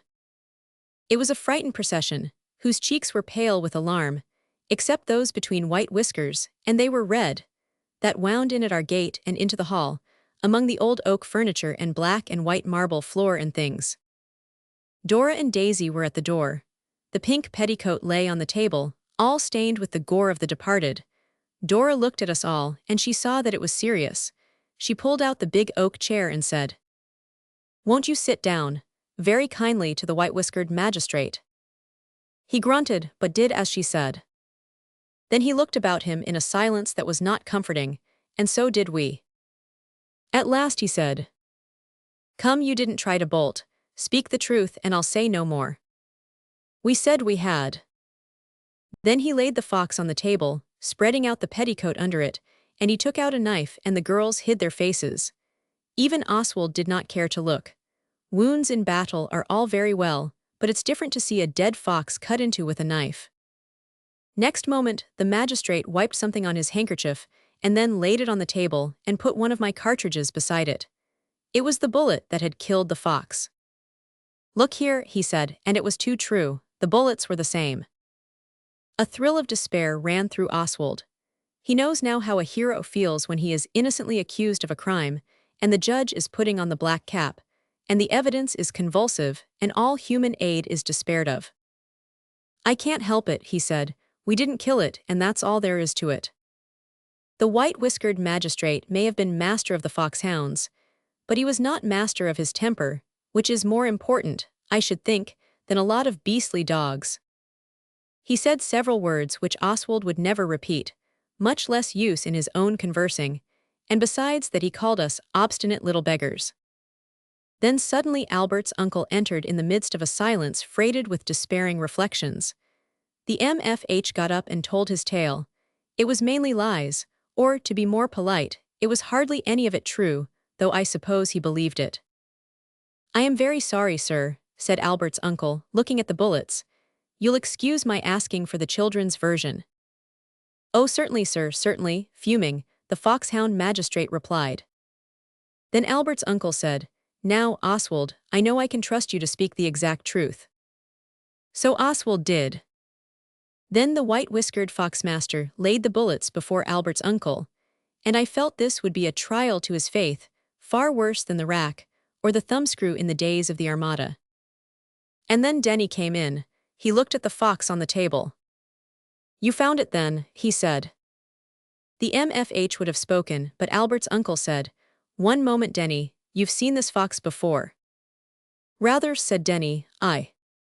But Albert's uncle said, "Take time, think before you speak and say the exact truth. No, don't whisper to Oswald. This boy," he said to the injured foxmaster, "has been with me since 7 this morning. His tale, whatever it is, will be independent evidence." But Denny would not speak, though again and again Albert's uncle told him to. "I can't till I've asked Oswald something," he said at last. White Whiskers said, "That looks bad, eh?" But Oswald said, "Don't whisper, old chap, ask me whatever you like but speak up." So Denny said, "I can't without breaking the secret oath." So then Oswald began to see, and he said, "Break away for all you're worth, it's all right."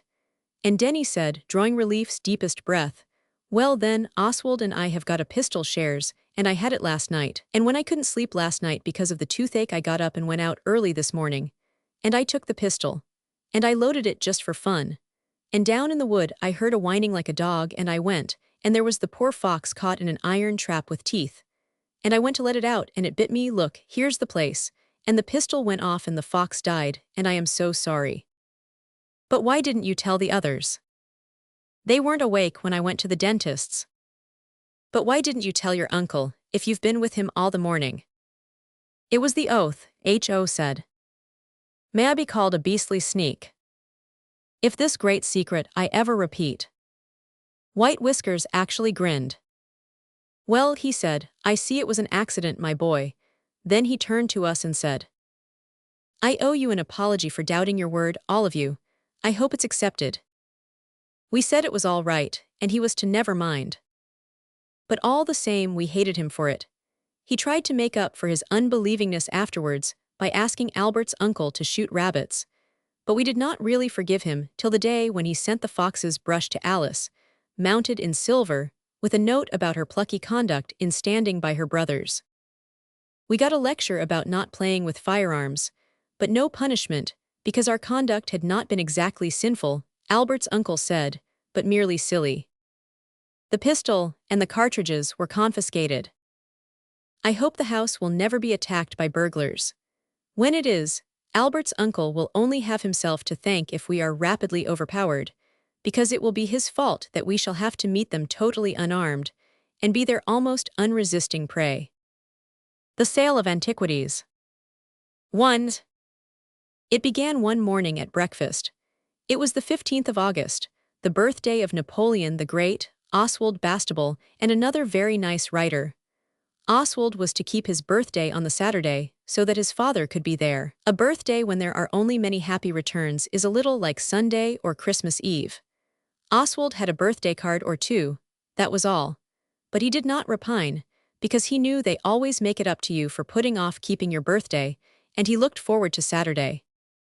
Albert's uncle had a whole stack of letters as usual, and presently he tossed one over to Dora and said, "What do you say, little lady? Shall we let them come?" But Dora, butterfingered as ever, missed the catch, and Dick and Noel both had a try for it, so that the letter went into the place where the bacon had been, and where now only a frozen-looking lake of bacon fat was slowly hardening, and then somehow it got into the marmalade, and then H.O. got it, and Dora said, "I don't want the nasty thing now, all grease and stickiness." So H.O. read it aloud. Maidstone Society of Antiquities and Field Club. August 14, 1900. Dear Sir, at a meeting of the H.O. stuck fast here, and the writing was really very bad, like a spider that has been in the ink pot crawling in a hurry over the paper without stopping to rub its feet properly on the mat. So Oswald took the letter. He is above minding a little marmalade or bacon. He began to read. It ran thus. "It's not antiquities, you little silly," he said. "It's antiquaries." "The other's a very good word," said Albert's uncle. "And I never call names at breakfast myself. It upsets the digestion, my egregious Oswald." "That's a name though," said Alice, "and you got it out of Stocky too. Go on, Oswald." So Oswald went on, where he had been interrupted. Maidstone Society of Antiquaries and Field Club. August 14, 1900. Dear Sir, at a meeting of the committee of this society, it was agreed that a field day should be held on August 20, when the society proposes to visit the interesting church of Ivabridge and also the Roman remains in the vicinity. Our president, Mr. Longchamps, F.R.S., has obtained permission to open a barrow in the Three Trees pasture.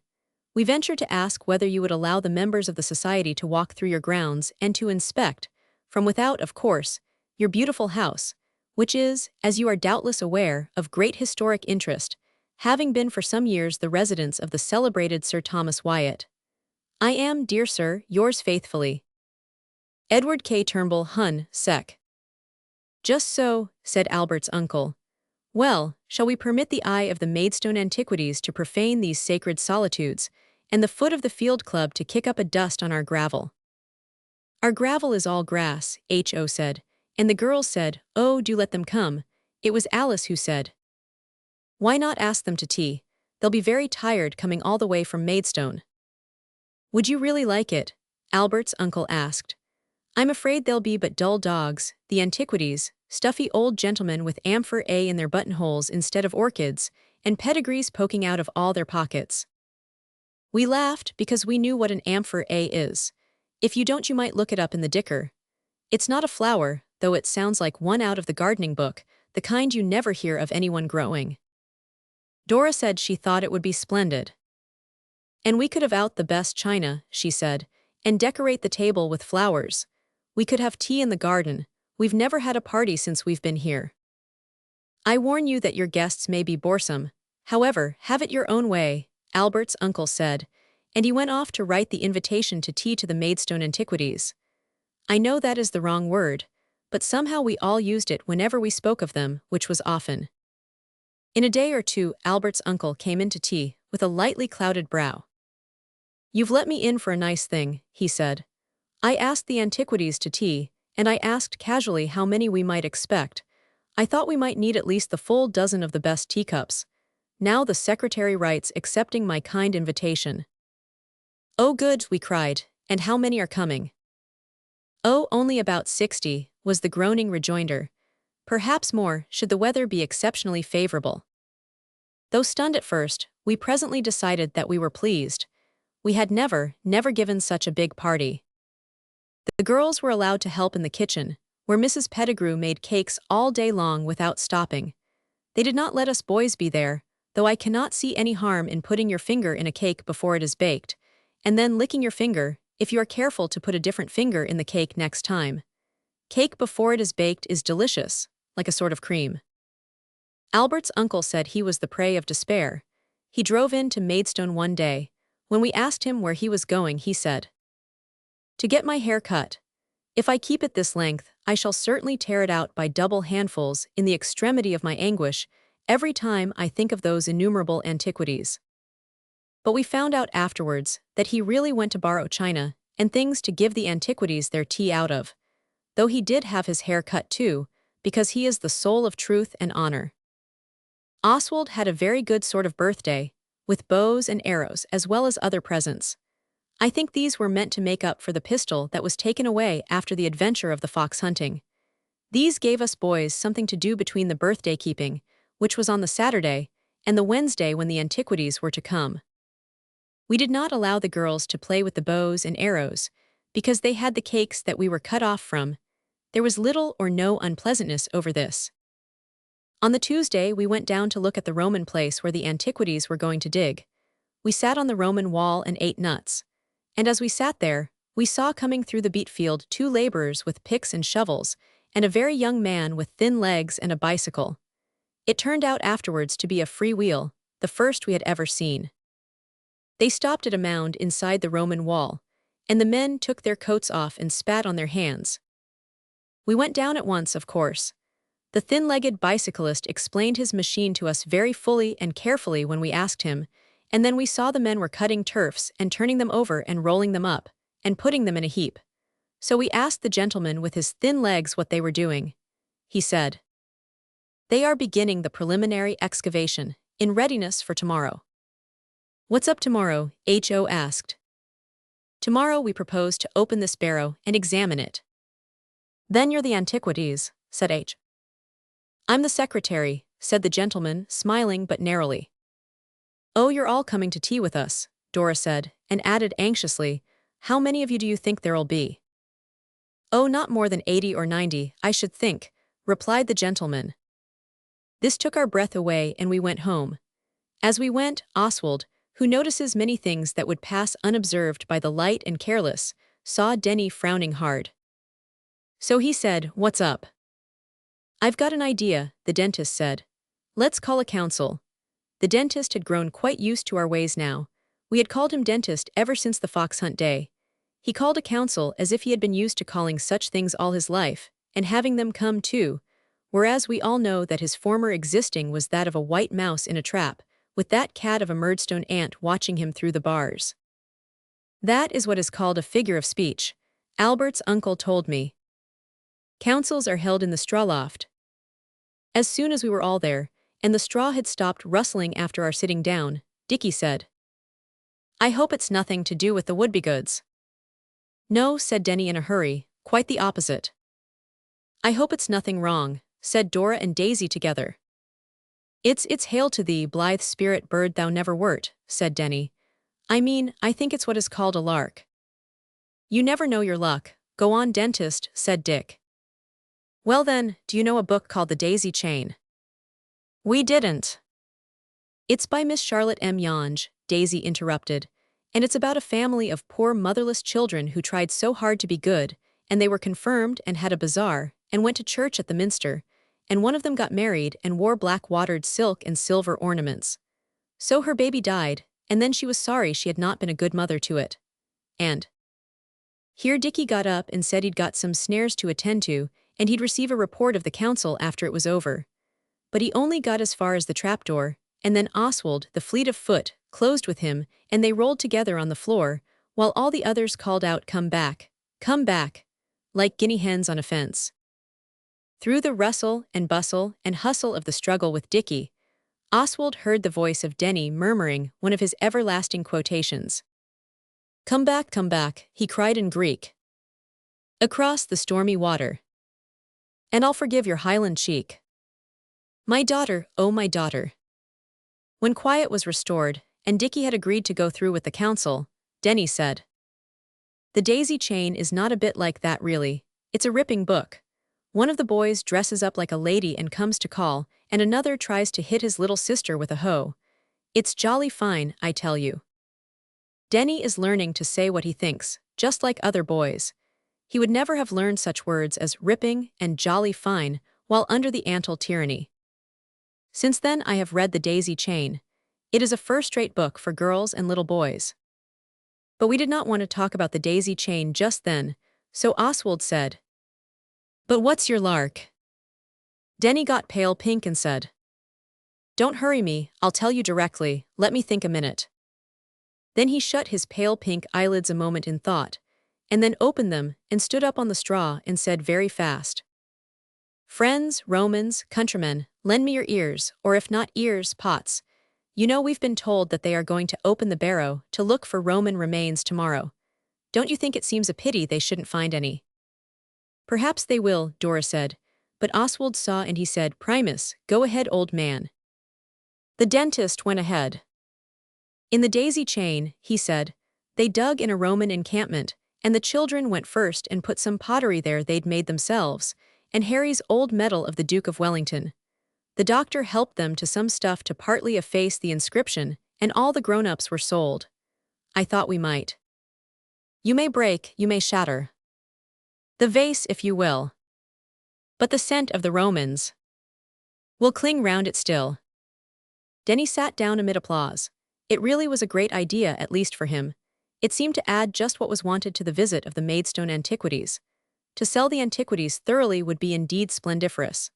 Of course, Dora made haste to point out that we had not got an old medal of the Duke of Wellington, and that we hadn't any doctor who would help us to stuff to efface, and etc., but we sternly bade her stow it.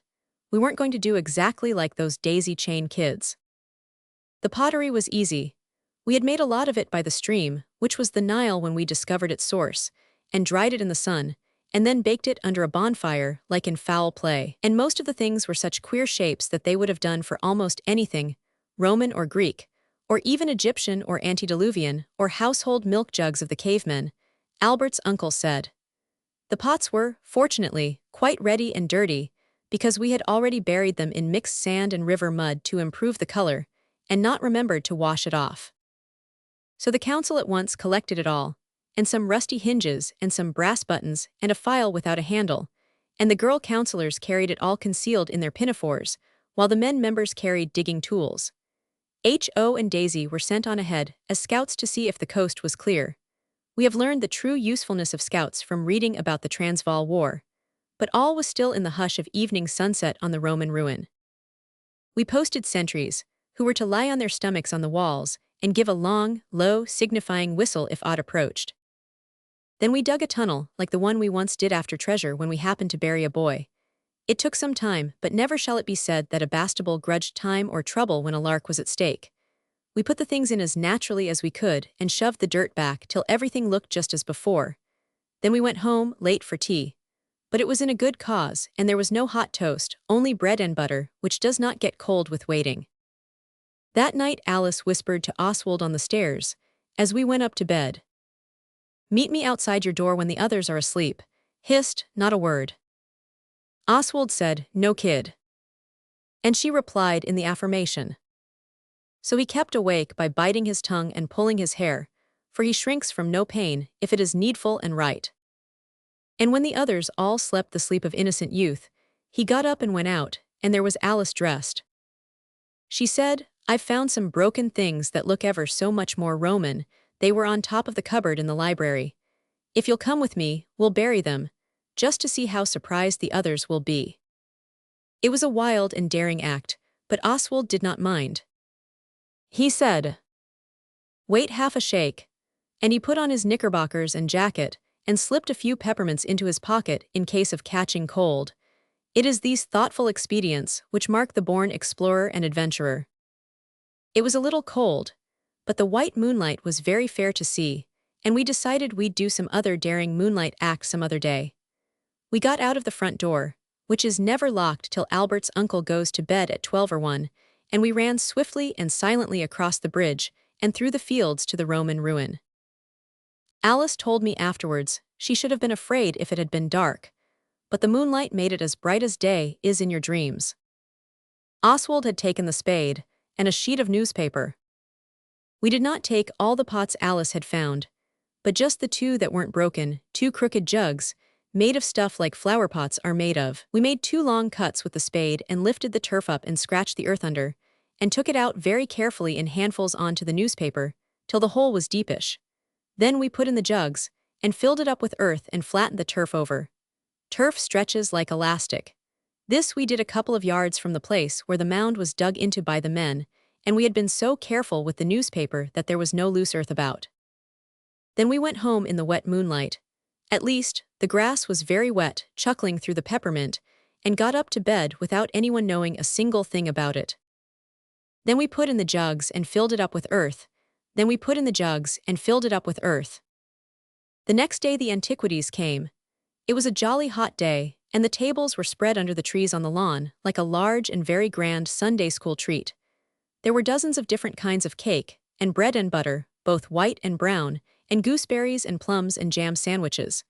And the girls decorated the tables with flowers, blue larkspur and white Canterbury bells. And at about 3, there was a noise of people walking in the road. And presently the antiquities began to come in at the front gate, and stood about on the lawn by 2s and 3s and 6s and 7s, looking shy and uncomfy, exactly like a Sunday school treat. Presently some gentlemen came, who looked like the teachers. They were not shy, and they came right up to the door. So Albert's uncle, who had not been too proud to be up in our room with us watching the people on the lawn through the netting of our short blinds, said, "I suppose that's the committee, come on." So we all went down, we were in our Sunday things, and Albert's uncle received the committee like a feudal system baron, and we were his retainers. He talked about dates, and king posts and gables and mullions and foundations and records, and Sir Thomas Wyatt and poetry and Julius Caesar and Roman remains, and lich gates and churches, and dog's tooth molding till the brain of Oswald reeled. I suppose that Albert's uncle remarked that all our mouths were open, which is a sign of reels in the brain, for he whispered, "Go hence, and mingle unsuspected with the crowd." So we went out on to the lawn, which was now crowded with men and women and one child. This was a girl, she was fat, and we tried to talk to her, though we did not like her. She was covered in red velvet like an armchair. But she wouldn't. We thought at first she was from a deaf and dumb asylum, where her kind teachers had only managed to teach the afflicted to say yes and no. But afterwards we knew better, for Noel heard her say to her mother, "I wish you hadn't brought me, Mama. I didn't have a pretty teacup, and I haven't enjoyed my tea one bit." And she had had 5 pieces of cake, besides little cakes and nearly a whole plate of plums, and there were only 12 pretty teacups altogether. Several grown-ups talked to us in a most uninterested way, and then the president read a paper about the moat house, which we couldn't understand, and other people made speeches we couldn't understand either, except the part about kind hospitality, which made us not know where to look. Then Dora and Alice and Daisy and Mrs. Pettigrew poured out the tea, and we handed cups and plates. Albert's uncle took me behind a bush to see him tear what was left of his hair, when he found there were 123 antiquities present, and I heard the president say to the secretary that tea always fetched them. Then it was time for the Roman ruin, and our hearts beat high as we took our hats. It was exactly like Sunday, and joined the crowded procession of eager antiquities. Many of them had umbrellas and overcoats, though the weather was fiery and without a cloud. That is the sort of people they were. The ladies all wore stiff bonnets, and no one took their gloves off, though of course it was quite in the country, and it is not wrong to take your gloves off there. We had planned to be quite close when the digging went on, but Albert's uncle made us a mystic sign and drew us apart. Then he said, "The stalls and dress circle are for the guests. The hosts and hostesses retire to the gallery, whence, I am credibly informed, an excellent view may be obtained." So we all went up on the Roman walls, and thus missed the cream of the lark, for we could not exactly see what was happening. But we saw that things were being taken from the ground as the men dug, and passed round for the antiquities to look at, and we knew they must be our Roman remains. But the antiquities did not seem to care for them much, though we heard sounds of pleased laughter. And at last Alice and I exchanged meaning glances when the spot was reached where we had put in the extras. Then the crowd closed up thick, and we heard excited talk, and we knew we really had sold the antiquities this time. Presently the bonnets and coats began to spread out and trickle towards the house, and we were aware that all would soon be over. So we cut home the back way, just in time to hear the president saying to Albert's uncle, "A genuine find, most interesting. Oh really, you ought to have one. Well, if you insist." And so, by slow and dull degrees, the thick sprinkling of antiquities melted off the lawn. The party was over, and only the dirty teacups and plates, and the trampled grass and the pleasures of memory were left. We had a very beautiful supper, out of doors, too, with jam sandwiches and cake and things that were over, and as we watched the setting monarch of the skies, I mean the sun, Alice said, "Let's tell." We let the dentist tell, because it was he who hatched the lark, but we helped him a little in the narrating of the fell plot, because he has yet to learn how to tell a story straight from the beginning. When he had done, and we had done, Albert's uncle said, "Well, it amused you, and you'll be glad to learn that it amused your friends the antiquities." "Didn't they think they were Roman?" Daisy said. "They did in the daisy chain." "Not in the least," said Albert's uncle, "but the treasurer and secretary were charmed by your ingenious preparations for their reception."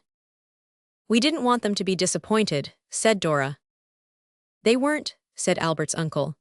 "Steady on with those plums. A little way beyond the treasure you had prepared for them, they found 2 specimens of real Roman pottery, which sent every man jack of them home thanking his stars he had been born a happy little antiquary child." "Those were our jugs," said Alice, "and we really have sold the antiquities." She unfolded the tale about our getting the jugs and burying them in the moonlight, and the mound, and the others listened with deeply respectful interest.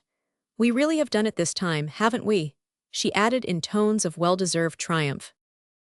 But Oswald had noticed a queer look about Albert's uncle from almost the beginning of Alice's recital, and he now had the sensation of something being up, which has on other occasions frozen his noble blood. The silence of Albert's uncle now froze it yet more arctically. "Haven't we?" repeated Alice, unconscious of what her sensitive brother's delicate feelings had ahead got hold of. "We have done it this time, haven't we?" "Since you ask me thus pointedly," answered Albert's uncle at last, "I cannot but confess that I think you have indeed done it. Those pots on the top of the library cupboard are Roman pottery. The amphorae which you hid in the mound are probably, I can't say for certain, mind, priceless. They are the property of the owner of this house. You have taken them out and buried them. The president of the Maidstone Antiquarian Society has taken them away in his bag. Now what are you going to do?" Alice and I did not know what to say, or where to look. The others added to our pained position by some ungenerous murmurs about our not being so jolly clever as we thought ourselves. There was a very far from pleasing silence. Then Oswald got up. He said, "Alice, come here a sec, I want to speak to you." As Albert's uncle had offered no advice, Oswald disdained to ask him for any. Alice got up too, and she and Oswald went into the garden and sat down on the bench under the quince tree and wished they had never tried to have a private lark of their very own with the antiquities. A private sale, Albert's uncle called it afterwards. But regrets, as nearly always happens, were vain. Something had to be done. But what? Oswald and Alice sat in silent desperateness, and the voices of the gay and careless others came to them from the lawn, where, heartless in their youngness, they were playing tag. I don't know how they could. Oswald would not like to play tag when his brother and sister were in a hole, but Oswald is an exception to some boys. But Dickie told me afterwards he thought it was only a joke of Albert's uncle's. The dusk grew dusker, till you could hardly tell the quinces from the leaves, and Alice and Oswald still sat exhausted with hard thinking, but they could not think of anything, and it grew so dark that the moonlight began to show. Then Alice jumped up, just as Oswald was opening his mouth to say the same thing, and said, "Of course, how silly, I know, come on in, Oswald." And they went on in. Oswald was still far too proud to consult anyone else, but he just asked carelessly if Alice and he might go into Maidstone the next day to buy some wire netting for a rabbit hutch, and to see after 1 or 2 things. Albert's uncle said certainly, and they went by train with the bailiff from the farm, who was going in about some sheep dip and to buy pigs. At any other time Oswald would not have been able to bear to leave the bailiff without seeing the pigs bought. But now it was different, for he and Alice had the weight on their bosoms of being thieves without having meant it, and nothing, not even pigs, had power to charm the young but honorable Oswald till that stain had been wiped away. So he took Alice to the secretary of the Maidstone Antiquities house, and Mr. Turnbull was out, but the maid-servant kindly told us where the president lived, and ere long the trembling feet of the unfortunate brother and sister vibrated on the spotless gravel of Camperdown Villa. When they asked, they were told that Mr. Longchamps was at home. Then they waited, paralyzed with undescribed emotions, in a large room with books and swords and glass bookcases with rotten-looking odds and ends in them. Mr. Longchamps was a collector. That means he stuck to anything, no matter how ugly and silly, if only it was old. He came in rubbing his hands, and very kind. He remembered us very well, he said, and asked what he could do for us. Oswald for once was dumb. He could not find words in which to own himself the ass he had been. But Alice was less delicately molded. She said, "Oh, if you please, we are most awfully sorry, and we hope you'll forgive us. But we thought it would be such a pity for you, and all the other poor dear antiquities to come all that way, and then find nothing Roman. So we put some pots and things in the barrow for you to find." "So I perceived," said the president, stroking his white beard and smiling most agreeably at us. "A harmless joke, my dear. Youth's the season for jesting. There's no harm done, pray think no more about it. It's very honorable of you to come and apologize, I'm sure." His brow began to wear the furrowed, anxious look of one who would fain be rid of his guests, and get back to what he was doing before they interrupted him. Alice said, "We didn't come for that, it's much worse. Those were 2 real true Roman jugs you took away. We put them there, they aren't ours. We didn't know they were real Roman. We wanted to sell the antiquities, I mean antiquaries, and we were sold ourselves." "This is serious," said the gentleman. "I suppose you'd know the jugs if you saw them again." "Anywhere," said Oswald, with the confidential rashness of one who does not know what he is talking about. Mr. Longchamps opened the door of a little room leading out of the one we were in, and beckoned us to follow. We found ourselves amid shelves and shelves of pottery of all sorts, and 2 whole shelves, small ones, were filled with the sort of jug we wanted. "Well," said the president, with a veiled, menacing sort of smile like a wicked cardinal, "which is it?" Oswald said, "I don't know." Alice said, "I should know if I had it in my hand." The president patiently took the jugs down one after another, and Alice tried to look inside them. And one after another, she shook her head and gave them back. At last she said, "You didn't wash them."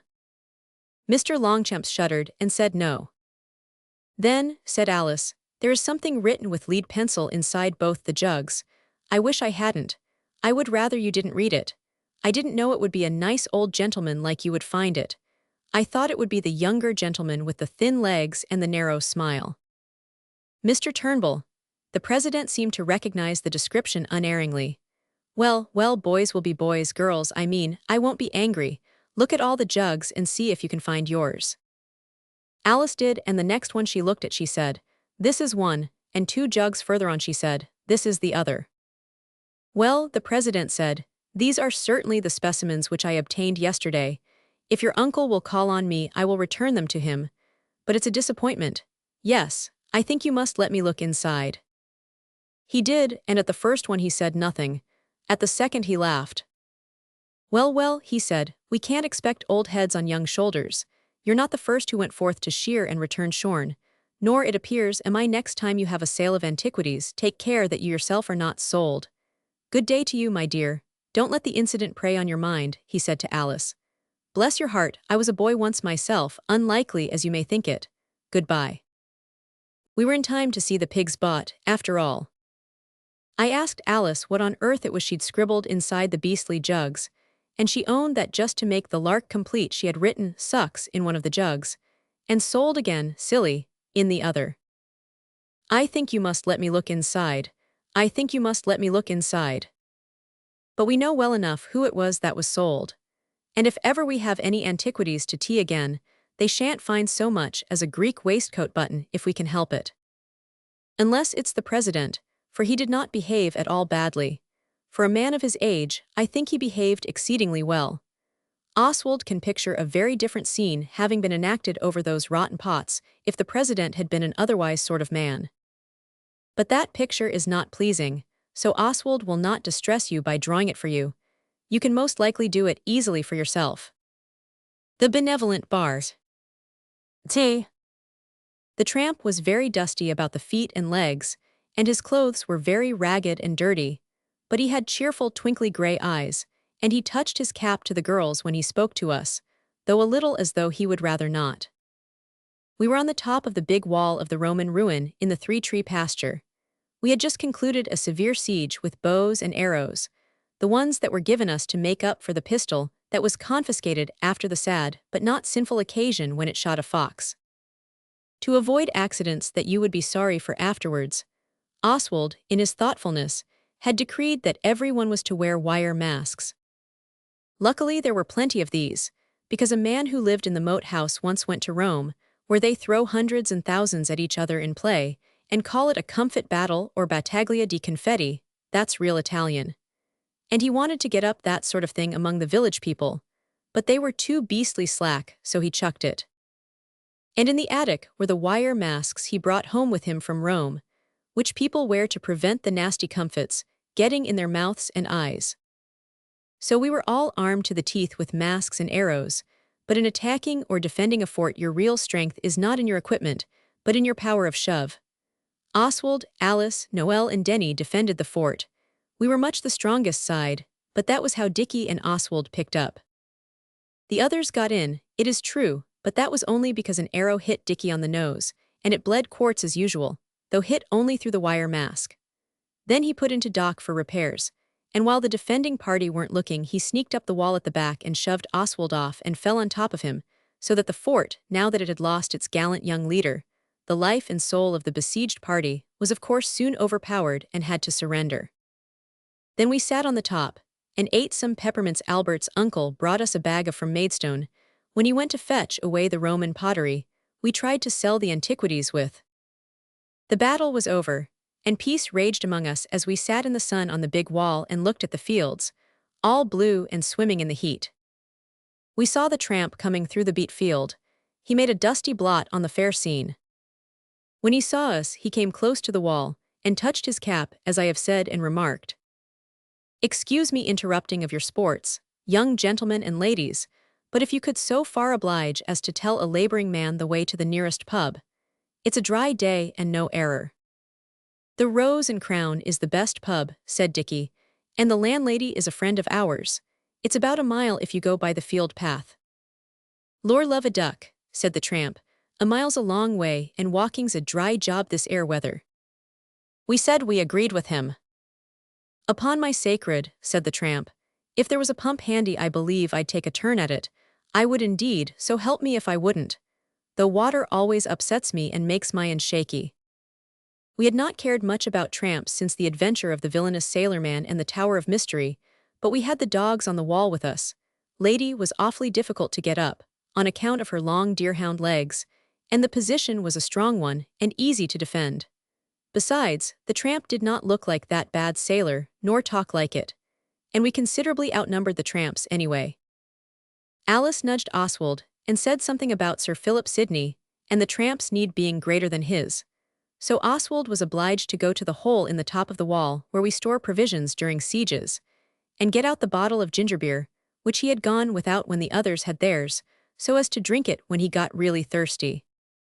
Meanwhile Alice said, "We've got some ginger beer, my brother's getting it. I hope you won't mind drinking out of our glass. We can't wash it, you know, unless we rinse it out with a little ginger beer." "Don't you do it, miss," he said eagerly. "Never waste good liquor on washing." The glass was beside us on the wall. Oswald filled it with ginger beer and handed down the foaming tankard to the tramp. He had to lie on his young stomach to do this. The tramp was really quite polite, one of nature's gentlemen, and a man as well, we found out afterwards. He said, "Here's to you," before he drank. Then he drained the glass till the rim rested on his nose. "Swelp me but I was dry," he said. "Don't seem to matter much what it is this weather, do it, so long as it's suthink wet. Well, here's thanking you." "You're very welcome," said Dora. "I'm glad you liked it." "Like it?" said he. "I don't suppose you know what it's like to have a thirst on you. Talk of free schools and free libraries and free baths and wash houses and such. Why don't someone start free drinks? He'd be a hero, he would. I'd vote for him any day of the week and won over. If you don't object, I'll set down a bit and put on a pipe." He sat down on the grass and began to smoke. We asked him questions about himself, and he told us many of his secret sorrows, especially about there being no work nowadays for an honest man. At last, he dropped asleep in the middle of a story about a vestry he worked for that hadn't acted fair and square by him like he had by them. Or it, I don't know if vestry is singular or plural, and we went home. But before we went, we held a hurried council, and collected what money we could from the little we had with us. It was ninepence halfpenny, and wrapped it in an old envelope Dickie had in his pocket, and put it gently on the billowing middle of the poor tramp's sleeping waistcoat, so that he would find it when he woke. None of the dogs said a single syllable while we were doing this, so we knew they believed him to be poor but honest, and we always find it safe to take their word for things like that. As we went home, a brooding silence fell upon us. We found out afterwards that those words of the poor tramp's about free drinks had sunk deep in all our hearts, and rankled there. After dinner we went out and sat with our feet in the stream. People tell you it makes your grub disagree with you to do this just after meals, but it never hurts us. There's a fallen willow across the stream that just seats the 8 of us. Only the ones at the end can't get their feet into the water properly because of the bushes, so we keep changing places. We had got some licorice root to chew. This helps thought. Dora broke a peaceful silence with this speech. Free drinks. The words awoke a response in every breast. I wonder someone doesn't, H.O. said, leaning back till he nearly toppled in, and was only saved by Oswald and Alice at their own deadly peril. Do for goodness sake sit still, H.O., observed Alice. It would be a glorious act, I wish we could. What sit still? Asked H.O. No, my child, replied Oswald. Most of us can do that when we try. Your angel sister was only wishing to set up free drinks for the poor and thirsty. Not for all of them, Alice said, just a few. Change places now, Dickie, my feet aren't properly wet at all. It is very difficult to change places safely on the willow.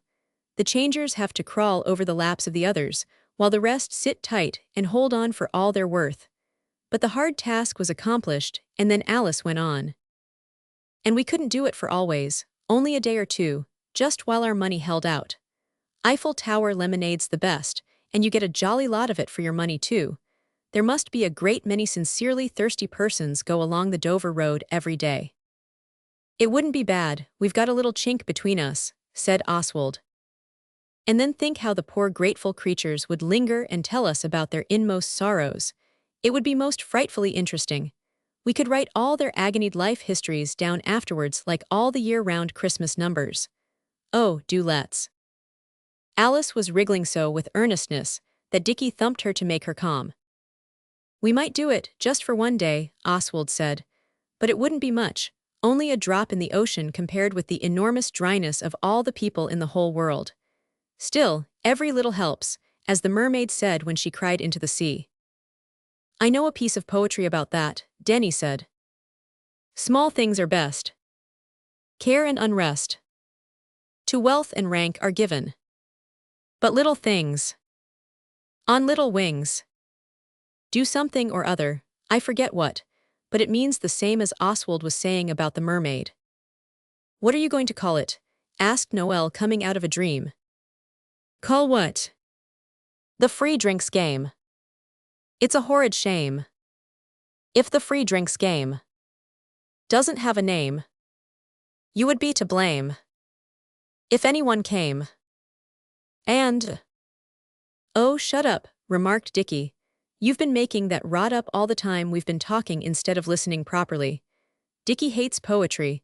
I don't mind it so very much myself, especially Macaulay's and Kipling's and Noel's.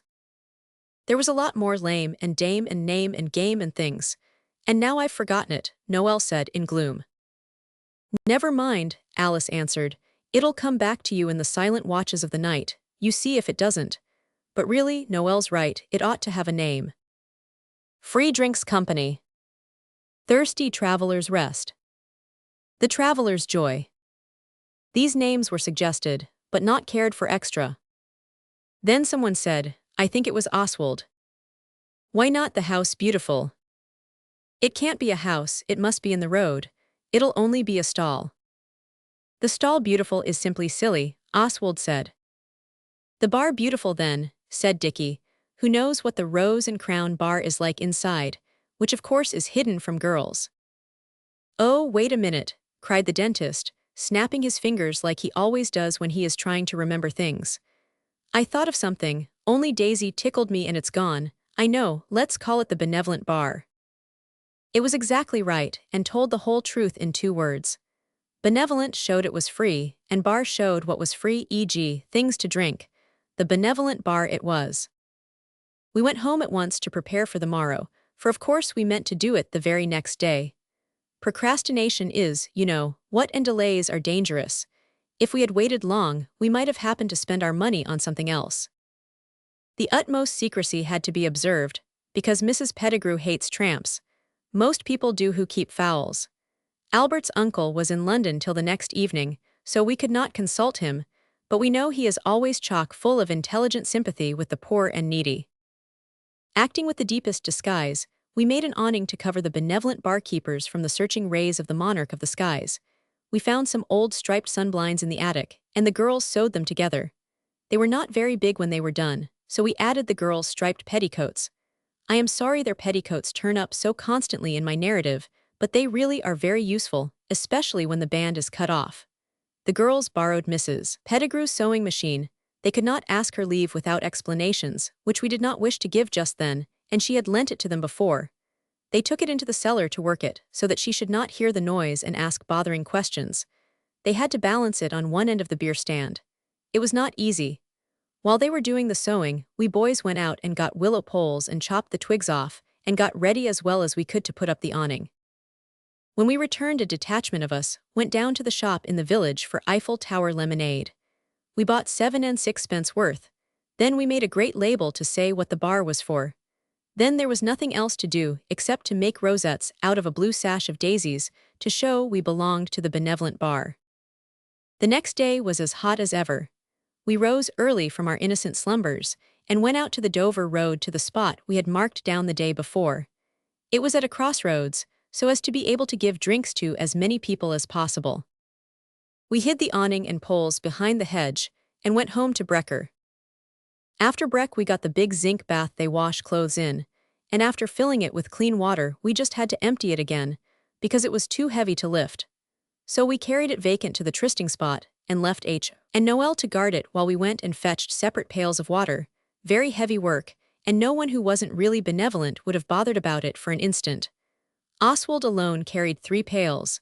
So did Dickie and the dentist. Then we rolled down some empty barrels and stood up 3 of them by the roadside, and put planks on them. This made a very first-class table, and we covered it with the best tablecloth we could find in the linen cupboard. We brought out several glasses and some teacups, not the best ones, Oswald was firm about that, and the kettle and spirit lamp and the teapot, in case any weary trampwoman fancied a cup of tea instead of Eiffel Tower. H.O. and Noel had to go down to the shop for tea. They need not have grumbled. They had not carried any of the water.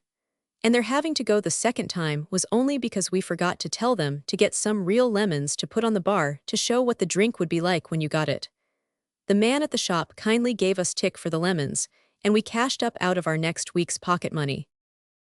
2 or 3 people passed while we were getting things ready, but no one said anything except the man who said, "Bloomin' Sunday school treat." And as it was too early in the day for anyone to be thirsty, we did not stop the wayfarers to tell them their thirst could be slaked without cost at our benevolent bar. But when everything was quite ready, and our blue rosettes fastened on our breasts over our benevolent hearts, we stuck up the great placard we had made with "Benevolent Bar. Free drinks to all weary travelers," in white wadding on red calico, like Christmas decorations in church. We had meant to fasten this to the edge of the awning, but we had to pin it to the front of the tablecloth, because I am sorry to say the awning went wrong from the first. We could not drive the willow poles into the road. It was much too hard, and in the ditch it was too soft, besides being no use. So we had just to cover our benevolent heads with our hats, and take it in turns to go into the shadow of the tree on the other side of the road. For we had pitched our table on the sunny side of the way, of course, relying on our broken reed-like awning, and wishing to give it a fair chance. Everything looked very nice, and we longed to see somebody really miserable come along so as to be able to alleviate their distress. A man and woman were the first. They stopped and stared, but when Alice said, free drinks, aren't you thirsty?" They said, "No, thank you," and went on. Then came a person from the village. He didn't even say thank you when we asked him, and Oswald began to fear it might be like the awful time when we wandered about on Christmas Day trying to find poor persons and persuade them to eat our conscience pudding. But a man in a blue jersey and a red bundle eased Oswald's fears by being willing to drink a glass of lemonade, and even to say, "Thank you, I'm sure," quite nicely. After that it was better. As we had foreseen, there were plenty of thirsty people walking along the Dover Road, and even some from the crossroad. We had had the pleasure of seeing 19 tumblers drain to the dregs ere we tasted any ourselves. Nobody asked for tea. More people went by than we gave lemonade to. Some wouldn't have it because they were too grand. One man told us he could pay for his own liquor when he was dry, which, praise be, he wasn't over and above at present, and others asked if we hadn't any beer, and when we said no, they said it showed what sort we were, as if the sort was not a good one, which it is. And another man said, "Slops again, you never get nothing for nothing, not this side heaven you don't. Look at the bloomin' blue ribbon on 'em. Oh, lor," and went on quite sadly without having a drink. Our pig man who helped us on the Tower of Mystery Day went by and we hailed him, and explained it all to him and gave him a drink, and asked him to call as he came back. He liked it all, and said we were a real good sort. How different from the man who wanted the beer.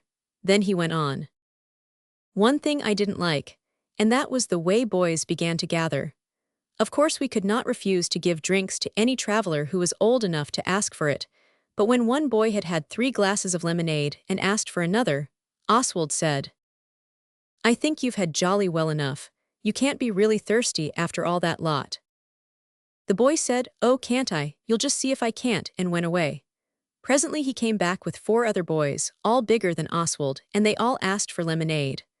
Oswald gave it to the 4 new ones, but he was determined in his behavior to the other one and wouldn't give him a drop.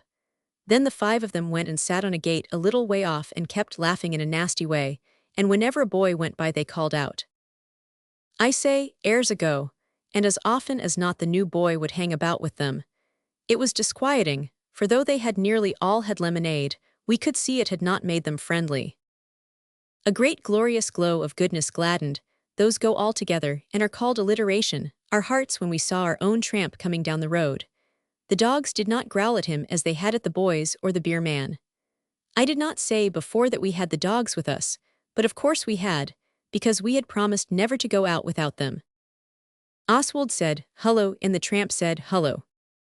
Then Alice said, "You see we've taken your advice, we're giving free drinks. Doesn't it all look nice?" "It does that," said the tramp. "I don't mind if I do." So we gave him 2 glasses of lemonade succeedingly, and thanked him for giving us the idea. He said we were very welcome, and if we'd no objection he'd sit down a bit and put on a pipe. He did, and after talking a little more he fell asleep. Drinking anything seemed to end in sleep with him. I always thought it was only beer and things made people sleepy, but he was not so. When he was asleep he rolled into the ditch, but it did not wake him up. The boys were getting very noisy, and they began to shout things, and to make silly noises with their mouths, and when Oswald and Dickie went over to them and told them to just chuck it, they were worse than ever. I think perhaps Oswald and Dickie might have fought and settled them, though there were 11, yet back to back you can always do it against overwhelming numbers in a book. Only Alice called out, "Oswald, here's some more, come back." We went. 3 big men were coming down the road, very red and hot, and not amiable looking. They stopped in front of the benevolent bar and slowly read the wadding and red stuff label. Then one of them said he was blessed, or something like that, and another said he was too. The third one said, "Blessed or not, a drink's a drink. Blue ribbon though by, a word you ought not to say, though it is in the Bible and the Catechism as well. Let's have a liquor, little missy." The dogs were growling, but Oswald thought it best not to take any notice of what the dogs said, but to give these men each a drink. So he did. They drank, but not as if they cared about it very much, and then they set their glasses down on the table, a liberty no one else had entered into, and began to try and chaff Oswald. Oswald said in an undervoice to H.O., "Just take charge. I want to speak to the girls a sec. Call if you want anything." And then he drew the others away, to say he thought there'd been enough of it, and considering the boys and the new 3 men, perhaps we'd better chuck it and go home.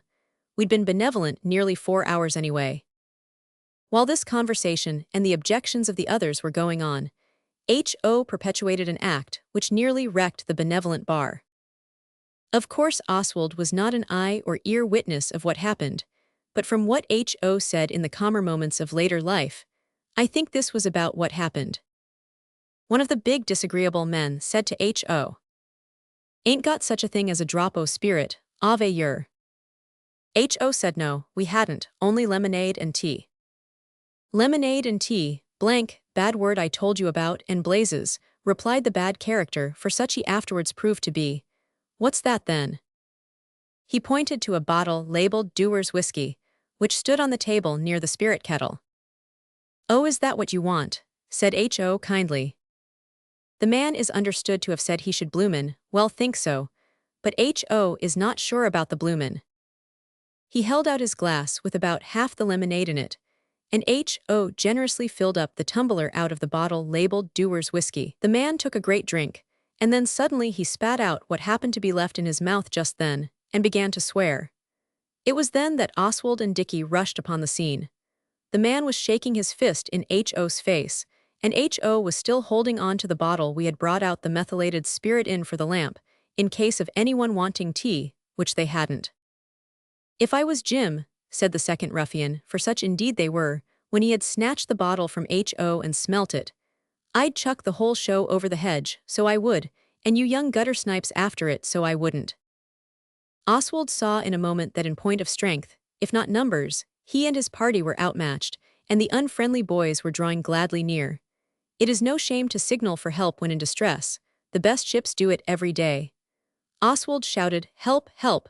Before the words were out of his brave yet trembling lips our own tramp leaped like an antelope from the ditch and said, "Now then, what's up?" The biggest of the three men immediately knocked him down. He lay still. The biggest then said, "Come on, any more of you, come on." Oswald actually hit out at the big man. Oswald actually hit out at the big man. Oswald was so enraged at this cowardly attack that he actually hit out at the big man, and he really got one in just above the belt. Then he shut his eyes, because he felt that now all was indeed up. There was a shout and a scuffle, and Oswald opened his eyes in astonishment at finding himself still whole and unimpaired. Our own tramp had artfully stimulated insensibleness, to get the men off their guard, and then had suddenly got his arms round a leg each of two of the men, and pulled them to the ground, helped by Dickie, who saw his game and rushed in at the same time, exactly like Oswald would have done if he had not had his eyes shut ready to meet his doom. The unpleasant boys shouted, and the third man tried to help his unrespectable friends, now on their backs, involved in a desperate struggle with our own tramp, who was on top of them, accompanied by Dickie. It all happened in a minute, and it was all mixed up. The dogs were growling and barking. Martha had one of the men by the trouser leg and Pincher had another. The girls were screaming like mad, and the strange boys shouted and laughed, little beasts. And then suddenly our pig man came round the corner, and two friends of his with him. He had gone and fetched them to take care of us if anything unpleasant occurred. It was very thoughtful and just like him. "Fetch the police," cried the pig man in noble tones, and Ho started running to do it. But the scoundrels struggled from under Dickie and our tramp, shook off the dogs and some bits of trouser, and fled heavily down the road. Our pig man said, "Get along home," to the disagreeable boys, and shooed them as if they were hens, and they went. Ho ran back when they began to go up the road, and there we were, all standing breathless and in tears on the scene of the late desperate engagement. Oswald gives you his word of honor that his and Dickie's tears were tears of pure rage. There are such things as tears of pure rage. Anyone who knows will tell you so. We picked up our own tramp, and bathed the lump on his forehead with lemonade. The water in the zinc bath had been upset in the struggle. Then he and the pigman and his kind friends helped us carry our things home. The pigman advised us on the way not to try these sort of kind actions without getting a grown-up to help us. We've been advised this before, but now I really think we shall never try to be benevolent to the poor and needy again. At any rate not unless we know them very well first. We have seen our own tramp often since. The pigman gave him a job. He has got work to do at last. The pigman says he is not such a very bad chap, only he will fall asleep after the least drop of drink. We know that is his failing. We saw it at once. But it was lucky for us he fell asleep that day near our benevolent bar. I will not go into what my father said about it all. There was a good deal in it about minding your own business. There generally is in most of the talkings to we get. But he gave our tramp a sovereign, and the pig man says he went to sleep on it for a solid week. The Canterbury Pilgrims. T. The author of these few lines really does hope to goodness that no one will be such an owl as to think from the number of things we did when we were in the country, that we were wretched, neglected little children, whose grown-up relations sparkled in the bright haunts of pleasure and whirled in the giddy what's-its-name of fashion, while we were left to weep forsaken at home. It was nothing of the kind, and I wish you to know that my father was with us a good deal, and Albert's uncle gave up a good many of his valuable hours to us, and the father of Denny and Daisy came now and then, and other people, quite as many as we wished to see. And we had some very decent times with them, and enjoyed ourselves very much indeed, thank you. In some ways the good times you have with grown-ups are better than the ones you have by yourselves. At any rate, they are safer. It is almost impossible, then, to do anything fatal without being pulled up short by a grown-up heir, yet the deed is done. And, if you are careful, anything that goes wrong can be looked on as the grown-up's fault. But these secure pleasures are not so interesting to tell about as the things you do when there is no one to stop you on the edge of the rash act. It is curious, too, that many of our most interesting games happened when grown-ups were far away. For instance, when we were pilgrims. It was just after the business of the benevolent bar, and it was a wet day. It is not so easy to amuse yourself indoors on a wet day as older people seem to think, especially when you are far removed from your own home and haven't got all your own books and things. The girls were playing Halma, which is a beastly game. Noel was writing poetry. H.O. was singing, I don't know what to do, to the tune of Canaan's happy shore. It goes like this, and is very tiresome to listen to. I don't know what to do, ooh, ooh, zoo. I don't know what to do, ooh, zoo. It is a beastly rainy day. And I don't know what to do. The rest of us were trying to make him shut up. We put a carpet-bag over his head, but he went on inside it. And then we sat on him, but he sang under us. We held him upside down and made him crawl head first under the sofa, but when, even there, he kept it up, we saw that nothing short of violence would induce him to silence, so we let him go. And then he said we had hurt him, and we said we were only in fun, and he said if we were he wasn't, and ill feeling might have grown up even out of a playful brotherly act like ours had been. Only Alice chucked the Halma and said, Let dogs delight, come on, let's play something. Then Dora said, Yes, but look here. Now we're all together, I do want to say something. What about the Wouldbegoods Society? Many of us groaned, and one said, Hear, hear. I will not say which one, but it was not Oswald. No, but really, Dora said, I don't want to be preachy, but you know we did say we'd try to be good. And it says in a book I was reading only yesterday that not being naughty is not enough. You must be good, and we've hardly done anything. The Golden Deed book's almost empty. Couldn't we have a book of leaden deeds? Said Noel, coming out of his poetry. Then there'd be plenty for Alice to write about if she wants to, or brass or zinc or aluminum deeds. We shan't ever fill the book with golden ones. H.O. had rolled himself in the red tablecloth, and said Noel was only advising us to be naughty, and again peace waved in the balance. But Alice said, Oh, H.O., don't, he didn't mean that. But really and truly, I wish wrong things weren't so interesting. You begin to do a noble act, and then it gets so exciting, and before you know where you are doing something wrong as hard as you can lick. And enjoying it too, Dickie said. It's very curious, Denny said, but you don't seem to be able to be certain inside yourself whether what you're doing is right if you happen to like doing it, but if you don't like doing it you know quite well. I only thought of that just now. I wish Noel would make a poem about it. I am, Noel said. It began about a crocodile, but it is finishing itself up quite different from what I meant it to at first. Just wait a minute. He wrote very hard while his kind brothers and sisters and his little friends waited the minute he had said, and then he read. The crocodile is very wise. He lives in the Nile with little eyes. He eats the hippopotamus too. And if he could he would eat up you. The lovely woods and starry skies. He looks upon with glad surprise. He sees the riches of the East. And the tiger and lion, kings of beast. So let all be good and beware of saying shan't and won't and don't care. For doing wrong is easier far than any of the right things I know about are. And I couldn't make it king of beasts because of it not rhyming with east, so I put the S off beasts onto king. It comes even in the end. We all said it was a very nice piece of poetry. Noel gets really ill if you don't like what he writes, and then he said, if it's trying that's wanted, I don't care how hard we try to be good, but we may as well do it some nice way. Let's be Pilgrim's Progress, like I wanted to at first. And we were all beginning to say we didn't want to when suddenly Dora said, oh, look here, I know, we'll be the Canterbury Pilgrims. People used to go pilgrimages to make themselves good. With peas in their shoes, the dentist said, it's in a piece of poetry, only the man boiled his peas, which is quite unfair. Oh yes, said H.O., in cocked hats. Not cocked cockled, it was Alice who said this. And they had staffs and scrips and they told each other tales, we might as well. Oswald and Dora had been reading about the Canterbury Pilgrims in a book called A Short History of the English People. It is not at all short really, 3 fat volumes, but it has jolly good pictures. It was written by a gentleman named Green. So Oswald said, all right, I'll be the knight. I'll be the wife of Bath, Dora said. What will you be, Dickie? Oh, I don't care, I'll be Mr. Bath if you like. We don't know much about the people, Alice said. How many were there? 30, Oswald replied, but we needn't be all of them, there's the nun priest. Is that a man or a woman? Oswald said he could not be sure by the picture, but Alice and Noel could be it between them. So that was settled. Then we got the book and looked at the dresses to see if we could make up dresses for the parts.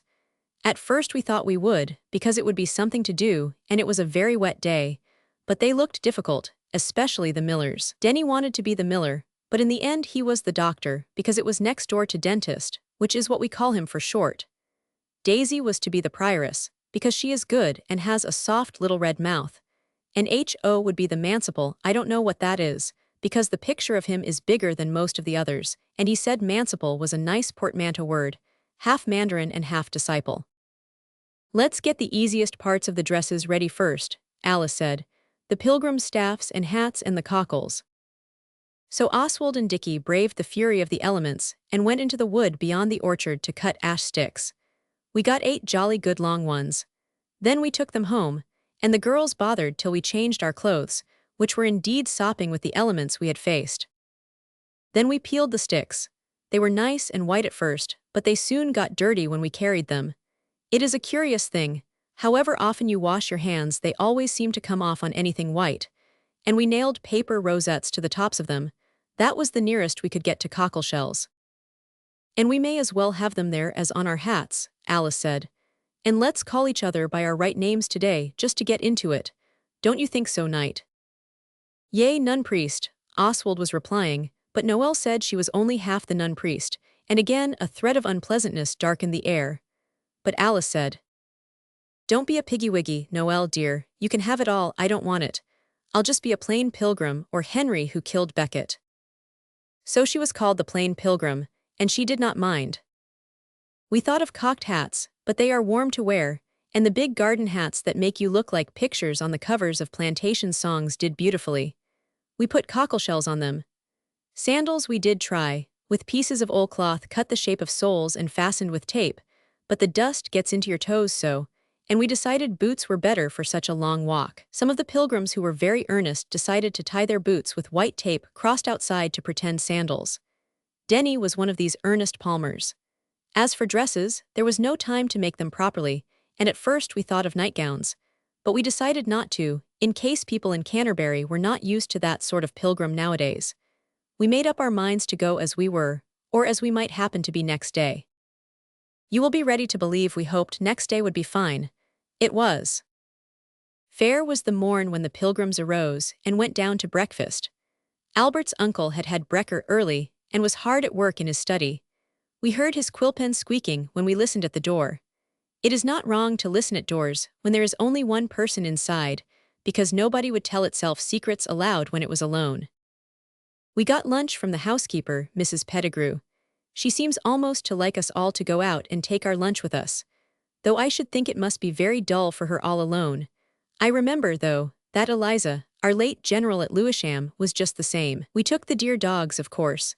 Since the Tower of Mystery happened, We are not allowed to go anywhere without the escort of these faithful friends of man. We did not take Martha, because bulldogs do not like long walks. Remember this if you ever have one of those valuable animals. When we were all ready, with our big hats and cockleshells, and our staves and our tape sandals, the pilgrims looked very nice. Only we haven't any scripts, Dora said. What is a scrip? I think it's something to read, a roll of parchment or something. So we had old newspapers rolled up, and carried them in our hands. We took the Globe and the Westminster Gazette because they are pink and green. The dentist wore his white sandshoes, sandaled with black tape and bare legs. They really looked almost as good as bare feet. We ought to have peas in our shoes, he said, but we did not think so. We knew what a very little stone in your boot will do, let alone peas. Of course we knew the way to go to Canterbury, because the old Pilgrim's Road runs just above our house. It is a very pretty road, narrow and often shady. It is nice for walking, but carts do not like it because it is rough and rutty, so there is grass growing in patches on it. I have said that it was a fine day, which means that it was not raining, but the sun did not shine all the time. "'Tis well, O night," said Alice, "that the orb of day shines not in undie what's its name, splendor." "Thou sayest sooth, plain pilgrim," replied Oswald. "'Tis jolly warm even as it is." "I wish I wasn't two people," Noel said. "It seems to make me hotter. I think I'll be a reeve or something." But we would not let him, and we explained that if he hadn't been so beastly particular Alice would have been half of him, and he had only himself to thank if being all of a nun-priest made him hot. But it was warm certainly, and it was some time since we'd gone so far in boots. Yet when H.O. complained, we did our duty as pilgrims and made him shut up. He did as soon as Alice said that about whining and grizzling being below the dignity of a manciple.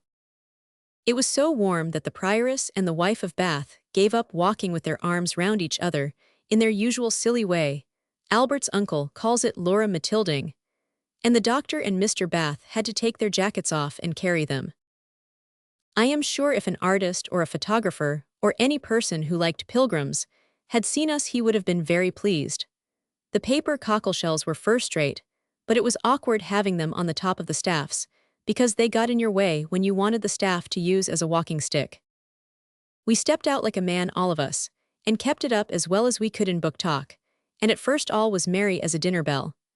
But presently Oswald, who was the very perfect gentle knight, could not help noticing that one of us was growing very silent and rather pale, like people are when they have eaten something that disagrees with them before they are quite sure of the fell truth. So he said, "What's up, dentist, old man?" Quite kindly and like a perfect knight, though of course he was annoyed with Denny. It is sickening when people turn pale in the middle of a game and everything is spoiled, and you have to go home, and tell the spoiler how sorry you are that he is knocked up, and pretend not to mind about the game being spoiled. Denny said, "Nothing," but Oswald knew better. Then Alice said, "Let's rest a bit, Oswald, it is hot." "Sir Oswald, if you please, plain pilgrim," returned her brother dignifiedly. "Remember I'm a knight." So then we sat down and had lunch, and Denny looked better. We played adverbs, and 20 questions, and apprenticing your son, for a bit in the shade, and then Dicky said it was time to set sail if we meant to make the port of Canterbury that night. Of course, pilgrims reck not of ports, but Dicky never does play the game thoughtfully. We went on. I believe we should have got to Canterbury all right and quite early, only Denny got paler and paler, and presently Oswald saw, beyond any doubt, that he was beginning to walk lame. "Shoes hurt you, dentist," he said, still with kind, striving cheerfulness. "Not much, it's all right," returned the other. So on we went, but we were all a bit tired now, and the sun was hotter and hotter, the clouds had gone away. We had to begin to sing to keep up our spirits. We sang the British Grenadiers and John Brown's Body, which is grand to march to, and a lot of others. We were just starting on Tramp, Tramp, Tramp, the boys are marching, when Denny stopped short. He stood first on one foot and then on the other, and suddenly screwed up his face and put his knuckles in his eyes and sat down on a heap of stones by the roadside. When we pulled his hands down, he was actually crying. The author does not wish to say it is babyish to cry. "Whatever is up?" we all asked, and Daisy and Dora petted him to get him to say, but he only went on howling and said it was nothing, Only would we go on and leave him and call for him as we came back. Oswald thought very likely something had given Denny the stomachache, and he did not like to say so before all of us, so he sent the others away and told them to walk on a bit. Then he said, "Now Denny, don't be a young ass. What is it? Is it stomachache?" And Denny stopped crying to say no, as loud as he could. "Well then," Oswald said, "look here, you're spoiling the whole thing. Don't be a jackape, Denny. What is it?" "You won't tell the others if I tell you." "Not if you say not," Oswald answered in kindly tones. "Well, it's my shoes." "Take them off, man. You won't laugh." "No," cried Oswald, so impatiently that the others looked back to see why he was shouting. He waved them away, and with humble gentleness began to undo the black tape sandals. Denny let him, crying hard all the time. When Oswald had got off the first shoe, the mystery was made plain to him. "Well, of all the," he said in proper indignation. Denny quailed, though he said he did not. But then he doesn't know what quailing is, and if Denny did not quail then, Oswald does not know what quailing is either. For when Oswald took the shoe off, he naturally chucked it down and gave it a kick, and a lot of little pinky yellow things rolled out. And Oswald looked closer at the interesting sight. And the little things were split peas. "Perhaps you'll tell me," said the gentle knight, with the politeness of despair, "why on earth you've played the goat like this." "Oh, don't be angry," Denny said, and now his shoes were off, he curled and uncurled his toes and stopped crying. "I knew pilgrims put peas in their shoes, and oh, I wish you wouldn't laugh." "I'm not," said Oswald, still with bitter politeness. "I didn't want to tell you I was going to, because I wanted to be better than all of you, and I thought if you knew I was going to you'd want to too, and you wouldn't when I said it first. So I just put some peas in my pocket, and dropped one or two at a time into my shoes when you weren't looking." In his secret heart Oswald said, "Greedy young ass," for it is greedy to want to have more of anything than other people, even goodness. Outwardly, Oswald said nothing. "You see," Denny went on, "I do want to be good. And if pilgriming is to do you good, you ought to do it properly. I shouldn't mind being hurt in my feet if it would make me good forever and ever. And besides, I wanted to play the game thoroughly. You always say I don't." The breast of the kind Oswald was touched by these last words. "I think you're quite good enough," he said. "I'll fetch back the others. No, they won't laugh." And we all went back to Denny, and the girls made a fuss with him. But Oswald and Dicky were grave and stood aloof. They were old enough to see that being good was all very well, but after all you had to get the boy home somehow. When they said this, as agreeably as they could, Denny said, "It's all right, someone will give me a lift." "You think everything in the world can be put right with a lift," Dicky said, and he did not speak lovingly. "So it can," said Denny, "when it's your feet. I shall easily get a lift home." "Not here you won't," said Alice. "No one goes down this road, but the high road's just round the corner, where you see the telegraph wires." Dicky and Oswald made a sedan chair and carried Denny to the high road, and we sat down in a ditch to wait. For a long time nothing went by but a brewer's dray. We hailed it, of course, but the man was so sound asleep that our hails were vain, and none of us thought soon enough about springing like a flash to the horses' heads, though we all thought of it directly the dray was out of sight. A dog cart with a young lady in it. A dog cart with a young lady in it. So we had to keep on sitting there by the dusty road, and more than one pilgrim was heard to say it wished we had never come. Oswald was not one of those who uttered this useless wish. At last, just when despair was beginning to eat into the vital parts of even Oswald, there was a quick tap-tapping of horses' feet on the road, and a dog cart came in sight with a lady in it all alone. We hailed her like the desperate shipwrecked mariners, in the longboat hail the passing sail. She pulled up. She was not a very old lady, 25 we found out afterwards her age was, and she looked jolly. "Well," she said, "what's the matter?" "It's this poor little boy," Dora said, pointing to the dentist, who had gone to sleep in the dry ditch with his mouth open as usual. "His feet hurt him so, and will you give him a lift?" "But why are you all rigged out like this?" asked the lady, looking at our cockleshells and sandals and things. "We told her." "And how has he hurt his feet?" she asked. And we told her that. She looked very kind. "Poor little chap," she said, "where do you want to go?" We told her that too. We had no concealments from this lady. Well, she said, I have to go on to what is its name? Canterbury, said H.O. Well, yes, Canterbury, she said. It's only about half a mile. I'll take the poor little pilgrim, and yes, the 3 girls, you boys must walk. Then we'll have tea and see the sights, and I'll drive you home, at least some of you. How will that do? We thanked her very much indeed, and said it would do very nicely. Then we helped Denny into the cart, and the girls got up, and the red wheels of the cart spun away through the dust. I wish it had been an omnibus the lady was driving, said H.O. Then we could all have had a ride. Don't you be so discontented, Dickie said. And Noel said, You ought to be jolly thankful you haven't got to carry Denny all the way home on your back. You'd have had to if you'd been out alone with him. When we got to Canterbury, it was much smaller than we expected, and the cathedral not much bigger than the church that is next to the moat house. There seemed to be only one big street, but we supposed the rest of the city was hidden away somewhere. There was a large inn, with a green before it, and the red-wheeled dog-cart was standing in the stable-yard, and the lady, with Denny and the others, sitting on the benches in the porch looking out for us. The inn was called the George and Dragon, and it made me think of the days when there were coaches and highwaymen and footpads and jolly landlords, and adventures at country inns like you read about. We've ordered tea, said the lady. Would you like to wash your hands? We saw that she wished us to, so we said yes, we would. The girls and Denny were already much cleaner than when we parted from them.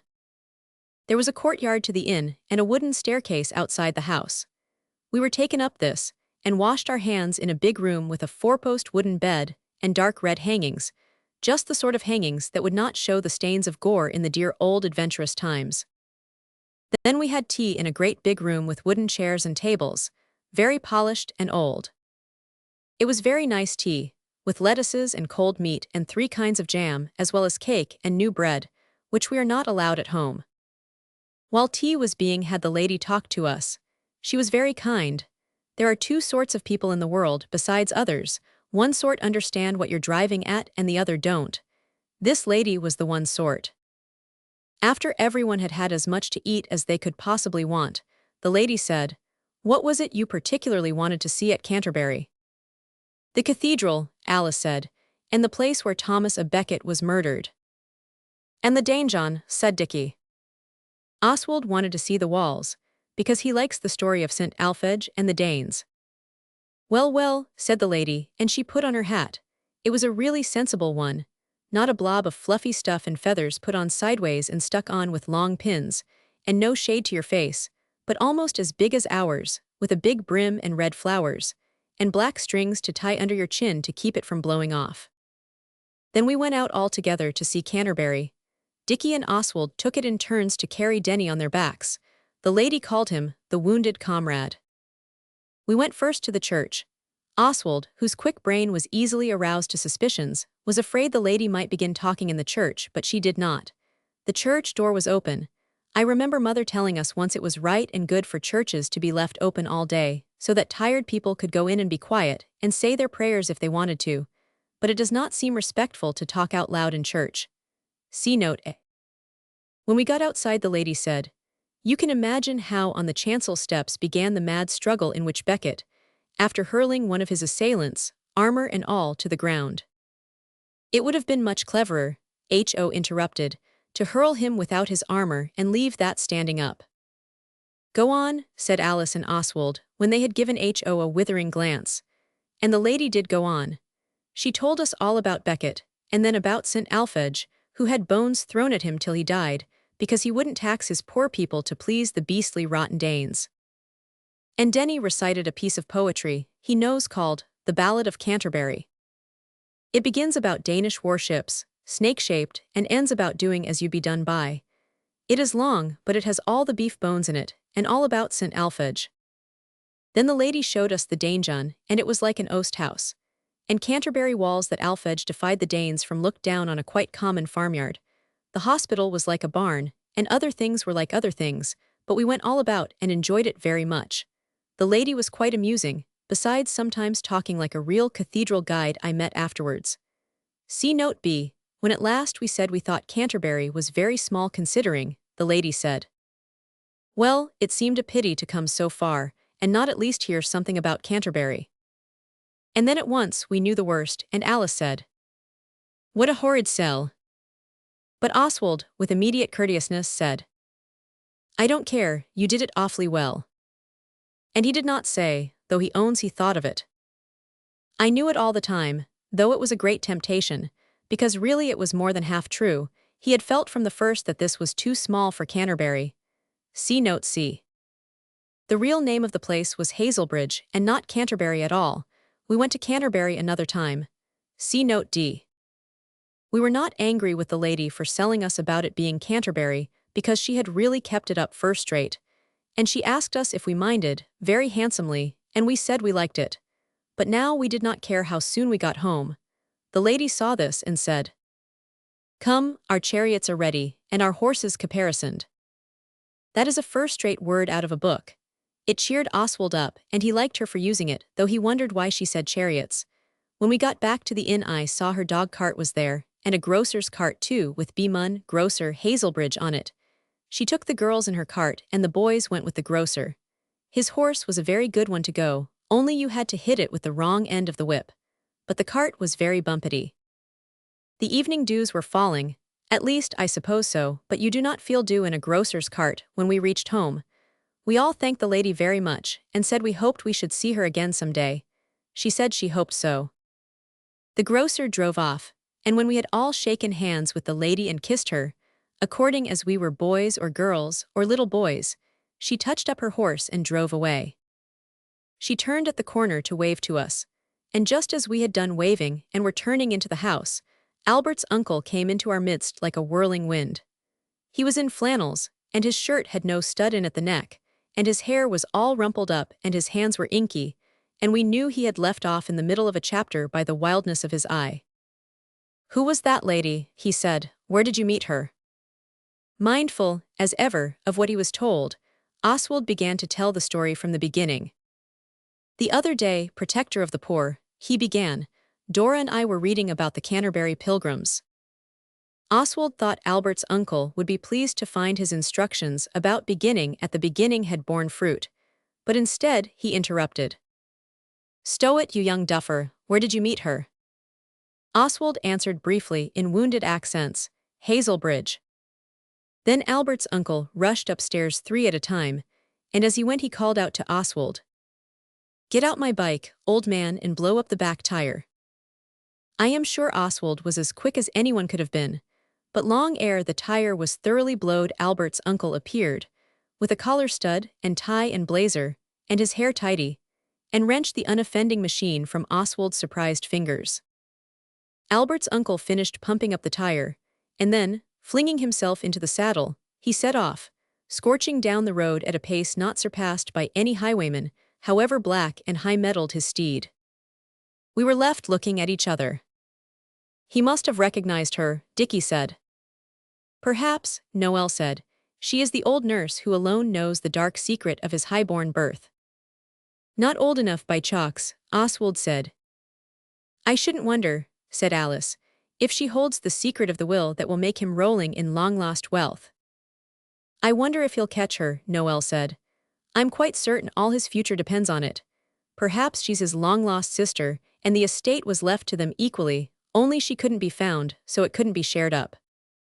"Perhaps he's only in love with her," Dora said. "Parted by cruel fate at an early age, he has ranged the wide world ever since trying to find her." "I hope to goodness he hasn't. Anyway, he's not ranged since we knew him, never farther than Hastings," Oswald said. "We don't want any of that rot." "What rot?" Daisy asked, and Oswald said, "Getting married, and all that sort of rubbish." And Daisy and Dora were the only ones that didn't agree with him. Even Alice owned that being bridesmaids must be fairly good fun. "It's no good. You may treat girls as well as you like, and give them every comfort and luxury, and play fair just as if they were boys, but there is something unmanly about the best of girls. They go silly, like milk goes sour, without any warning." When Albert's uncle returned, he was very hot, with a beaded brow, but pale as the dentist when the peas were at their worst. "Did you catch her?" H.O. asked. Albert's uncle's brow looked black, as the cloud the thunder will presently break from. No, he said. Is she your long-lost nurse? Ho went on before we could stop him. Long-lost grandmother. I knew the lady long ago in India, said Albert's uncle, as he left the room, slamming the door in a way we should be forbidden to. And that was the end of the Canterbury pilgrimage. As for the lady, we did not then know whether she was his long-lost grandmother that he had known in India or not, though we thought she seemed youngish for the part. We found out afterwards whether she was or not, but that comes in another part. His manner was not the one that makes you go on asking questions. The Canterbury pilgriming did not exactly make us good, but then, as Dora said, we had not done anything wrong that day, so we were 24 hours to the good. Note A. Afterwards we went and saw real Canterbury. It is very large. A disagreeable man showed us round the cathedral and jawed all the time quite loud as if it wasn't a church. I remember one thing he said. It was this. This is the Dean's Chapel. It was the Lady Chapel in the wicked days, when people used to worship the Virgin Mary. And Ho said, I suppose they worship the Dean now. Some strange people who were there laughed out loud.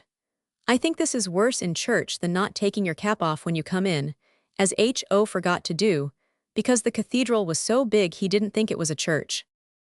Note B, see Note C. Note C, see Note D. Note D, see Note E. Note E, see Note A. This ends the Canterbury Pilgrims. The Dragon's Teeth, or Army Seed. Albert's uncle was out on his bicycle as usual. After the day when we became Canterbury Pilgrims, and were brought home in the dog-cart with red wheels, by the lady he told us was his long-lost grandmother he had known years ago in India. He spent not nearly so much of his time in writing, and he used to shave every morning instead of only when requisite, as in earlier days, and he was always going out on his bicycle in his new Norfolk suit. We are not so unobserving as grown-up people make out. We knew well enough he was looking for the long-lost, and we jolly well wished he might find her. Oswald, always full of sympathy with misfortune, however undeserved, had himself tried several times to find the lady. So had the others. But all this is what they call a digression. It has nothing to do with the dragon's teeth I am now narrating. It began with the pig dying. It was the one we had for the circus. But it having behaved so badly that day had nothing to do with its illness and death, though the girls said they felt remorse, and perhaps if we hadn't made it run so that day it might have been spared to us. But Oswald cannot pretend that people were right just because they happened to be dead, and as long as that pig was alive, we all knew well enough that it was it that made us run, and not us it. The pig was buried in the kitchen garden. Bill, that we made the tombstone for, dug the grave, and while he was away at his dinner, we took a turn at digging, because we liked to be useful, and besides, when you dig you never know what you may turn up. I knew a man once that found a gold ring on the point of his fork when he was digging potatoes, and you know how we found 2 half-crowns ourselves once when we were digging for treasure. Oswald was taking his turn with the spade, and the others were sitting on the gravel and telling him how to do it. Work with a will, Dickie said, yawning. Alice said, I wish we were in a book. People in books never dig without finding something. I think I'd rather it was a secret passage than anything. Oswald stopped to wipe his honest brow ere replying. A secret's nothing when you found it out. Look at the secret staircase. It's no good, not even for hide-and-seek because of its squeaking. I'd rather have the pot of gold we used to dig for when we were little. It was really only last year, but you seem to grow old very quickly after you have once passed the prime of your youth, which is at 10, I believe. How would you like to find the mouldering bones of royalist soldiers foully done to death by nasty Ironsides? Noel asked, with his mouth full of plum. If they were really dead it wouldn't matter, Dora said. What I'm afraid of is a skeleton that can walk about and catch at your legs when you're going upstairs to bed. Skeletons can't walk, Alice said in a hurry. You know they can't, Dora. And she glared at Dora till she made her sorry she had said what she had.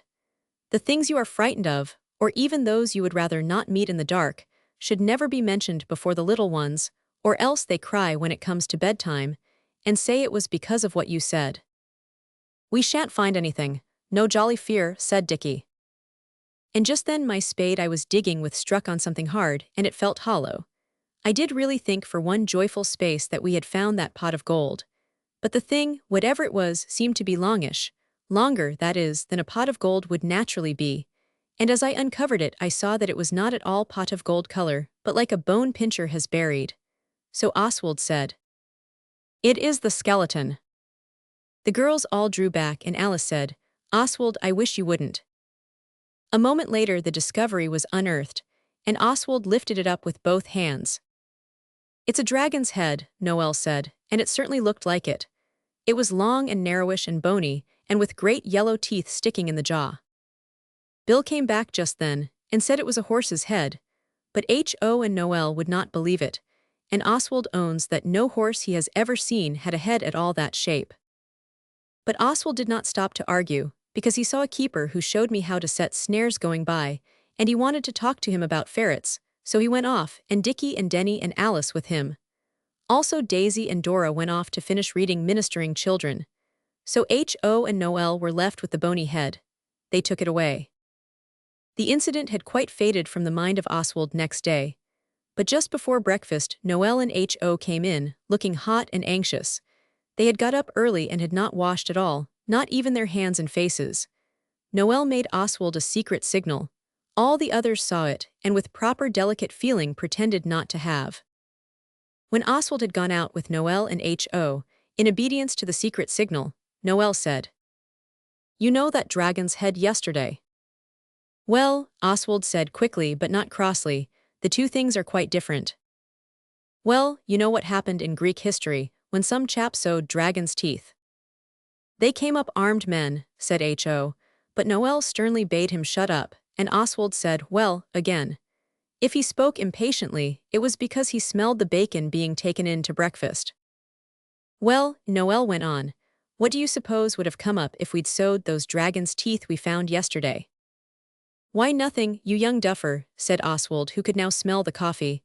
"All that isn't history, it's humbug. Come on into brekker." "It's not humbug," H.O. cried, "it is history, we did so." "Shut up," said Noel again. "Look here, Oswald, we did sow those dragon's teeth in Randall's 10-acre meadow, and what do you think has come up?" "Toadstools, I should think," was Oswald's contemptible rejoinder. "They have come up a camp of soldiers," said Noel, "armed men.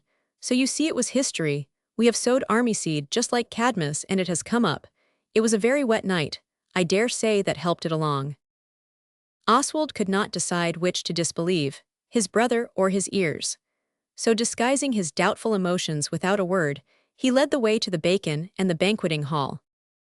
He said nothing about the army seed then, neither did Noel and H.O., but after the bacon we went into the garden, and then the good elder brother said, "Why don't you tell the others your cock and bull story?" So they did, and their story was received with warm expressions of doubt. It was Dickie who observed, "Let's go and have a squint at Randall's 10-acre anyhow. I saw a hare there the other day." We went. It is some little way, and as we went disbelief reigned superb in every breast except Noel's and H.O.'s, so you will see that even the ready pen of the present author cannot be expected to describe to you his variable sensations when he got to the top of the hill, and suddenly saw that his little brothers had spoken the truth. I do not mean that they generally tell lies, but people make mistakes sometimes, and the effect is the same as lies if you believe them. There was a camp there with real tents and soldiers in gray and red tunics. I dare say the girls would have said coats. We stood in ambush, too astonished even to think of lying in it, though of course we know that this is customary. The ambush was the wood on top of the little hill, between Randall's 10-acre meadow and Sugden's waste wake pasture. "There would be cover here for a couple of regiments," whispered Oswald, who was, I think, gifted by fate with the far-seeingness of a born general. Alice merely said, "Hist," and we went down to mingle with the troops as though by accident, and seek for information. The first man we came to at the edge of the camp was cleaning a sort of cauldron thing like witches brew bats in. We went up to him and said, "Who are you? Are you English or are you the enemy?" "We're the enemy," he said, and he did not seem ashamed of being what he was. And he spoke English with quite a good accent for a foreigner. "The enemy," Oswald echoed, in shocked tones. It is a terrible thing to a loyal and patriotic youth to see an enemy cleaning a pot in an English field, with English sand, and looking as much at home as if he was in his foreign fastnesses. The enemy seemed to read Oswald's thoughts with deadly unerringness. He said, "The English are somewhere over on the other side of the hill. They are trying to keep us out of Maidstone." After this, our plan of mingling with the troops did not seem worth going on with. This soldier, in spite of his unerringness in reading Oswald's inmost heart, seemed not so very sharp in other things, or he would never have given away his secret plans like this, for he must have known from our accents that we were Britons to the backbone. Or perhaps Oswald thought this, and it made his blood at once boil and freeze, which our uncle had told us was possible, but only in India. Perhaps he thought that Maidstone was already as good as taken, and it didn't matter what he said. While Oswald was debating within his intellect what to say next, and how to say it so as to discover as many as possible of the enemy's dark secrets, Noel said, "How did you get here? You weren't here yesterday at tea time." The soldier gave the pot another sandy rub, and said, "I dare say it does seem quick work. The camp seems as if it had sprung up in the night, doesn't it? Like a mushroom." Alice and Oswald looked at each other, and then at the rest of us. The words "sprung up in the night" seemed to touch a string in every heart. "You see," whispered Noel, "he won't tell us how he came here. Now, is it humbug or history?" Oswald, after whisperedly requesting his young brother to dry up and not bother, remarked, "Then you're an invading army." "Well," said the soldier, "we're a skeleton battalion, as a matter of fact, but we're invading all right enough." And now indeed the blood of the stupidest of us froze, just as the quick-witted Oswald's had done earlier in the interview. Even H.O. opened his mouth and went the color of mottled soap. He is so fat that this is the nearest he can go to turning pale. Denny said, "But you don't look like skeletons." The soldier stared, then he laughed and said, "Ah, that's the padding in our tunics. You should see us in the grey dawn taking our morning bath in a bucket." It was a dreadful picture for the imagination. A skeleton, with its bones all loose most likely, bathing anyhow in a pail. There was a silence while we thought it over. Now, ever since the cleaning cauldron soldier had said that about taking Maidstone, Alice had kept on pulling at Oswald's jacket behind, and he had kept on not taking any notice. But now he could not stand it any longer, so he said, "Well, what is it?" Alice drew him aside, or rather she pulled at his jacket so that he nearly fell over backwards, and then she whispered, "Come along, don't stay parleying with the foe. He's only talking to you to gain time." "What for?" said Oswald. "Why, so that we shouldn't warn the other army, you silly," Alice said, and Oswald was so upset by what she said that he forgot to be properly angry with her for the wrong word she used. "But we ought to warn them at home," she said. "Suppose the moat house was burned down and all the supplies commandeered for the foe." Alice turned boldly to the soldier. "Do you burn down farms?" she asked. "Well, not as a rule," he said, and he had the cheek to wink at Oswald, but Oswald would not look at him. "We've not burned a farm since, oh, not for years." "A farm in Greek history it was, I expect," Denny murmured. "Civilized warriors do not burn farms nowadays," Alice said sternly. "Whatever they did in Greek times, you ought to know that." The soldier said things had changed a good deal since Greek times. So we said good morning as quickly as we could. It is proper to be polite even to your enemy, except just at the moments when it has really come to rifles and bayonets or other weapons. The soldier said, "So long," in quite a modern voice, and we retraced our footsteps in silence to the ambush, I mean the wood. Oswald did think of lying in the ambush then, but it was rather wet because of the rain the night before that H.O. said had brought the army seat up. And Alice walked very fast, saying nothing but "Hurry up, can't you?" and dragging H.O. by one hand and Noel by the other. So we got into the road. Then Alice faced round and said, "This is all our fault. If we hadn't sowed those dragons' teeth, there wouldn't have been any invading army." "I am sorry to say," Daisy said. "Never mind, Alice dear. We didn't sow the nasty things, did we, Dora?" But Denny told her it was just the same. It was we had done it, so long as it was any of us, especially if it got any of us into trouble. Oswald was very pleased to see that the dentist was beginning to understand the meaning of true manliness, and about the honor of the house of Bastable, though of course he is only a Fawkes. Yet it is something to know he does his best to learn. If you are very grown up, or very clever, I dare say you will now have thought of a great many things. If you have, you need not say anything, especially if you're reading this aloud to anybody. It's no good putting in what you think in this part, because none of us thought anything of the kind at the time. We simply stood in the road without any of your clever thoughts, filled with shame and distress to think of what might happen owing to the dragon's teeth being sown. It was a lesson to us never to sow seed without being quite sure what sort it is. This is particularly true of the penny packets, which sometimes do not come up at all, quite unlike dragon's teeth. Of course, Ho and Noel were more unhappy than the rest of us. This was only fair. How can we possibly prevent their getting to Maidstone? Dickie said. Did you notice the red cuffs on their uniforms? Taken from the bodies of dead English soldiers, I shouldn't wonder. If they're the old Greek kind of dragon's teeth soldiers, they ought to fight each other to death, Noel said. At least, if we had a helmet to throw among them. But none of us had, and it was decided that it would be no use for Ho to go back and throw his straw hat at them, though he wanted to. Denny said, suddenly. Couldn't we alter the signposts, so that they wouldn't know the way to Maidstone? Oswald saw that this was the time for true generalship to be shown. He said, Fetch all the tools out of your chest, Dickie go too, there's a good chap, and don't let him cut his legs with the saw. He did once, tumbling over it. Meet us at the crossroads, you know, where we had the benevolent bar. Courage and dispatch, and look sharp about it. When they had gone, we hastened to the crossroads, and there a great idea occurred to Oswald. He used the forces at his command so ably that in a very short time the board in the field which says "No thoroughfare, trespassers will be prosecuted" was set up in the middle of the road to Maidstone. We put stones, from a heap by the road, behind it to make it stand up. Then Dickie and Denny came back, and Dickie shinned up the signpost and sawed off the two arms, and we nailed them up wrong, so that it said to Maidstone on the Dover road, and to Dover on the road to Maidstone. We decided to leave the trespassers' board on the real Maidstone road, as an extra guard. Then we settled to start at once to warn Maidstone. Some of us did not want the girls to go, but it would have been unkind to say so. However, there was at least one breast that felt a pang of joy when Dora and Daisy gave out that they would rather stay where they were and tell anybody who came by which was the real road. Because it would be so dreadful if someone was going to buy pigs or fetch a doctor or anything in a hurry, and then found they had got to Dover instead of where they wanted to go to, Dora said. But when it came to dinner time, they went home, so that they were entirely out of it. This often happens to them by some strange fatalism.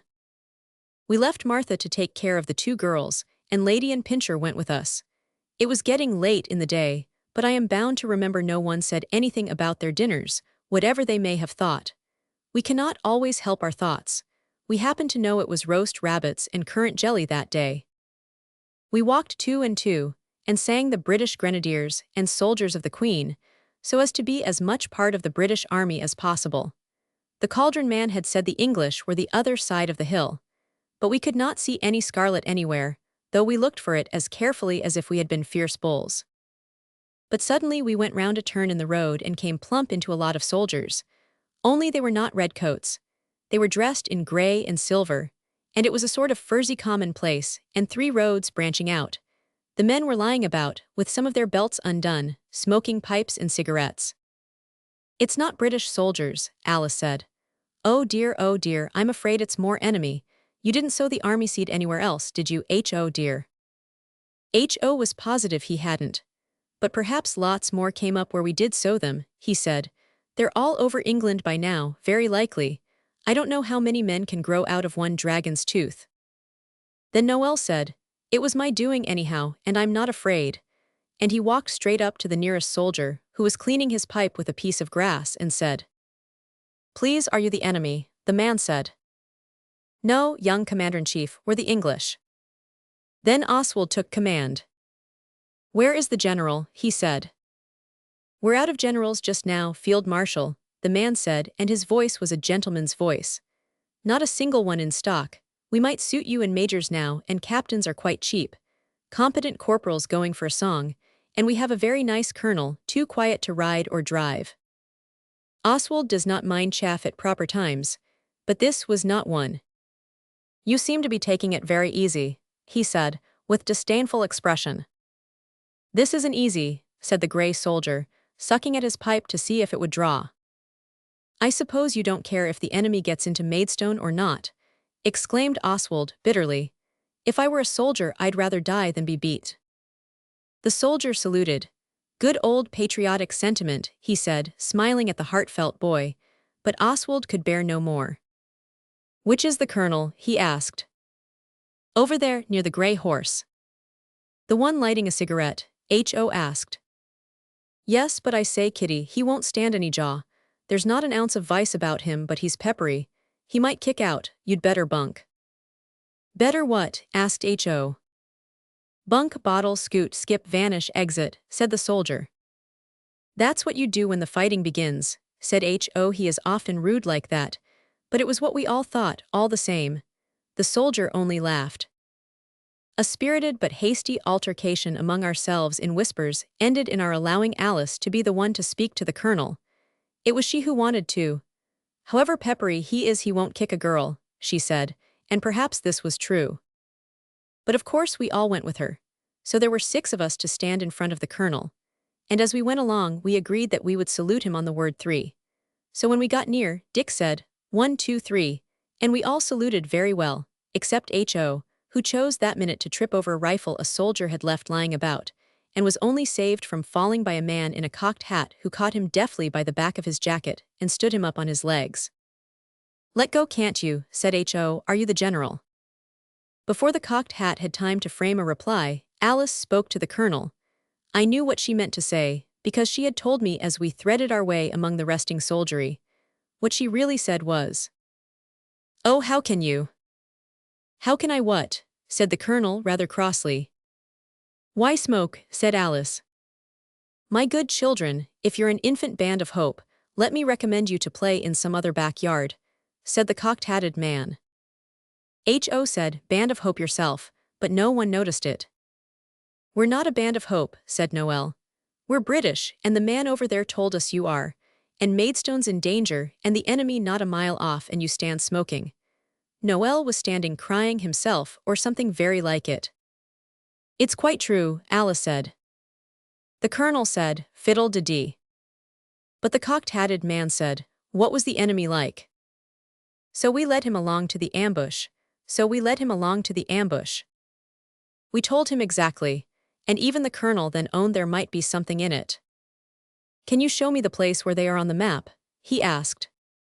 Not on the map we can't, said Dickie. At least, I don't think so, but on the ground we could. We could take you there in a quarter of an hour. The cocked-hatted one looked at the colonel, who returned his scrutiny. Then he shrugged his shoulders. Well, we've got to do something, he said, as if to himself. Lead on, Macduff. The colonel roused his soldiery from their stupor of pipes, by words of command, which the present author is sorry he can't remember. Then he bade us boys lead the way. I tell you it felt fine, marching at the head of a regiment. Alice got a lift on the cocked-hatted one's horse. It was a red-roan steed of might, exactly as if it had been in a ballad. They call a grey roan a blue in South Africa, the cocked-hatted one said. We led the British army by unfrequented lanes till we got to the gate of Sugden's waste-wake pasture.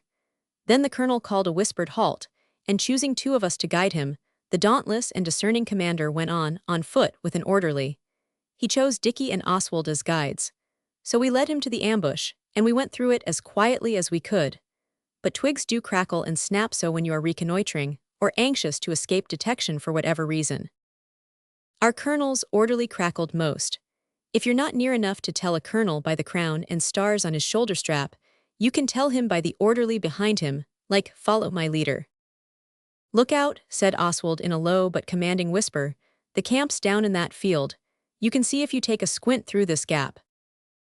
The speaker took a squint himself as he spoke, and drew back, baffled beyond the power of speech. While he was struggling with his baffledness, the British colonel had his squint. He also drew back, and said a word that he must have known was not right, at least when he was a boy. I don't care, said Oswald. They were there this morning. White tents like mushrooms and an enemy cleaning a cauldron. With sand, said Dickie. That's most convincing, said the colonel, and I did not like the way he said it. I say, Oswald said, let's get to the top corner of the ambush, the wood I mean. You can see the crossroads from there. We did, and quickly, for the crackling of branches no longer dismayed our almost despairing spirits. We came to the edge of the wood, and Oswald's patriotic heart really did give a jump, and he cried, "There they are on the Dover Road." Our miscellaneous signboard had done its work. By Jove, young un, you're right, and in quarter column too, we've got 'em on toast, egad. I never heard anyone not in a book say, egad, before, so I saw something really out of the way was indeed up. The colonel was a man of prompt and decisive action. He sent the orderly to tell the major to advance 2 companies on the left flank and take cover. Then we led him back through the wood the nearest way, because he said he must rejoin the main body at once. We found the main body very friendly with Noel and H.O. and the others, and Alice was talking to the cocked-hatted one as if she had known him all her life. "I think he's a general in disguise," Noel said. "He's been giving us chocolate out of a pocket in his saddle." Oswald thought about the roast rabbit then, and he is not ashamed to own it, yet he did not say a word. But Alice is really not a bad sort. She had saved 2 bars of chocolate for him and Dickie. Even in war, girls can sometimes be useful in their humble way. The colonel fussed about and said, "Take cover there." And everybody hid in the ditch, and the horses and the cocked hat with Alice retreated down the road out of sight. We were in the ditch too. It was muddy, but nobody thought of their boots in that perilous moment. It seemed a long time we were crouching there. Oswald began to feel the water squelching in his boots, so we held our breath and listened. Oswald laid his ear to the road like a red Indian. You would not do this in time of peace, but when your county is in danger you care but little about keeping your ears clean. His backwoods strategy was successful. He rose and dusted himself and said, "They're coming." It was true. The footsteps of the approaching foe were now to be heard quite audibly, even by ears in their natural position. The wicked enemy approached. They were marching with a careless swaggeringness that showed how little they suspected the horrible doom which was about to teach them England's might and supremeness.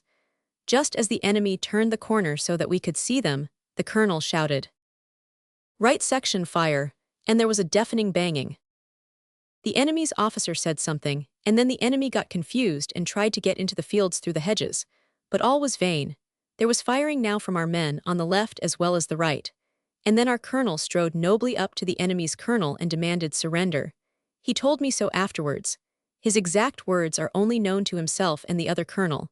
But the enemy's colonel said, "I would rather die than surrender," or words to that effect.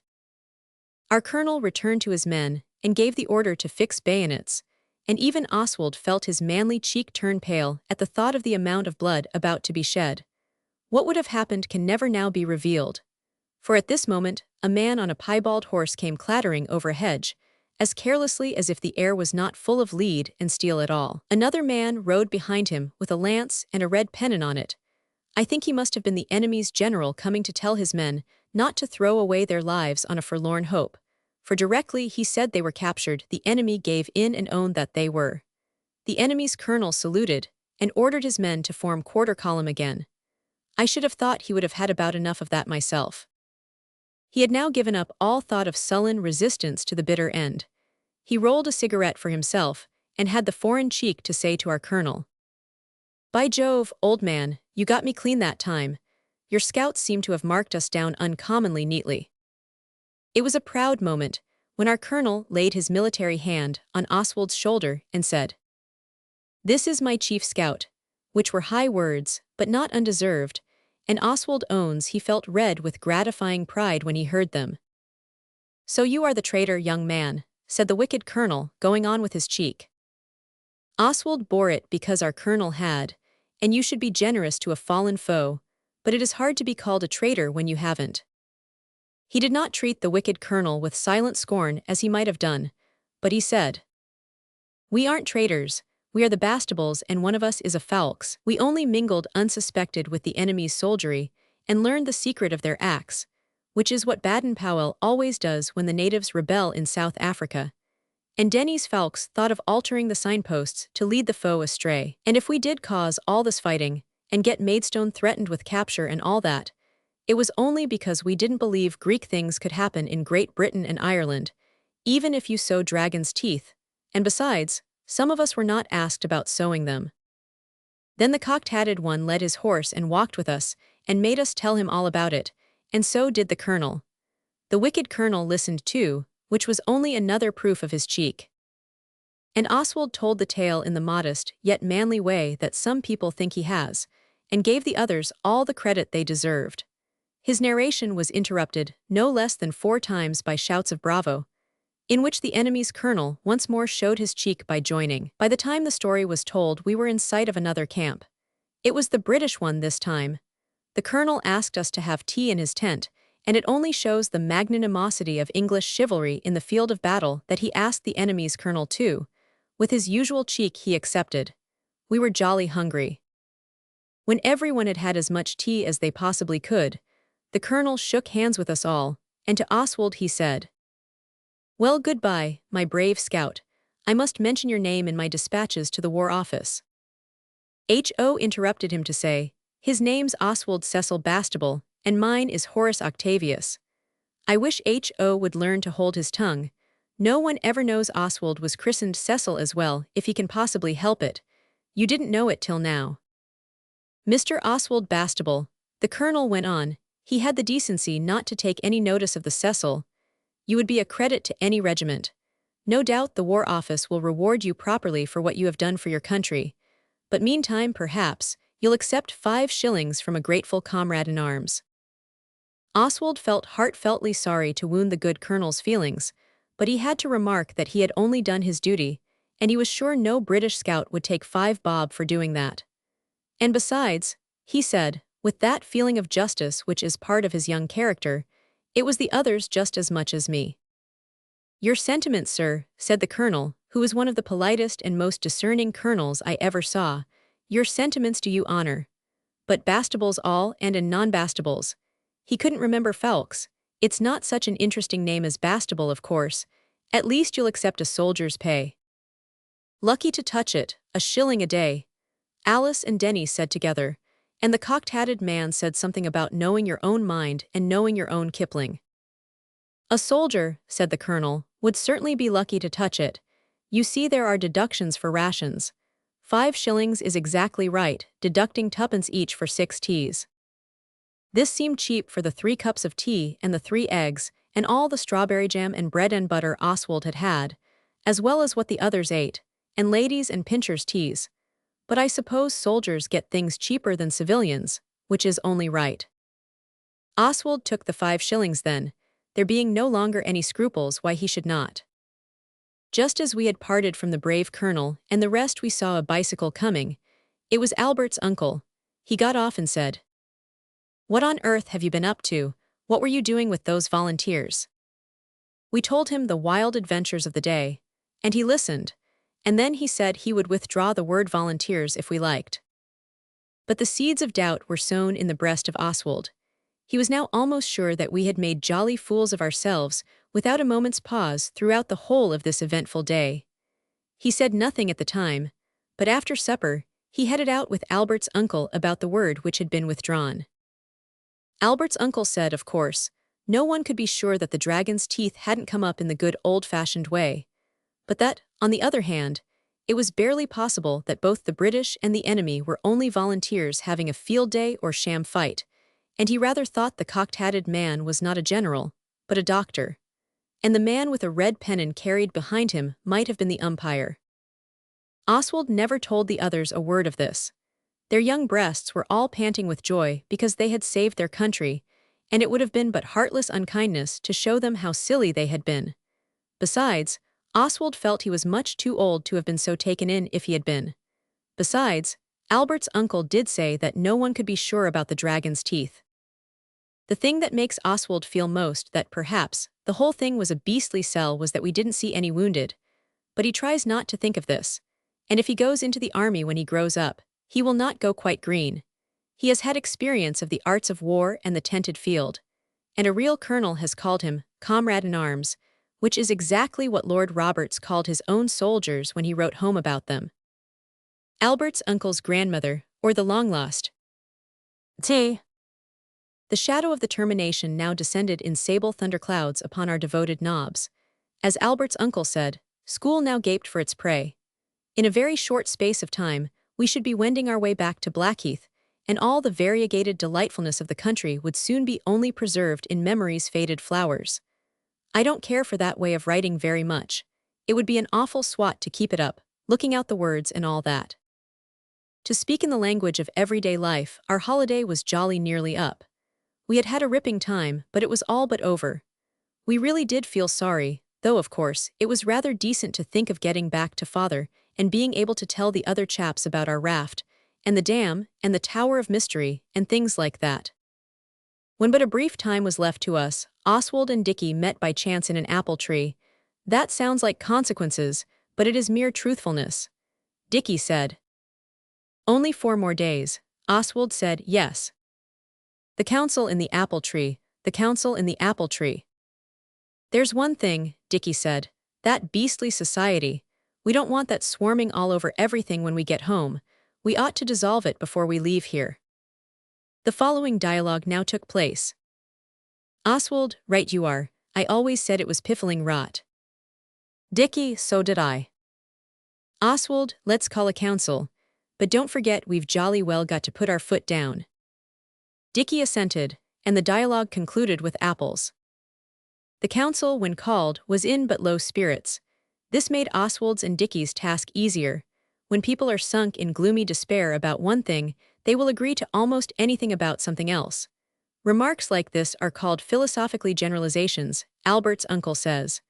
Oswald began by saying, We've tried the society for being good in, and perhaps it's done us good. But now the time has come for each of us to be good or bad on his own, without hanging on to the others. The race is run by 1 and 1. But never by 2 and 2. The dentist said, the others said nothing. Oswald went on, I move that we dissolve the Wouldbegoods society. Its appointed task is done.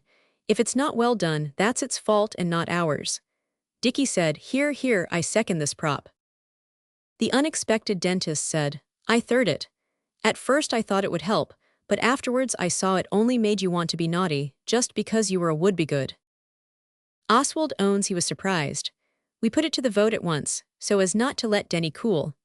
H.O. and Noel and Alice voted with us, so Daisy and Dora were what is called a hopeless minority. We tried to cheer their hopelessness by letting them read the things out of the Golden Deed book aloud.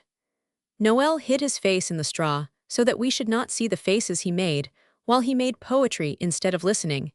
And when the Wouldbegoods was by vote dissolved forever, he sat up, with straws in his hair, and said, The epitaph. The Wouldbegoods are dead and gone. But not the golden deeds they have done.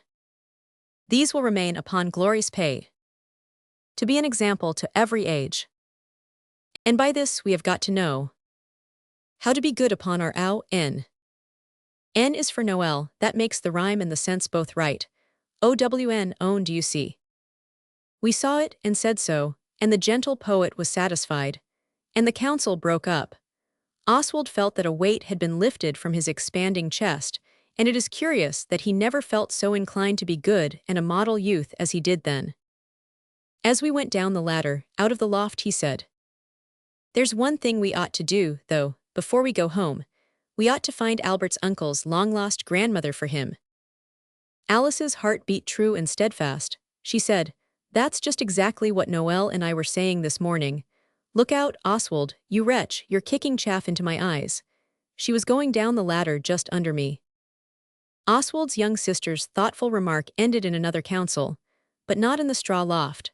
We decided to have a quite new place, and disregarded H.O.'s idea of the dairy and Noel's of the cellars. We had the new council on the secret staircase, and there we settled exactly what we ought to do. This is the same thing, if you really wish to be good, as what you are going to do. It was a very interesting council, and when it was over Oswald was so pleased to think that the Wouldbegoods was unrecoverably dead that he gave Denny and Noel, who were sitting on the step below him, a good-humored, playful, gentle, loving, brotherly shove, and said, Get along down, it's tea time. No reader who understands justice and the real rightness of things, and who is to blame for what, will ever think it could have been Oswald's fault that the 2 other boys got along down by rolling over and over each other, and bursting the door at the bottom of the stairs open by their revolving bodies. And I should like to know whose fault it was that Mrs. Pettigrew was just on the other side of that door at that very minute. The door burst open, and the impetuous bodies of Noel and Denny rolled out of it into Mrs. Pettigrew, and upset her and the tea tray. Both revolving boys were soaked with tea and milk, and there were 1 or 2 cups and things smashed. Mrs. Pettigrew was knocked over, but none of her bones were broken. Noel and Denny were going to be sent to bed, but Oswald said it was all his fault. He really did this to give the others a chance of doing a refined, golden deed by speaking the truth and saying it was not his fault. But you cannot really count on anyone. They did not say anything, but only rubbed the lumps on their late revolving heads. So it was bed for Oswald, and he felt the injustice hard. But he sat up in bed and read the last of the Mohicans, and then he began to think. When Oswald really thinks, he almost always thinks of something. He thought of something now, and it was miles better than the idea we had decided on in the secret staircase, of advertising in the Kentish Mercury, and saying if Albert's uncle's long-lost grandmother would call at the Moat House, she might hear of something much to her advantage. What Oswald thought of was that if we went to Hazelbridge and asked Mr. B. Munn, grocer, that drove us home in the cart with the horse that liked the wrong end of the whip best, he would know who the lady was in the red hat and red wheels that paid him to drive us home that Canterbury night. He must have been paid, of course, for even grocers are not generous enough to drive perfect strangers, and 5 of them too, about the country for nothing. Thus we may learn that even unjustness, and sending the wrong people to bed may bear useful fruit, which ought to be a great comfort to everyone when they are unfairly treated. Only it most likely won't be. For if Oswald's brothers and sisters had nobly stood by him, as he expected, he would not have had the solitary reflections that led to the great scheme for finding the grandmother. Of course, when the others came up to roost, they all came and squatted on Oswald's bed and said how sorry they were. He waived their apologies with noble dignity, because there wasn't much time, and said he had an idea that would knock the council's plan into a cocked hat. But he would not tell them what it was. He made them wait till next morning. This was not sulks, but kind feeling. He wanted them to have something else to think of besides the way they hadn't stood by him in the bursting of the secret staircase door and the tea tray and the milk. Next morning Oswald kindly explained, and asked who would volunteer for a forced march to Hazelbridge.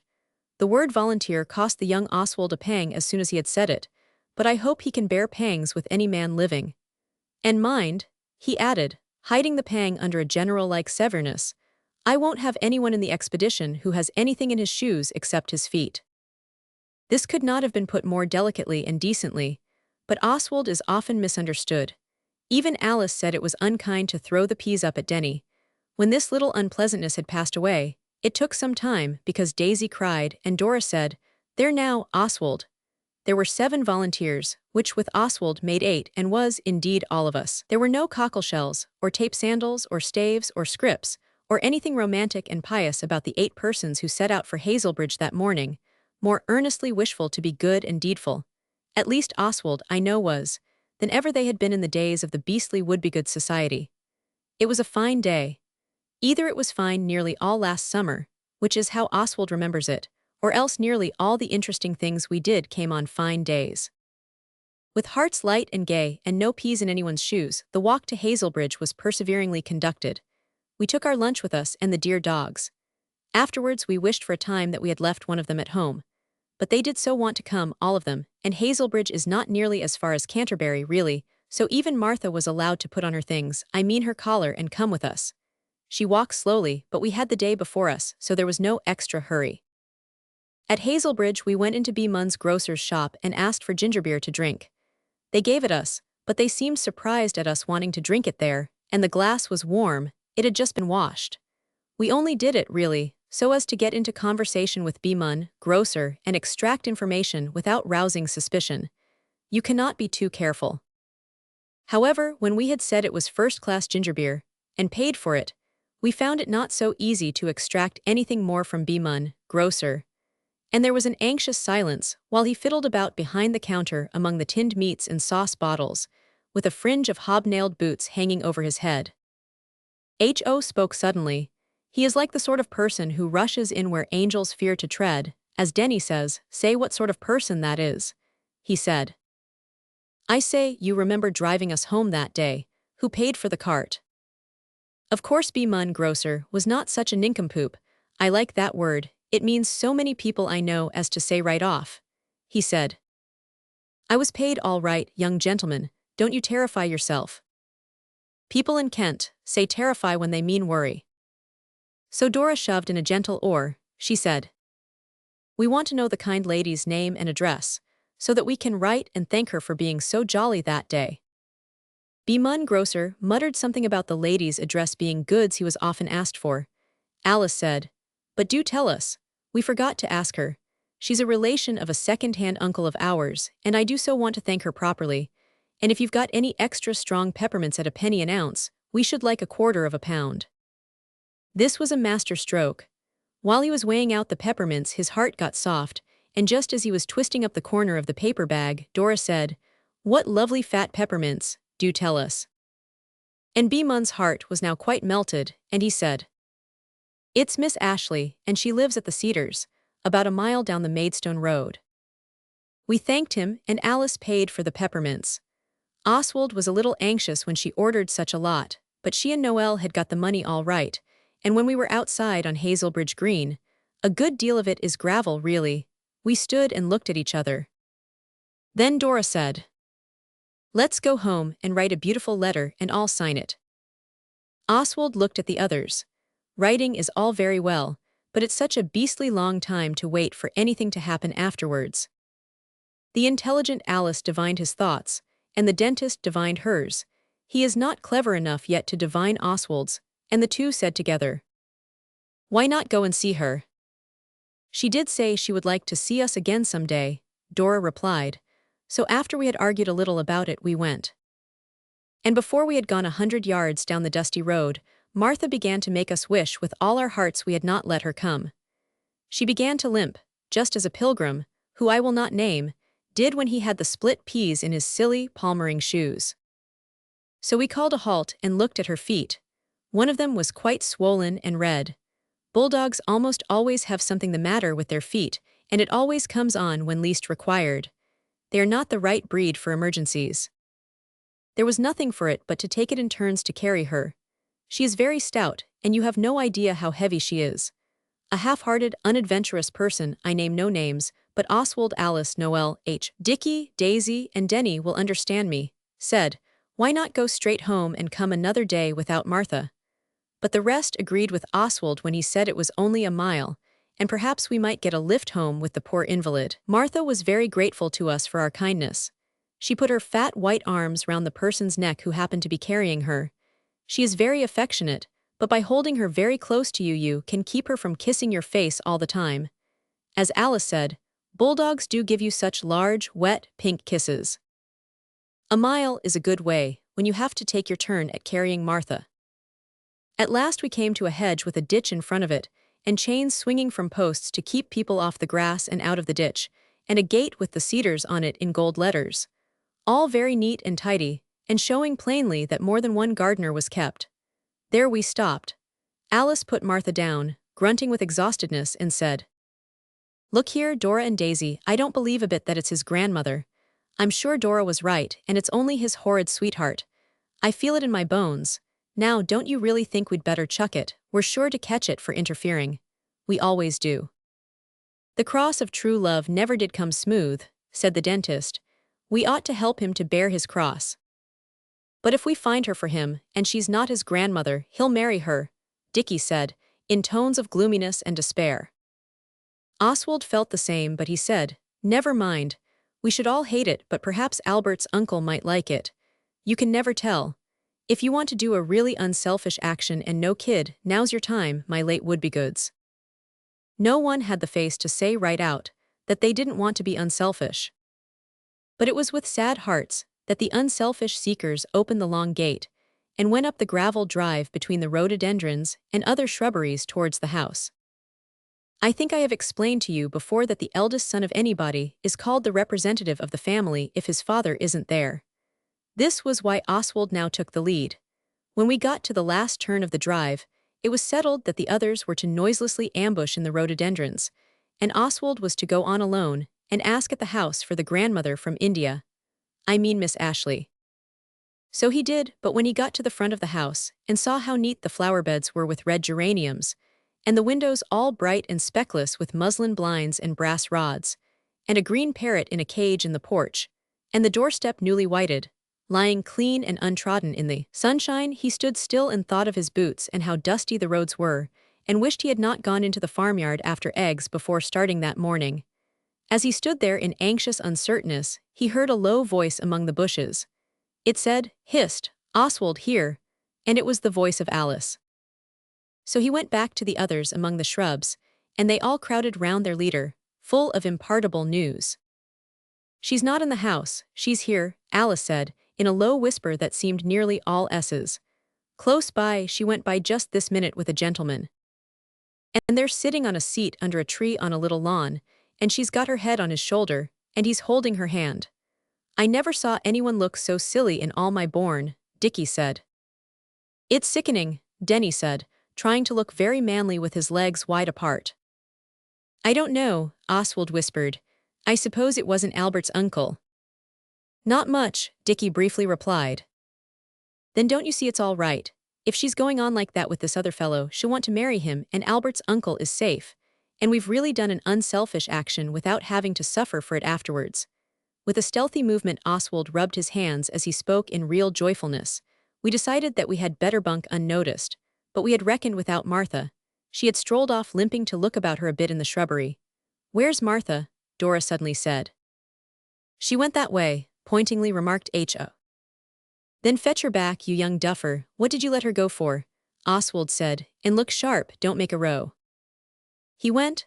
A minute later we heard a hoarse squeak from Martha, the one she always gives when suddenly collared from behind, and a little squeal in a ladylike voice, and a man say, "Hallo." And then we knew that H.O. had once more rushed in where angels might have thought twice about it. We hurried to the fatal spot, but it was too late. We were just in time to hear H.O. say, "Are you going to marry the lady? Are you going to marry the lady? I'm sorry if she frightened you, but we've been looking for you. Are you Albert's uncle's long-lost grandmother?" "No," said Our Lady, unhesitatingly. It seemed vain to add 7 more agitated actors to the scene now going on. We stood still. The man was standing up. He was a clergyman, and I found out afterwards he was the nicest we ever knew, except our own Mr. Bristow at Lewisham, who is now a canon or a dean or something grand that no one ever sees. At present I did not like him. He said, "No, this lady is nobody's grandmother. May I ask in return how long it is since you escaped from the lunatic asylum, my poor child, and where your keeper is?" H.O. took no notice of this at all, except to say, "I think you are very rude, and not at all funny if you think you are." The lady said, "My dear, I remember you now perfectly. How are all the others, and are you pilgrims again today?" H.O. does not always answer questions. He turned to the man and said, "Are you going to marry the lady?" "Margaret," said the clergyman, "I never thought it would come to this. He asks me my intentions." "If you are," said H.O., "it's all right, because if you do, Albert's uncle can't, at least not till you're dead, and we don't want him to." "Flattering, upon my word," said the clergyman, putting on a deep frown. "Shall I call him out, Margaret, for his poor opinion of you, or shall I send for the police?" Alice now saw that H.O., though firm, was getting muddled and rather scared. She broke cover and sprang into the middle of the scene. "Don't let him rag H.O. any more," she said. "It's all our faults. You see, Albert's uncle was so anxious to find you. We thought perhaps you were his long-lost heiress sister, or his old nurse who alone knew the secret of his birth, or something, and we asked him, and he said you were his long-lost grandmother he had known in India. And we thought that must be a mistake, and that really you were his long-lost sweetheart. And we tried to do a really unselfish act and find you for him, because we don't want him to be married at all." "It isn't because we don't like you," Oswald cut in, now emerging from the bushes. "And if he must marry, we'd sooner it was you than anyone. Really we would." "A generous concession, Margaret," the strange clergyman uttered, "most generous, but the plot thickens. It's almost pea soup-like now. 1 or 2 points clamor for explanation. Who are these visitors of yours? Why this red Indian method of paying morning calls? Why the lurking attitude of the rest of the tribe which I now discern among the undergrowth?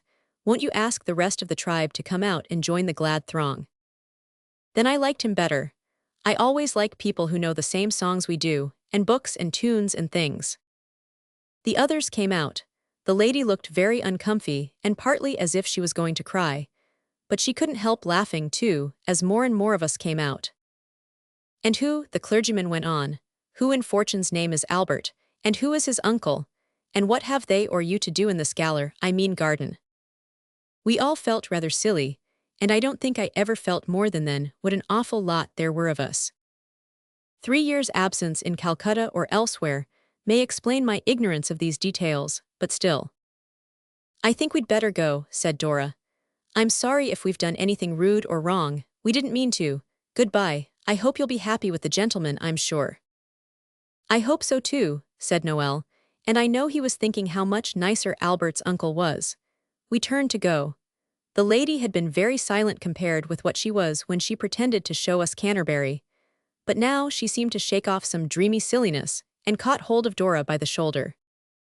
No dear no, she said. It's all right, and you must have some tea, we'll have it on the lawn. John, don't tease them any more. Albert's uncle is the gentleman T told you about. And my dear children, this is my brother that I haven't seen for 3 years. Then he's a long lost too, said H.O. The lady said, not now, and smiled at him, and the rest of us were dumb with confounding emotions. Oswald was particularly dumb. He might have known it was her brother, because in rotten grown-up books if a girl kisses a man in a shrubbery that is not the man you think she's in love with, it always turns out to be a brother, though generally the disgrace of the family and not a respectable chaplain from Calcutta. The lady now turned to her reverend and surprising brother and said, John, go and tell them we'll have tea on the lawn. When he was gone, she stood quite still a minute. Then she said, I'm going to tell you something, but I want to put you on your honor not to talk about it to other people. You see, it isn't everyone I would tell about it. He, Albert's uncle I mean, has told me a lot about you, and I know I can trust you. We said, yes, Oswald with a brooding sentiment of knowing all too well what was coming next. The lady then said, though I am not Albert's uncle's grandmother, I did know him in India once, and we were going to be married, but we had a misunderstanding. Quarrel, row, said Noel and H.O. at once. Well, yes, a quarrel, and he went away. He was in the Navy then, and then, well, we were both sorry, but well, anyway, when his ship came back we'd gone to Constantinople, then to England, and he couldn't find us. And he says he's been looking for me ever since. Not you for him, said Noel. Well, perhaps, said the lady. And the girls said, ah, with deep interest. The lady went on more quickly. And then I found you, and then he found me, and now I must break it to you, try to bear up. She stopped, the branches crackled, and Albert's uncle was in our midst. He took off his hat. Excuse my tearing my hair, he said to the lady, but has the pack really hunted you down? It's all right, she said, and when she looked at him she got miles prettier quite suddenly. I was just breaking to them. Don't take that proud privilege from me, he said. Kiddies, allow me to present you to the future Mrs. Albert's uncle, or shall we say Albert's new aunt. There was a good deal of explaining done before tea, about how we got there, I mean, and why. But after the first bitterness of disappointment, we felt not nearly so sorry as we had expected to, for Albert's uncle's lady was very jolly to us, and her brother was awfully decent, and showed us a lot of first-class native curiosities and things, unpacking them on purpose. Skins of beasts and beads and brass things, and shells from different savage lands besides India, and the lady told the girls that she hoped they would like her as much as she liked them, and if they wanted a new aunt, she would do her best to give satisfaction in the new situation. And Alice thought of the Murdstone aunt belonging to Daisy and Denny, and how awful it would have been if Albert's uncle had married her. And she decided, she told me afterwards, that we might think ourselves jolly lucky it was no worse. Then the lady led Oswald aside, pretending to show him the parrot, which he had explored thoroughly before, and told him she was not like some people in books. When she was married she would never try to separate her husband from his bachelor friends, she only wanted them to be her friends as well. Then there was tea, and thus all ended in amicableness, and the Reverend and Friendly drove us home in a wagonette. But for Martha we shouldn't have had tea, or explanations, or lift, or anything. So we honored her, and did not mind her being so heavy and walking up and down constantly on our laps as we drove home. And that is all the story of the long-lost grandmother and Albert's uncle. I am afraid it is rather dull, but it was very important to him, so I felt it ought to be narrated. Stories about lovers and getting married are generally slow. I like a love story where the hero parts with the girl at the garden gate in the gloaming and goes off and has adventures, and you don't see her anymore till he comes home to marry her at the end of the book. And I suppose people have to marry. Albert's uncle is awfully old, more than 30, and the lady is advanced in years, 26 next Christmas. They are to be married then. The girls are to be bridesmaids in white frocks with fur. This quite consoles them. If Oswald repines sometimes, he hides it. What's the use? We all have to meet our fell destiny, and Albert's uncle is not extirpated from this awful law. Now the finding of the long-lost was the very last thing we did for the sake of its being a noble act, so that is the end of the Wouldbegoods, and there are no more chapters after this.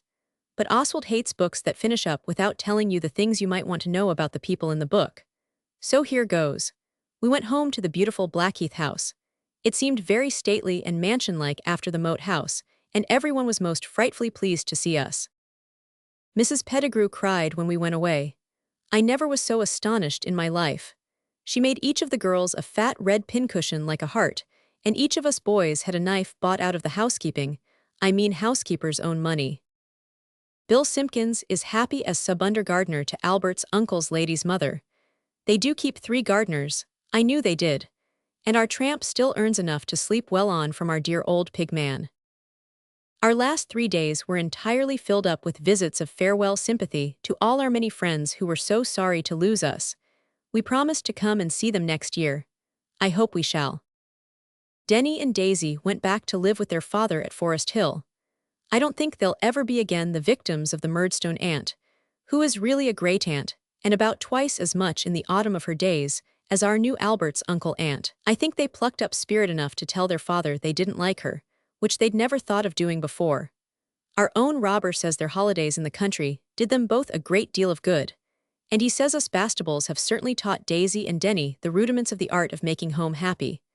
I believe they have thought of several quite new naughty things entirely on their own, and done them too, since they came back from the moat house. I wish you didn't grow up so quickly. Oswald can see that ere long he will be too old for the kind of games we can all play, and he feels grown-upness creeping inordiously upon him. But enough of this. And now, gentle reader, farewell. If anything in these chronicles of the Wouldbegoods should make you try to be good yourself, the author will be very glad, of course. But take my advice and don't make a society for trying in. It is much easier without. And do try to forget that Oswald has another name besides Bastable. The one beginning with C, I mean. Perhaps you have not noticed what it was. If so, don't look back for it. It is a name no manly boy would like to be called by, if he spoke the truth. Oswald is said to be a very manly boy, and he despises that name, and will never give it to his own son when he has one. Not if a rich relative offered to leave him an immense fortune. If he did, Oswald would still be firm. He would, on the honor of the House of Bastable. The end.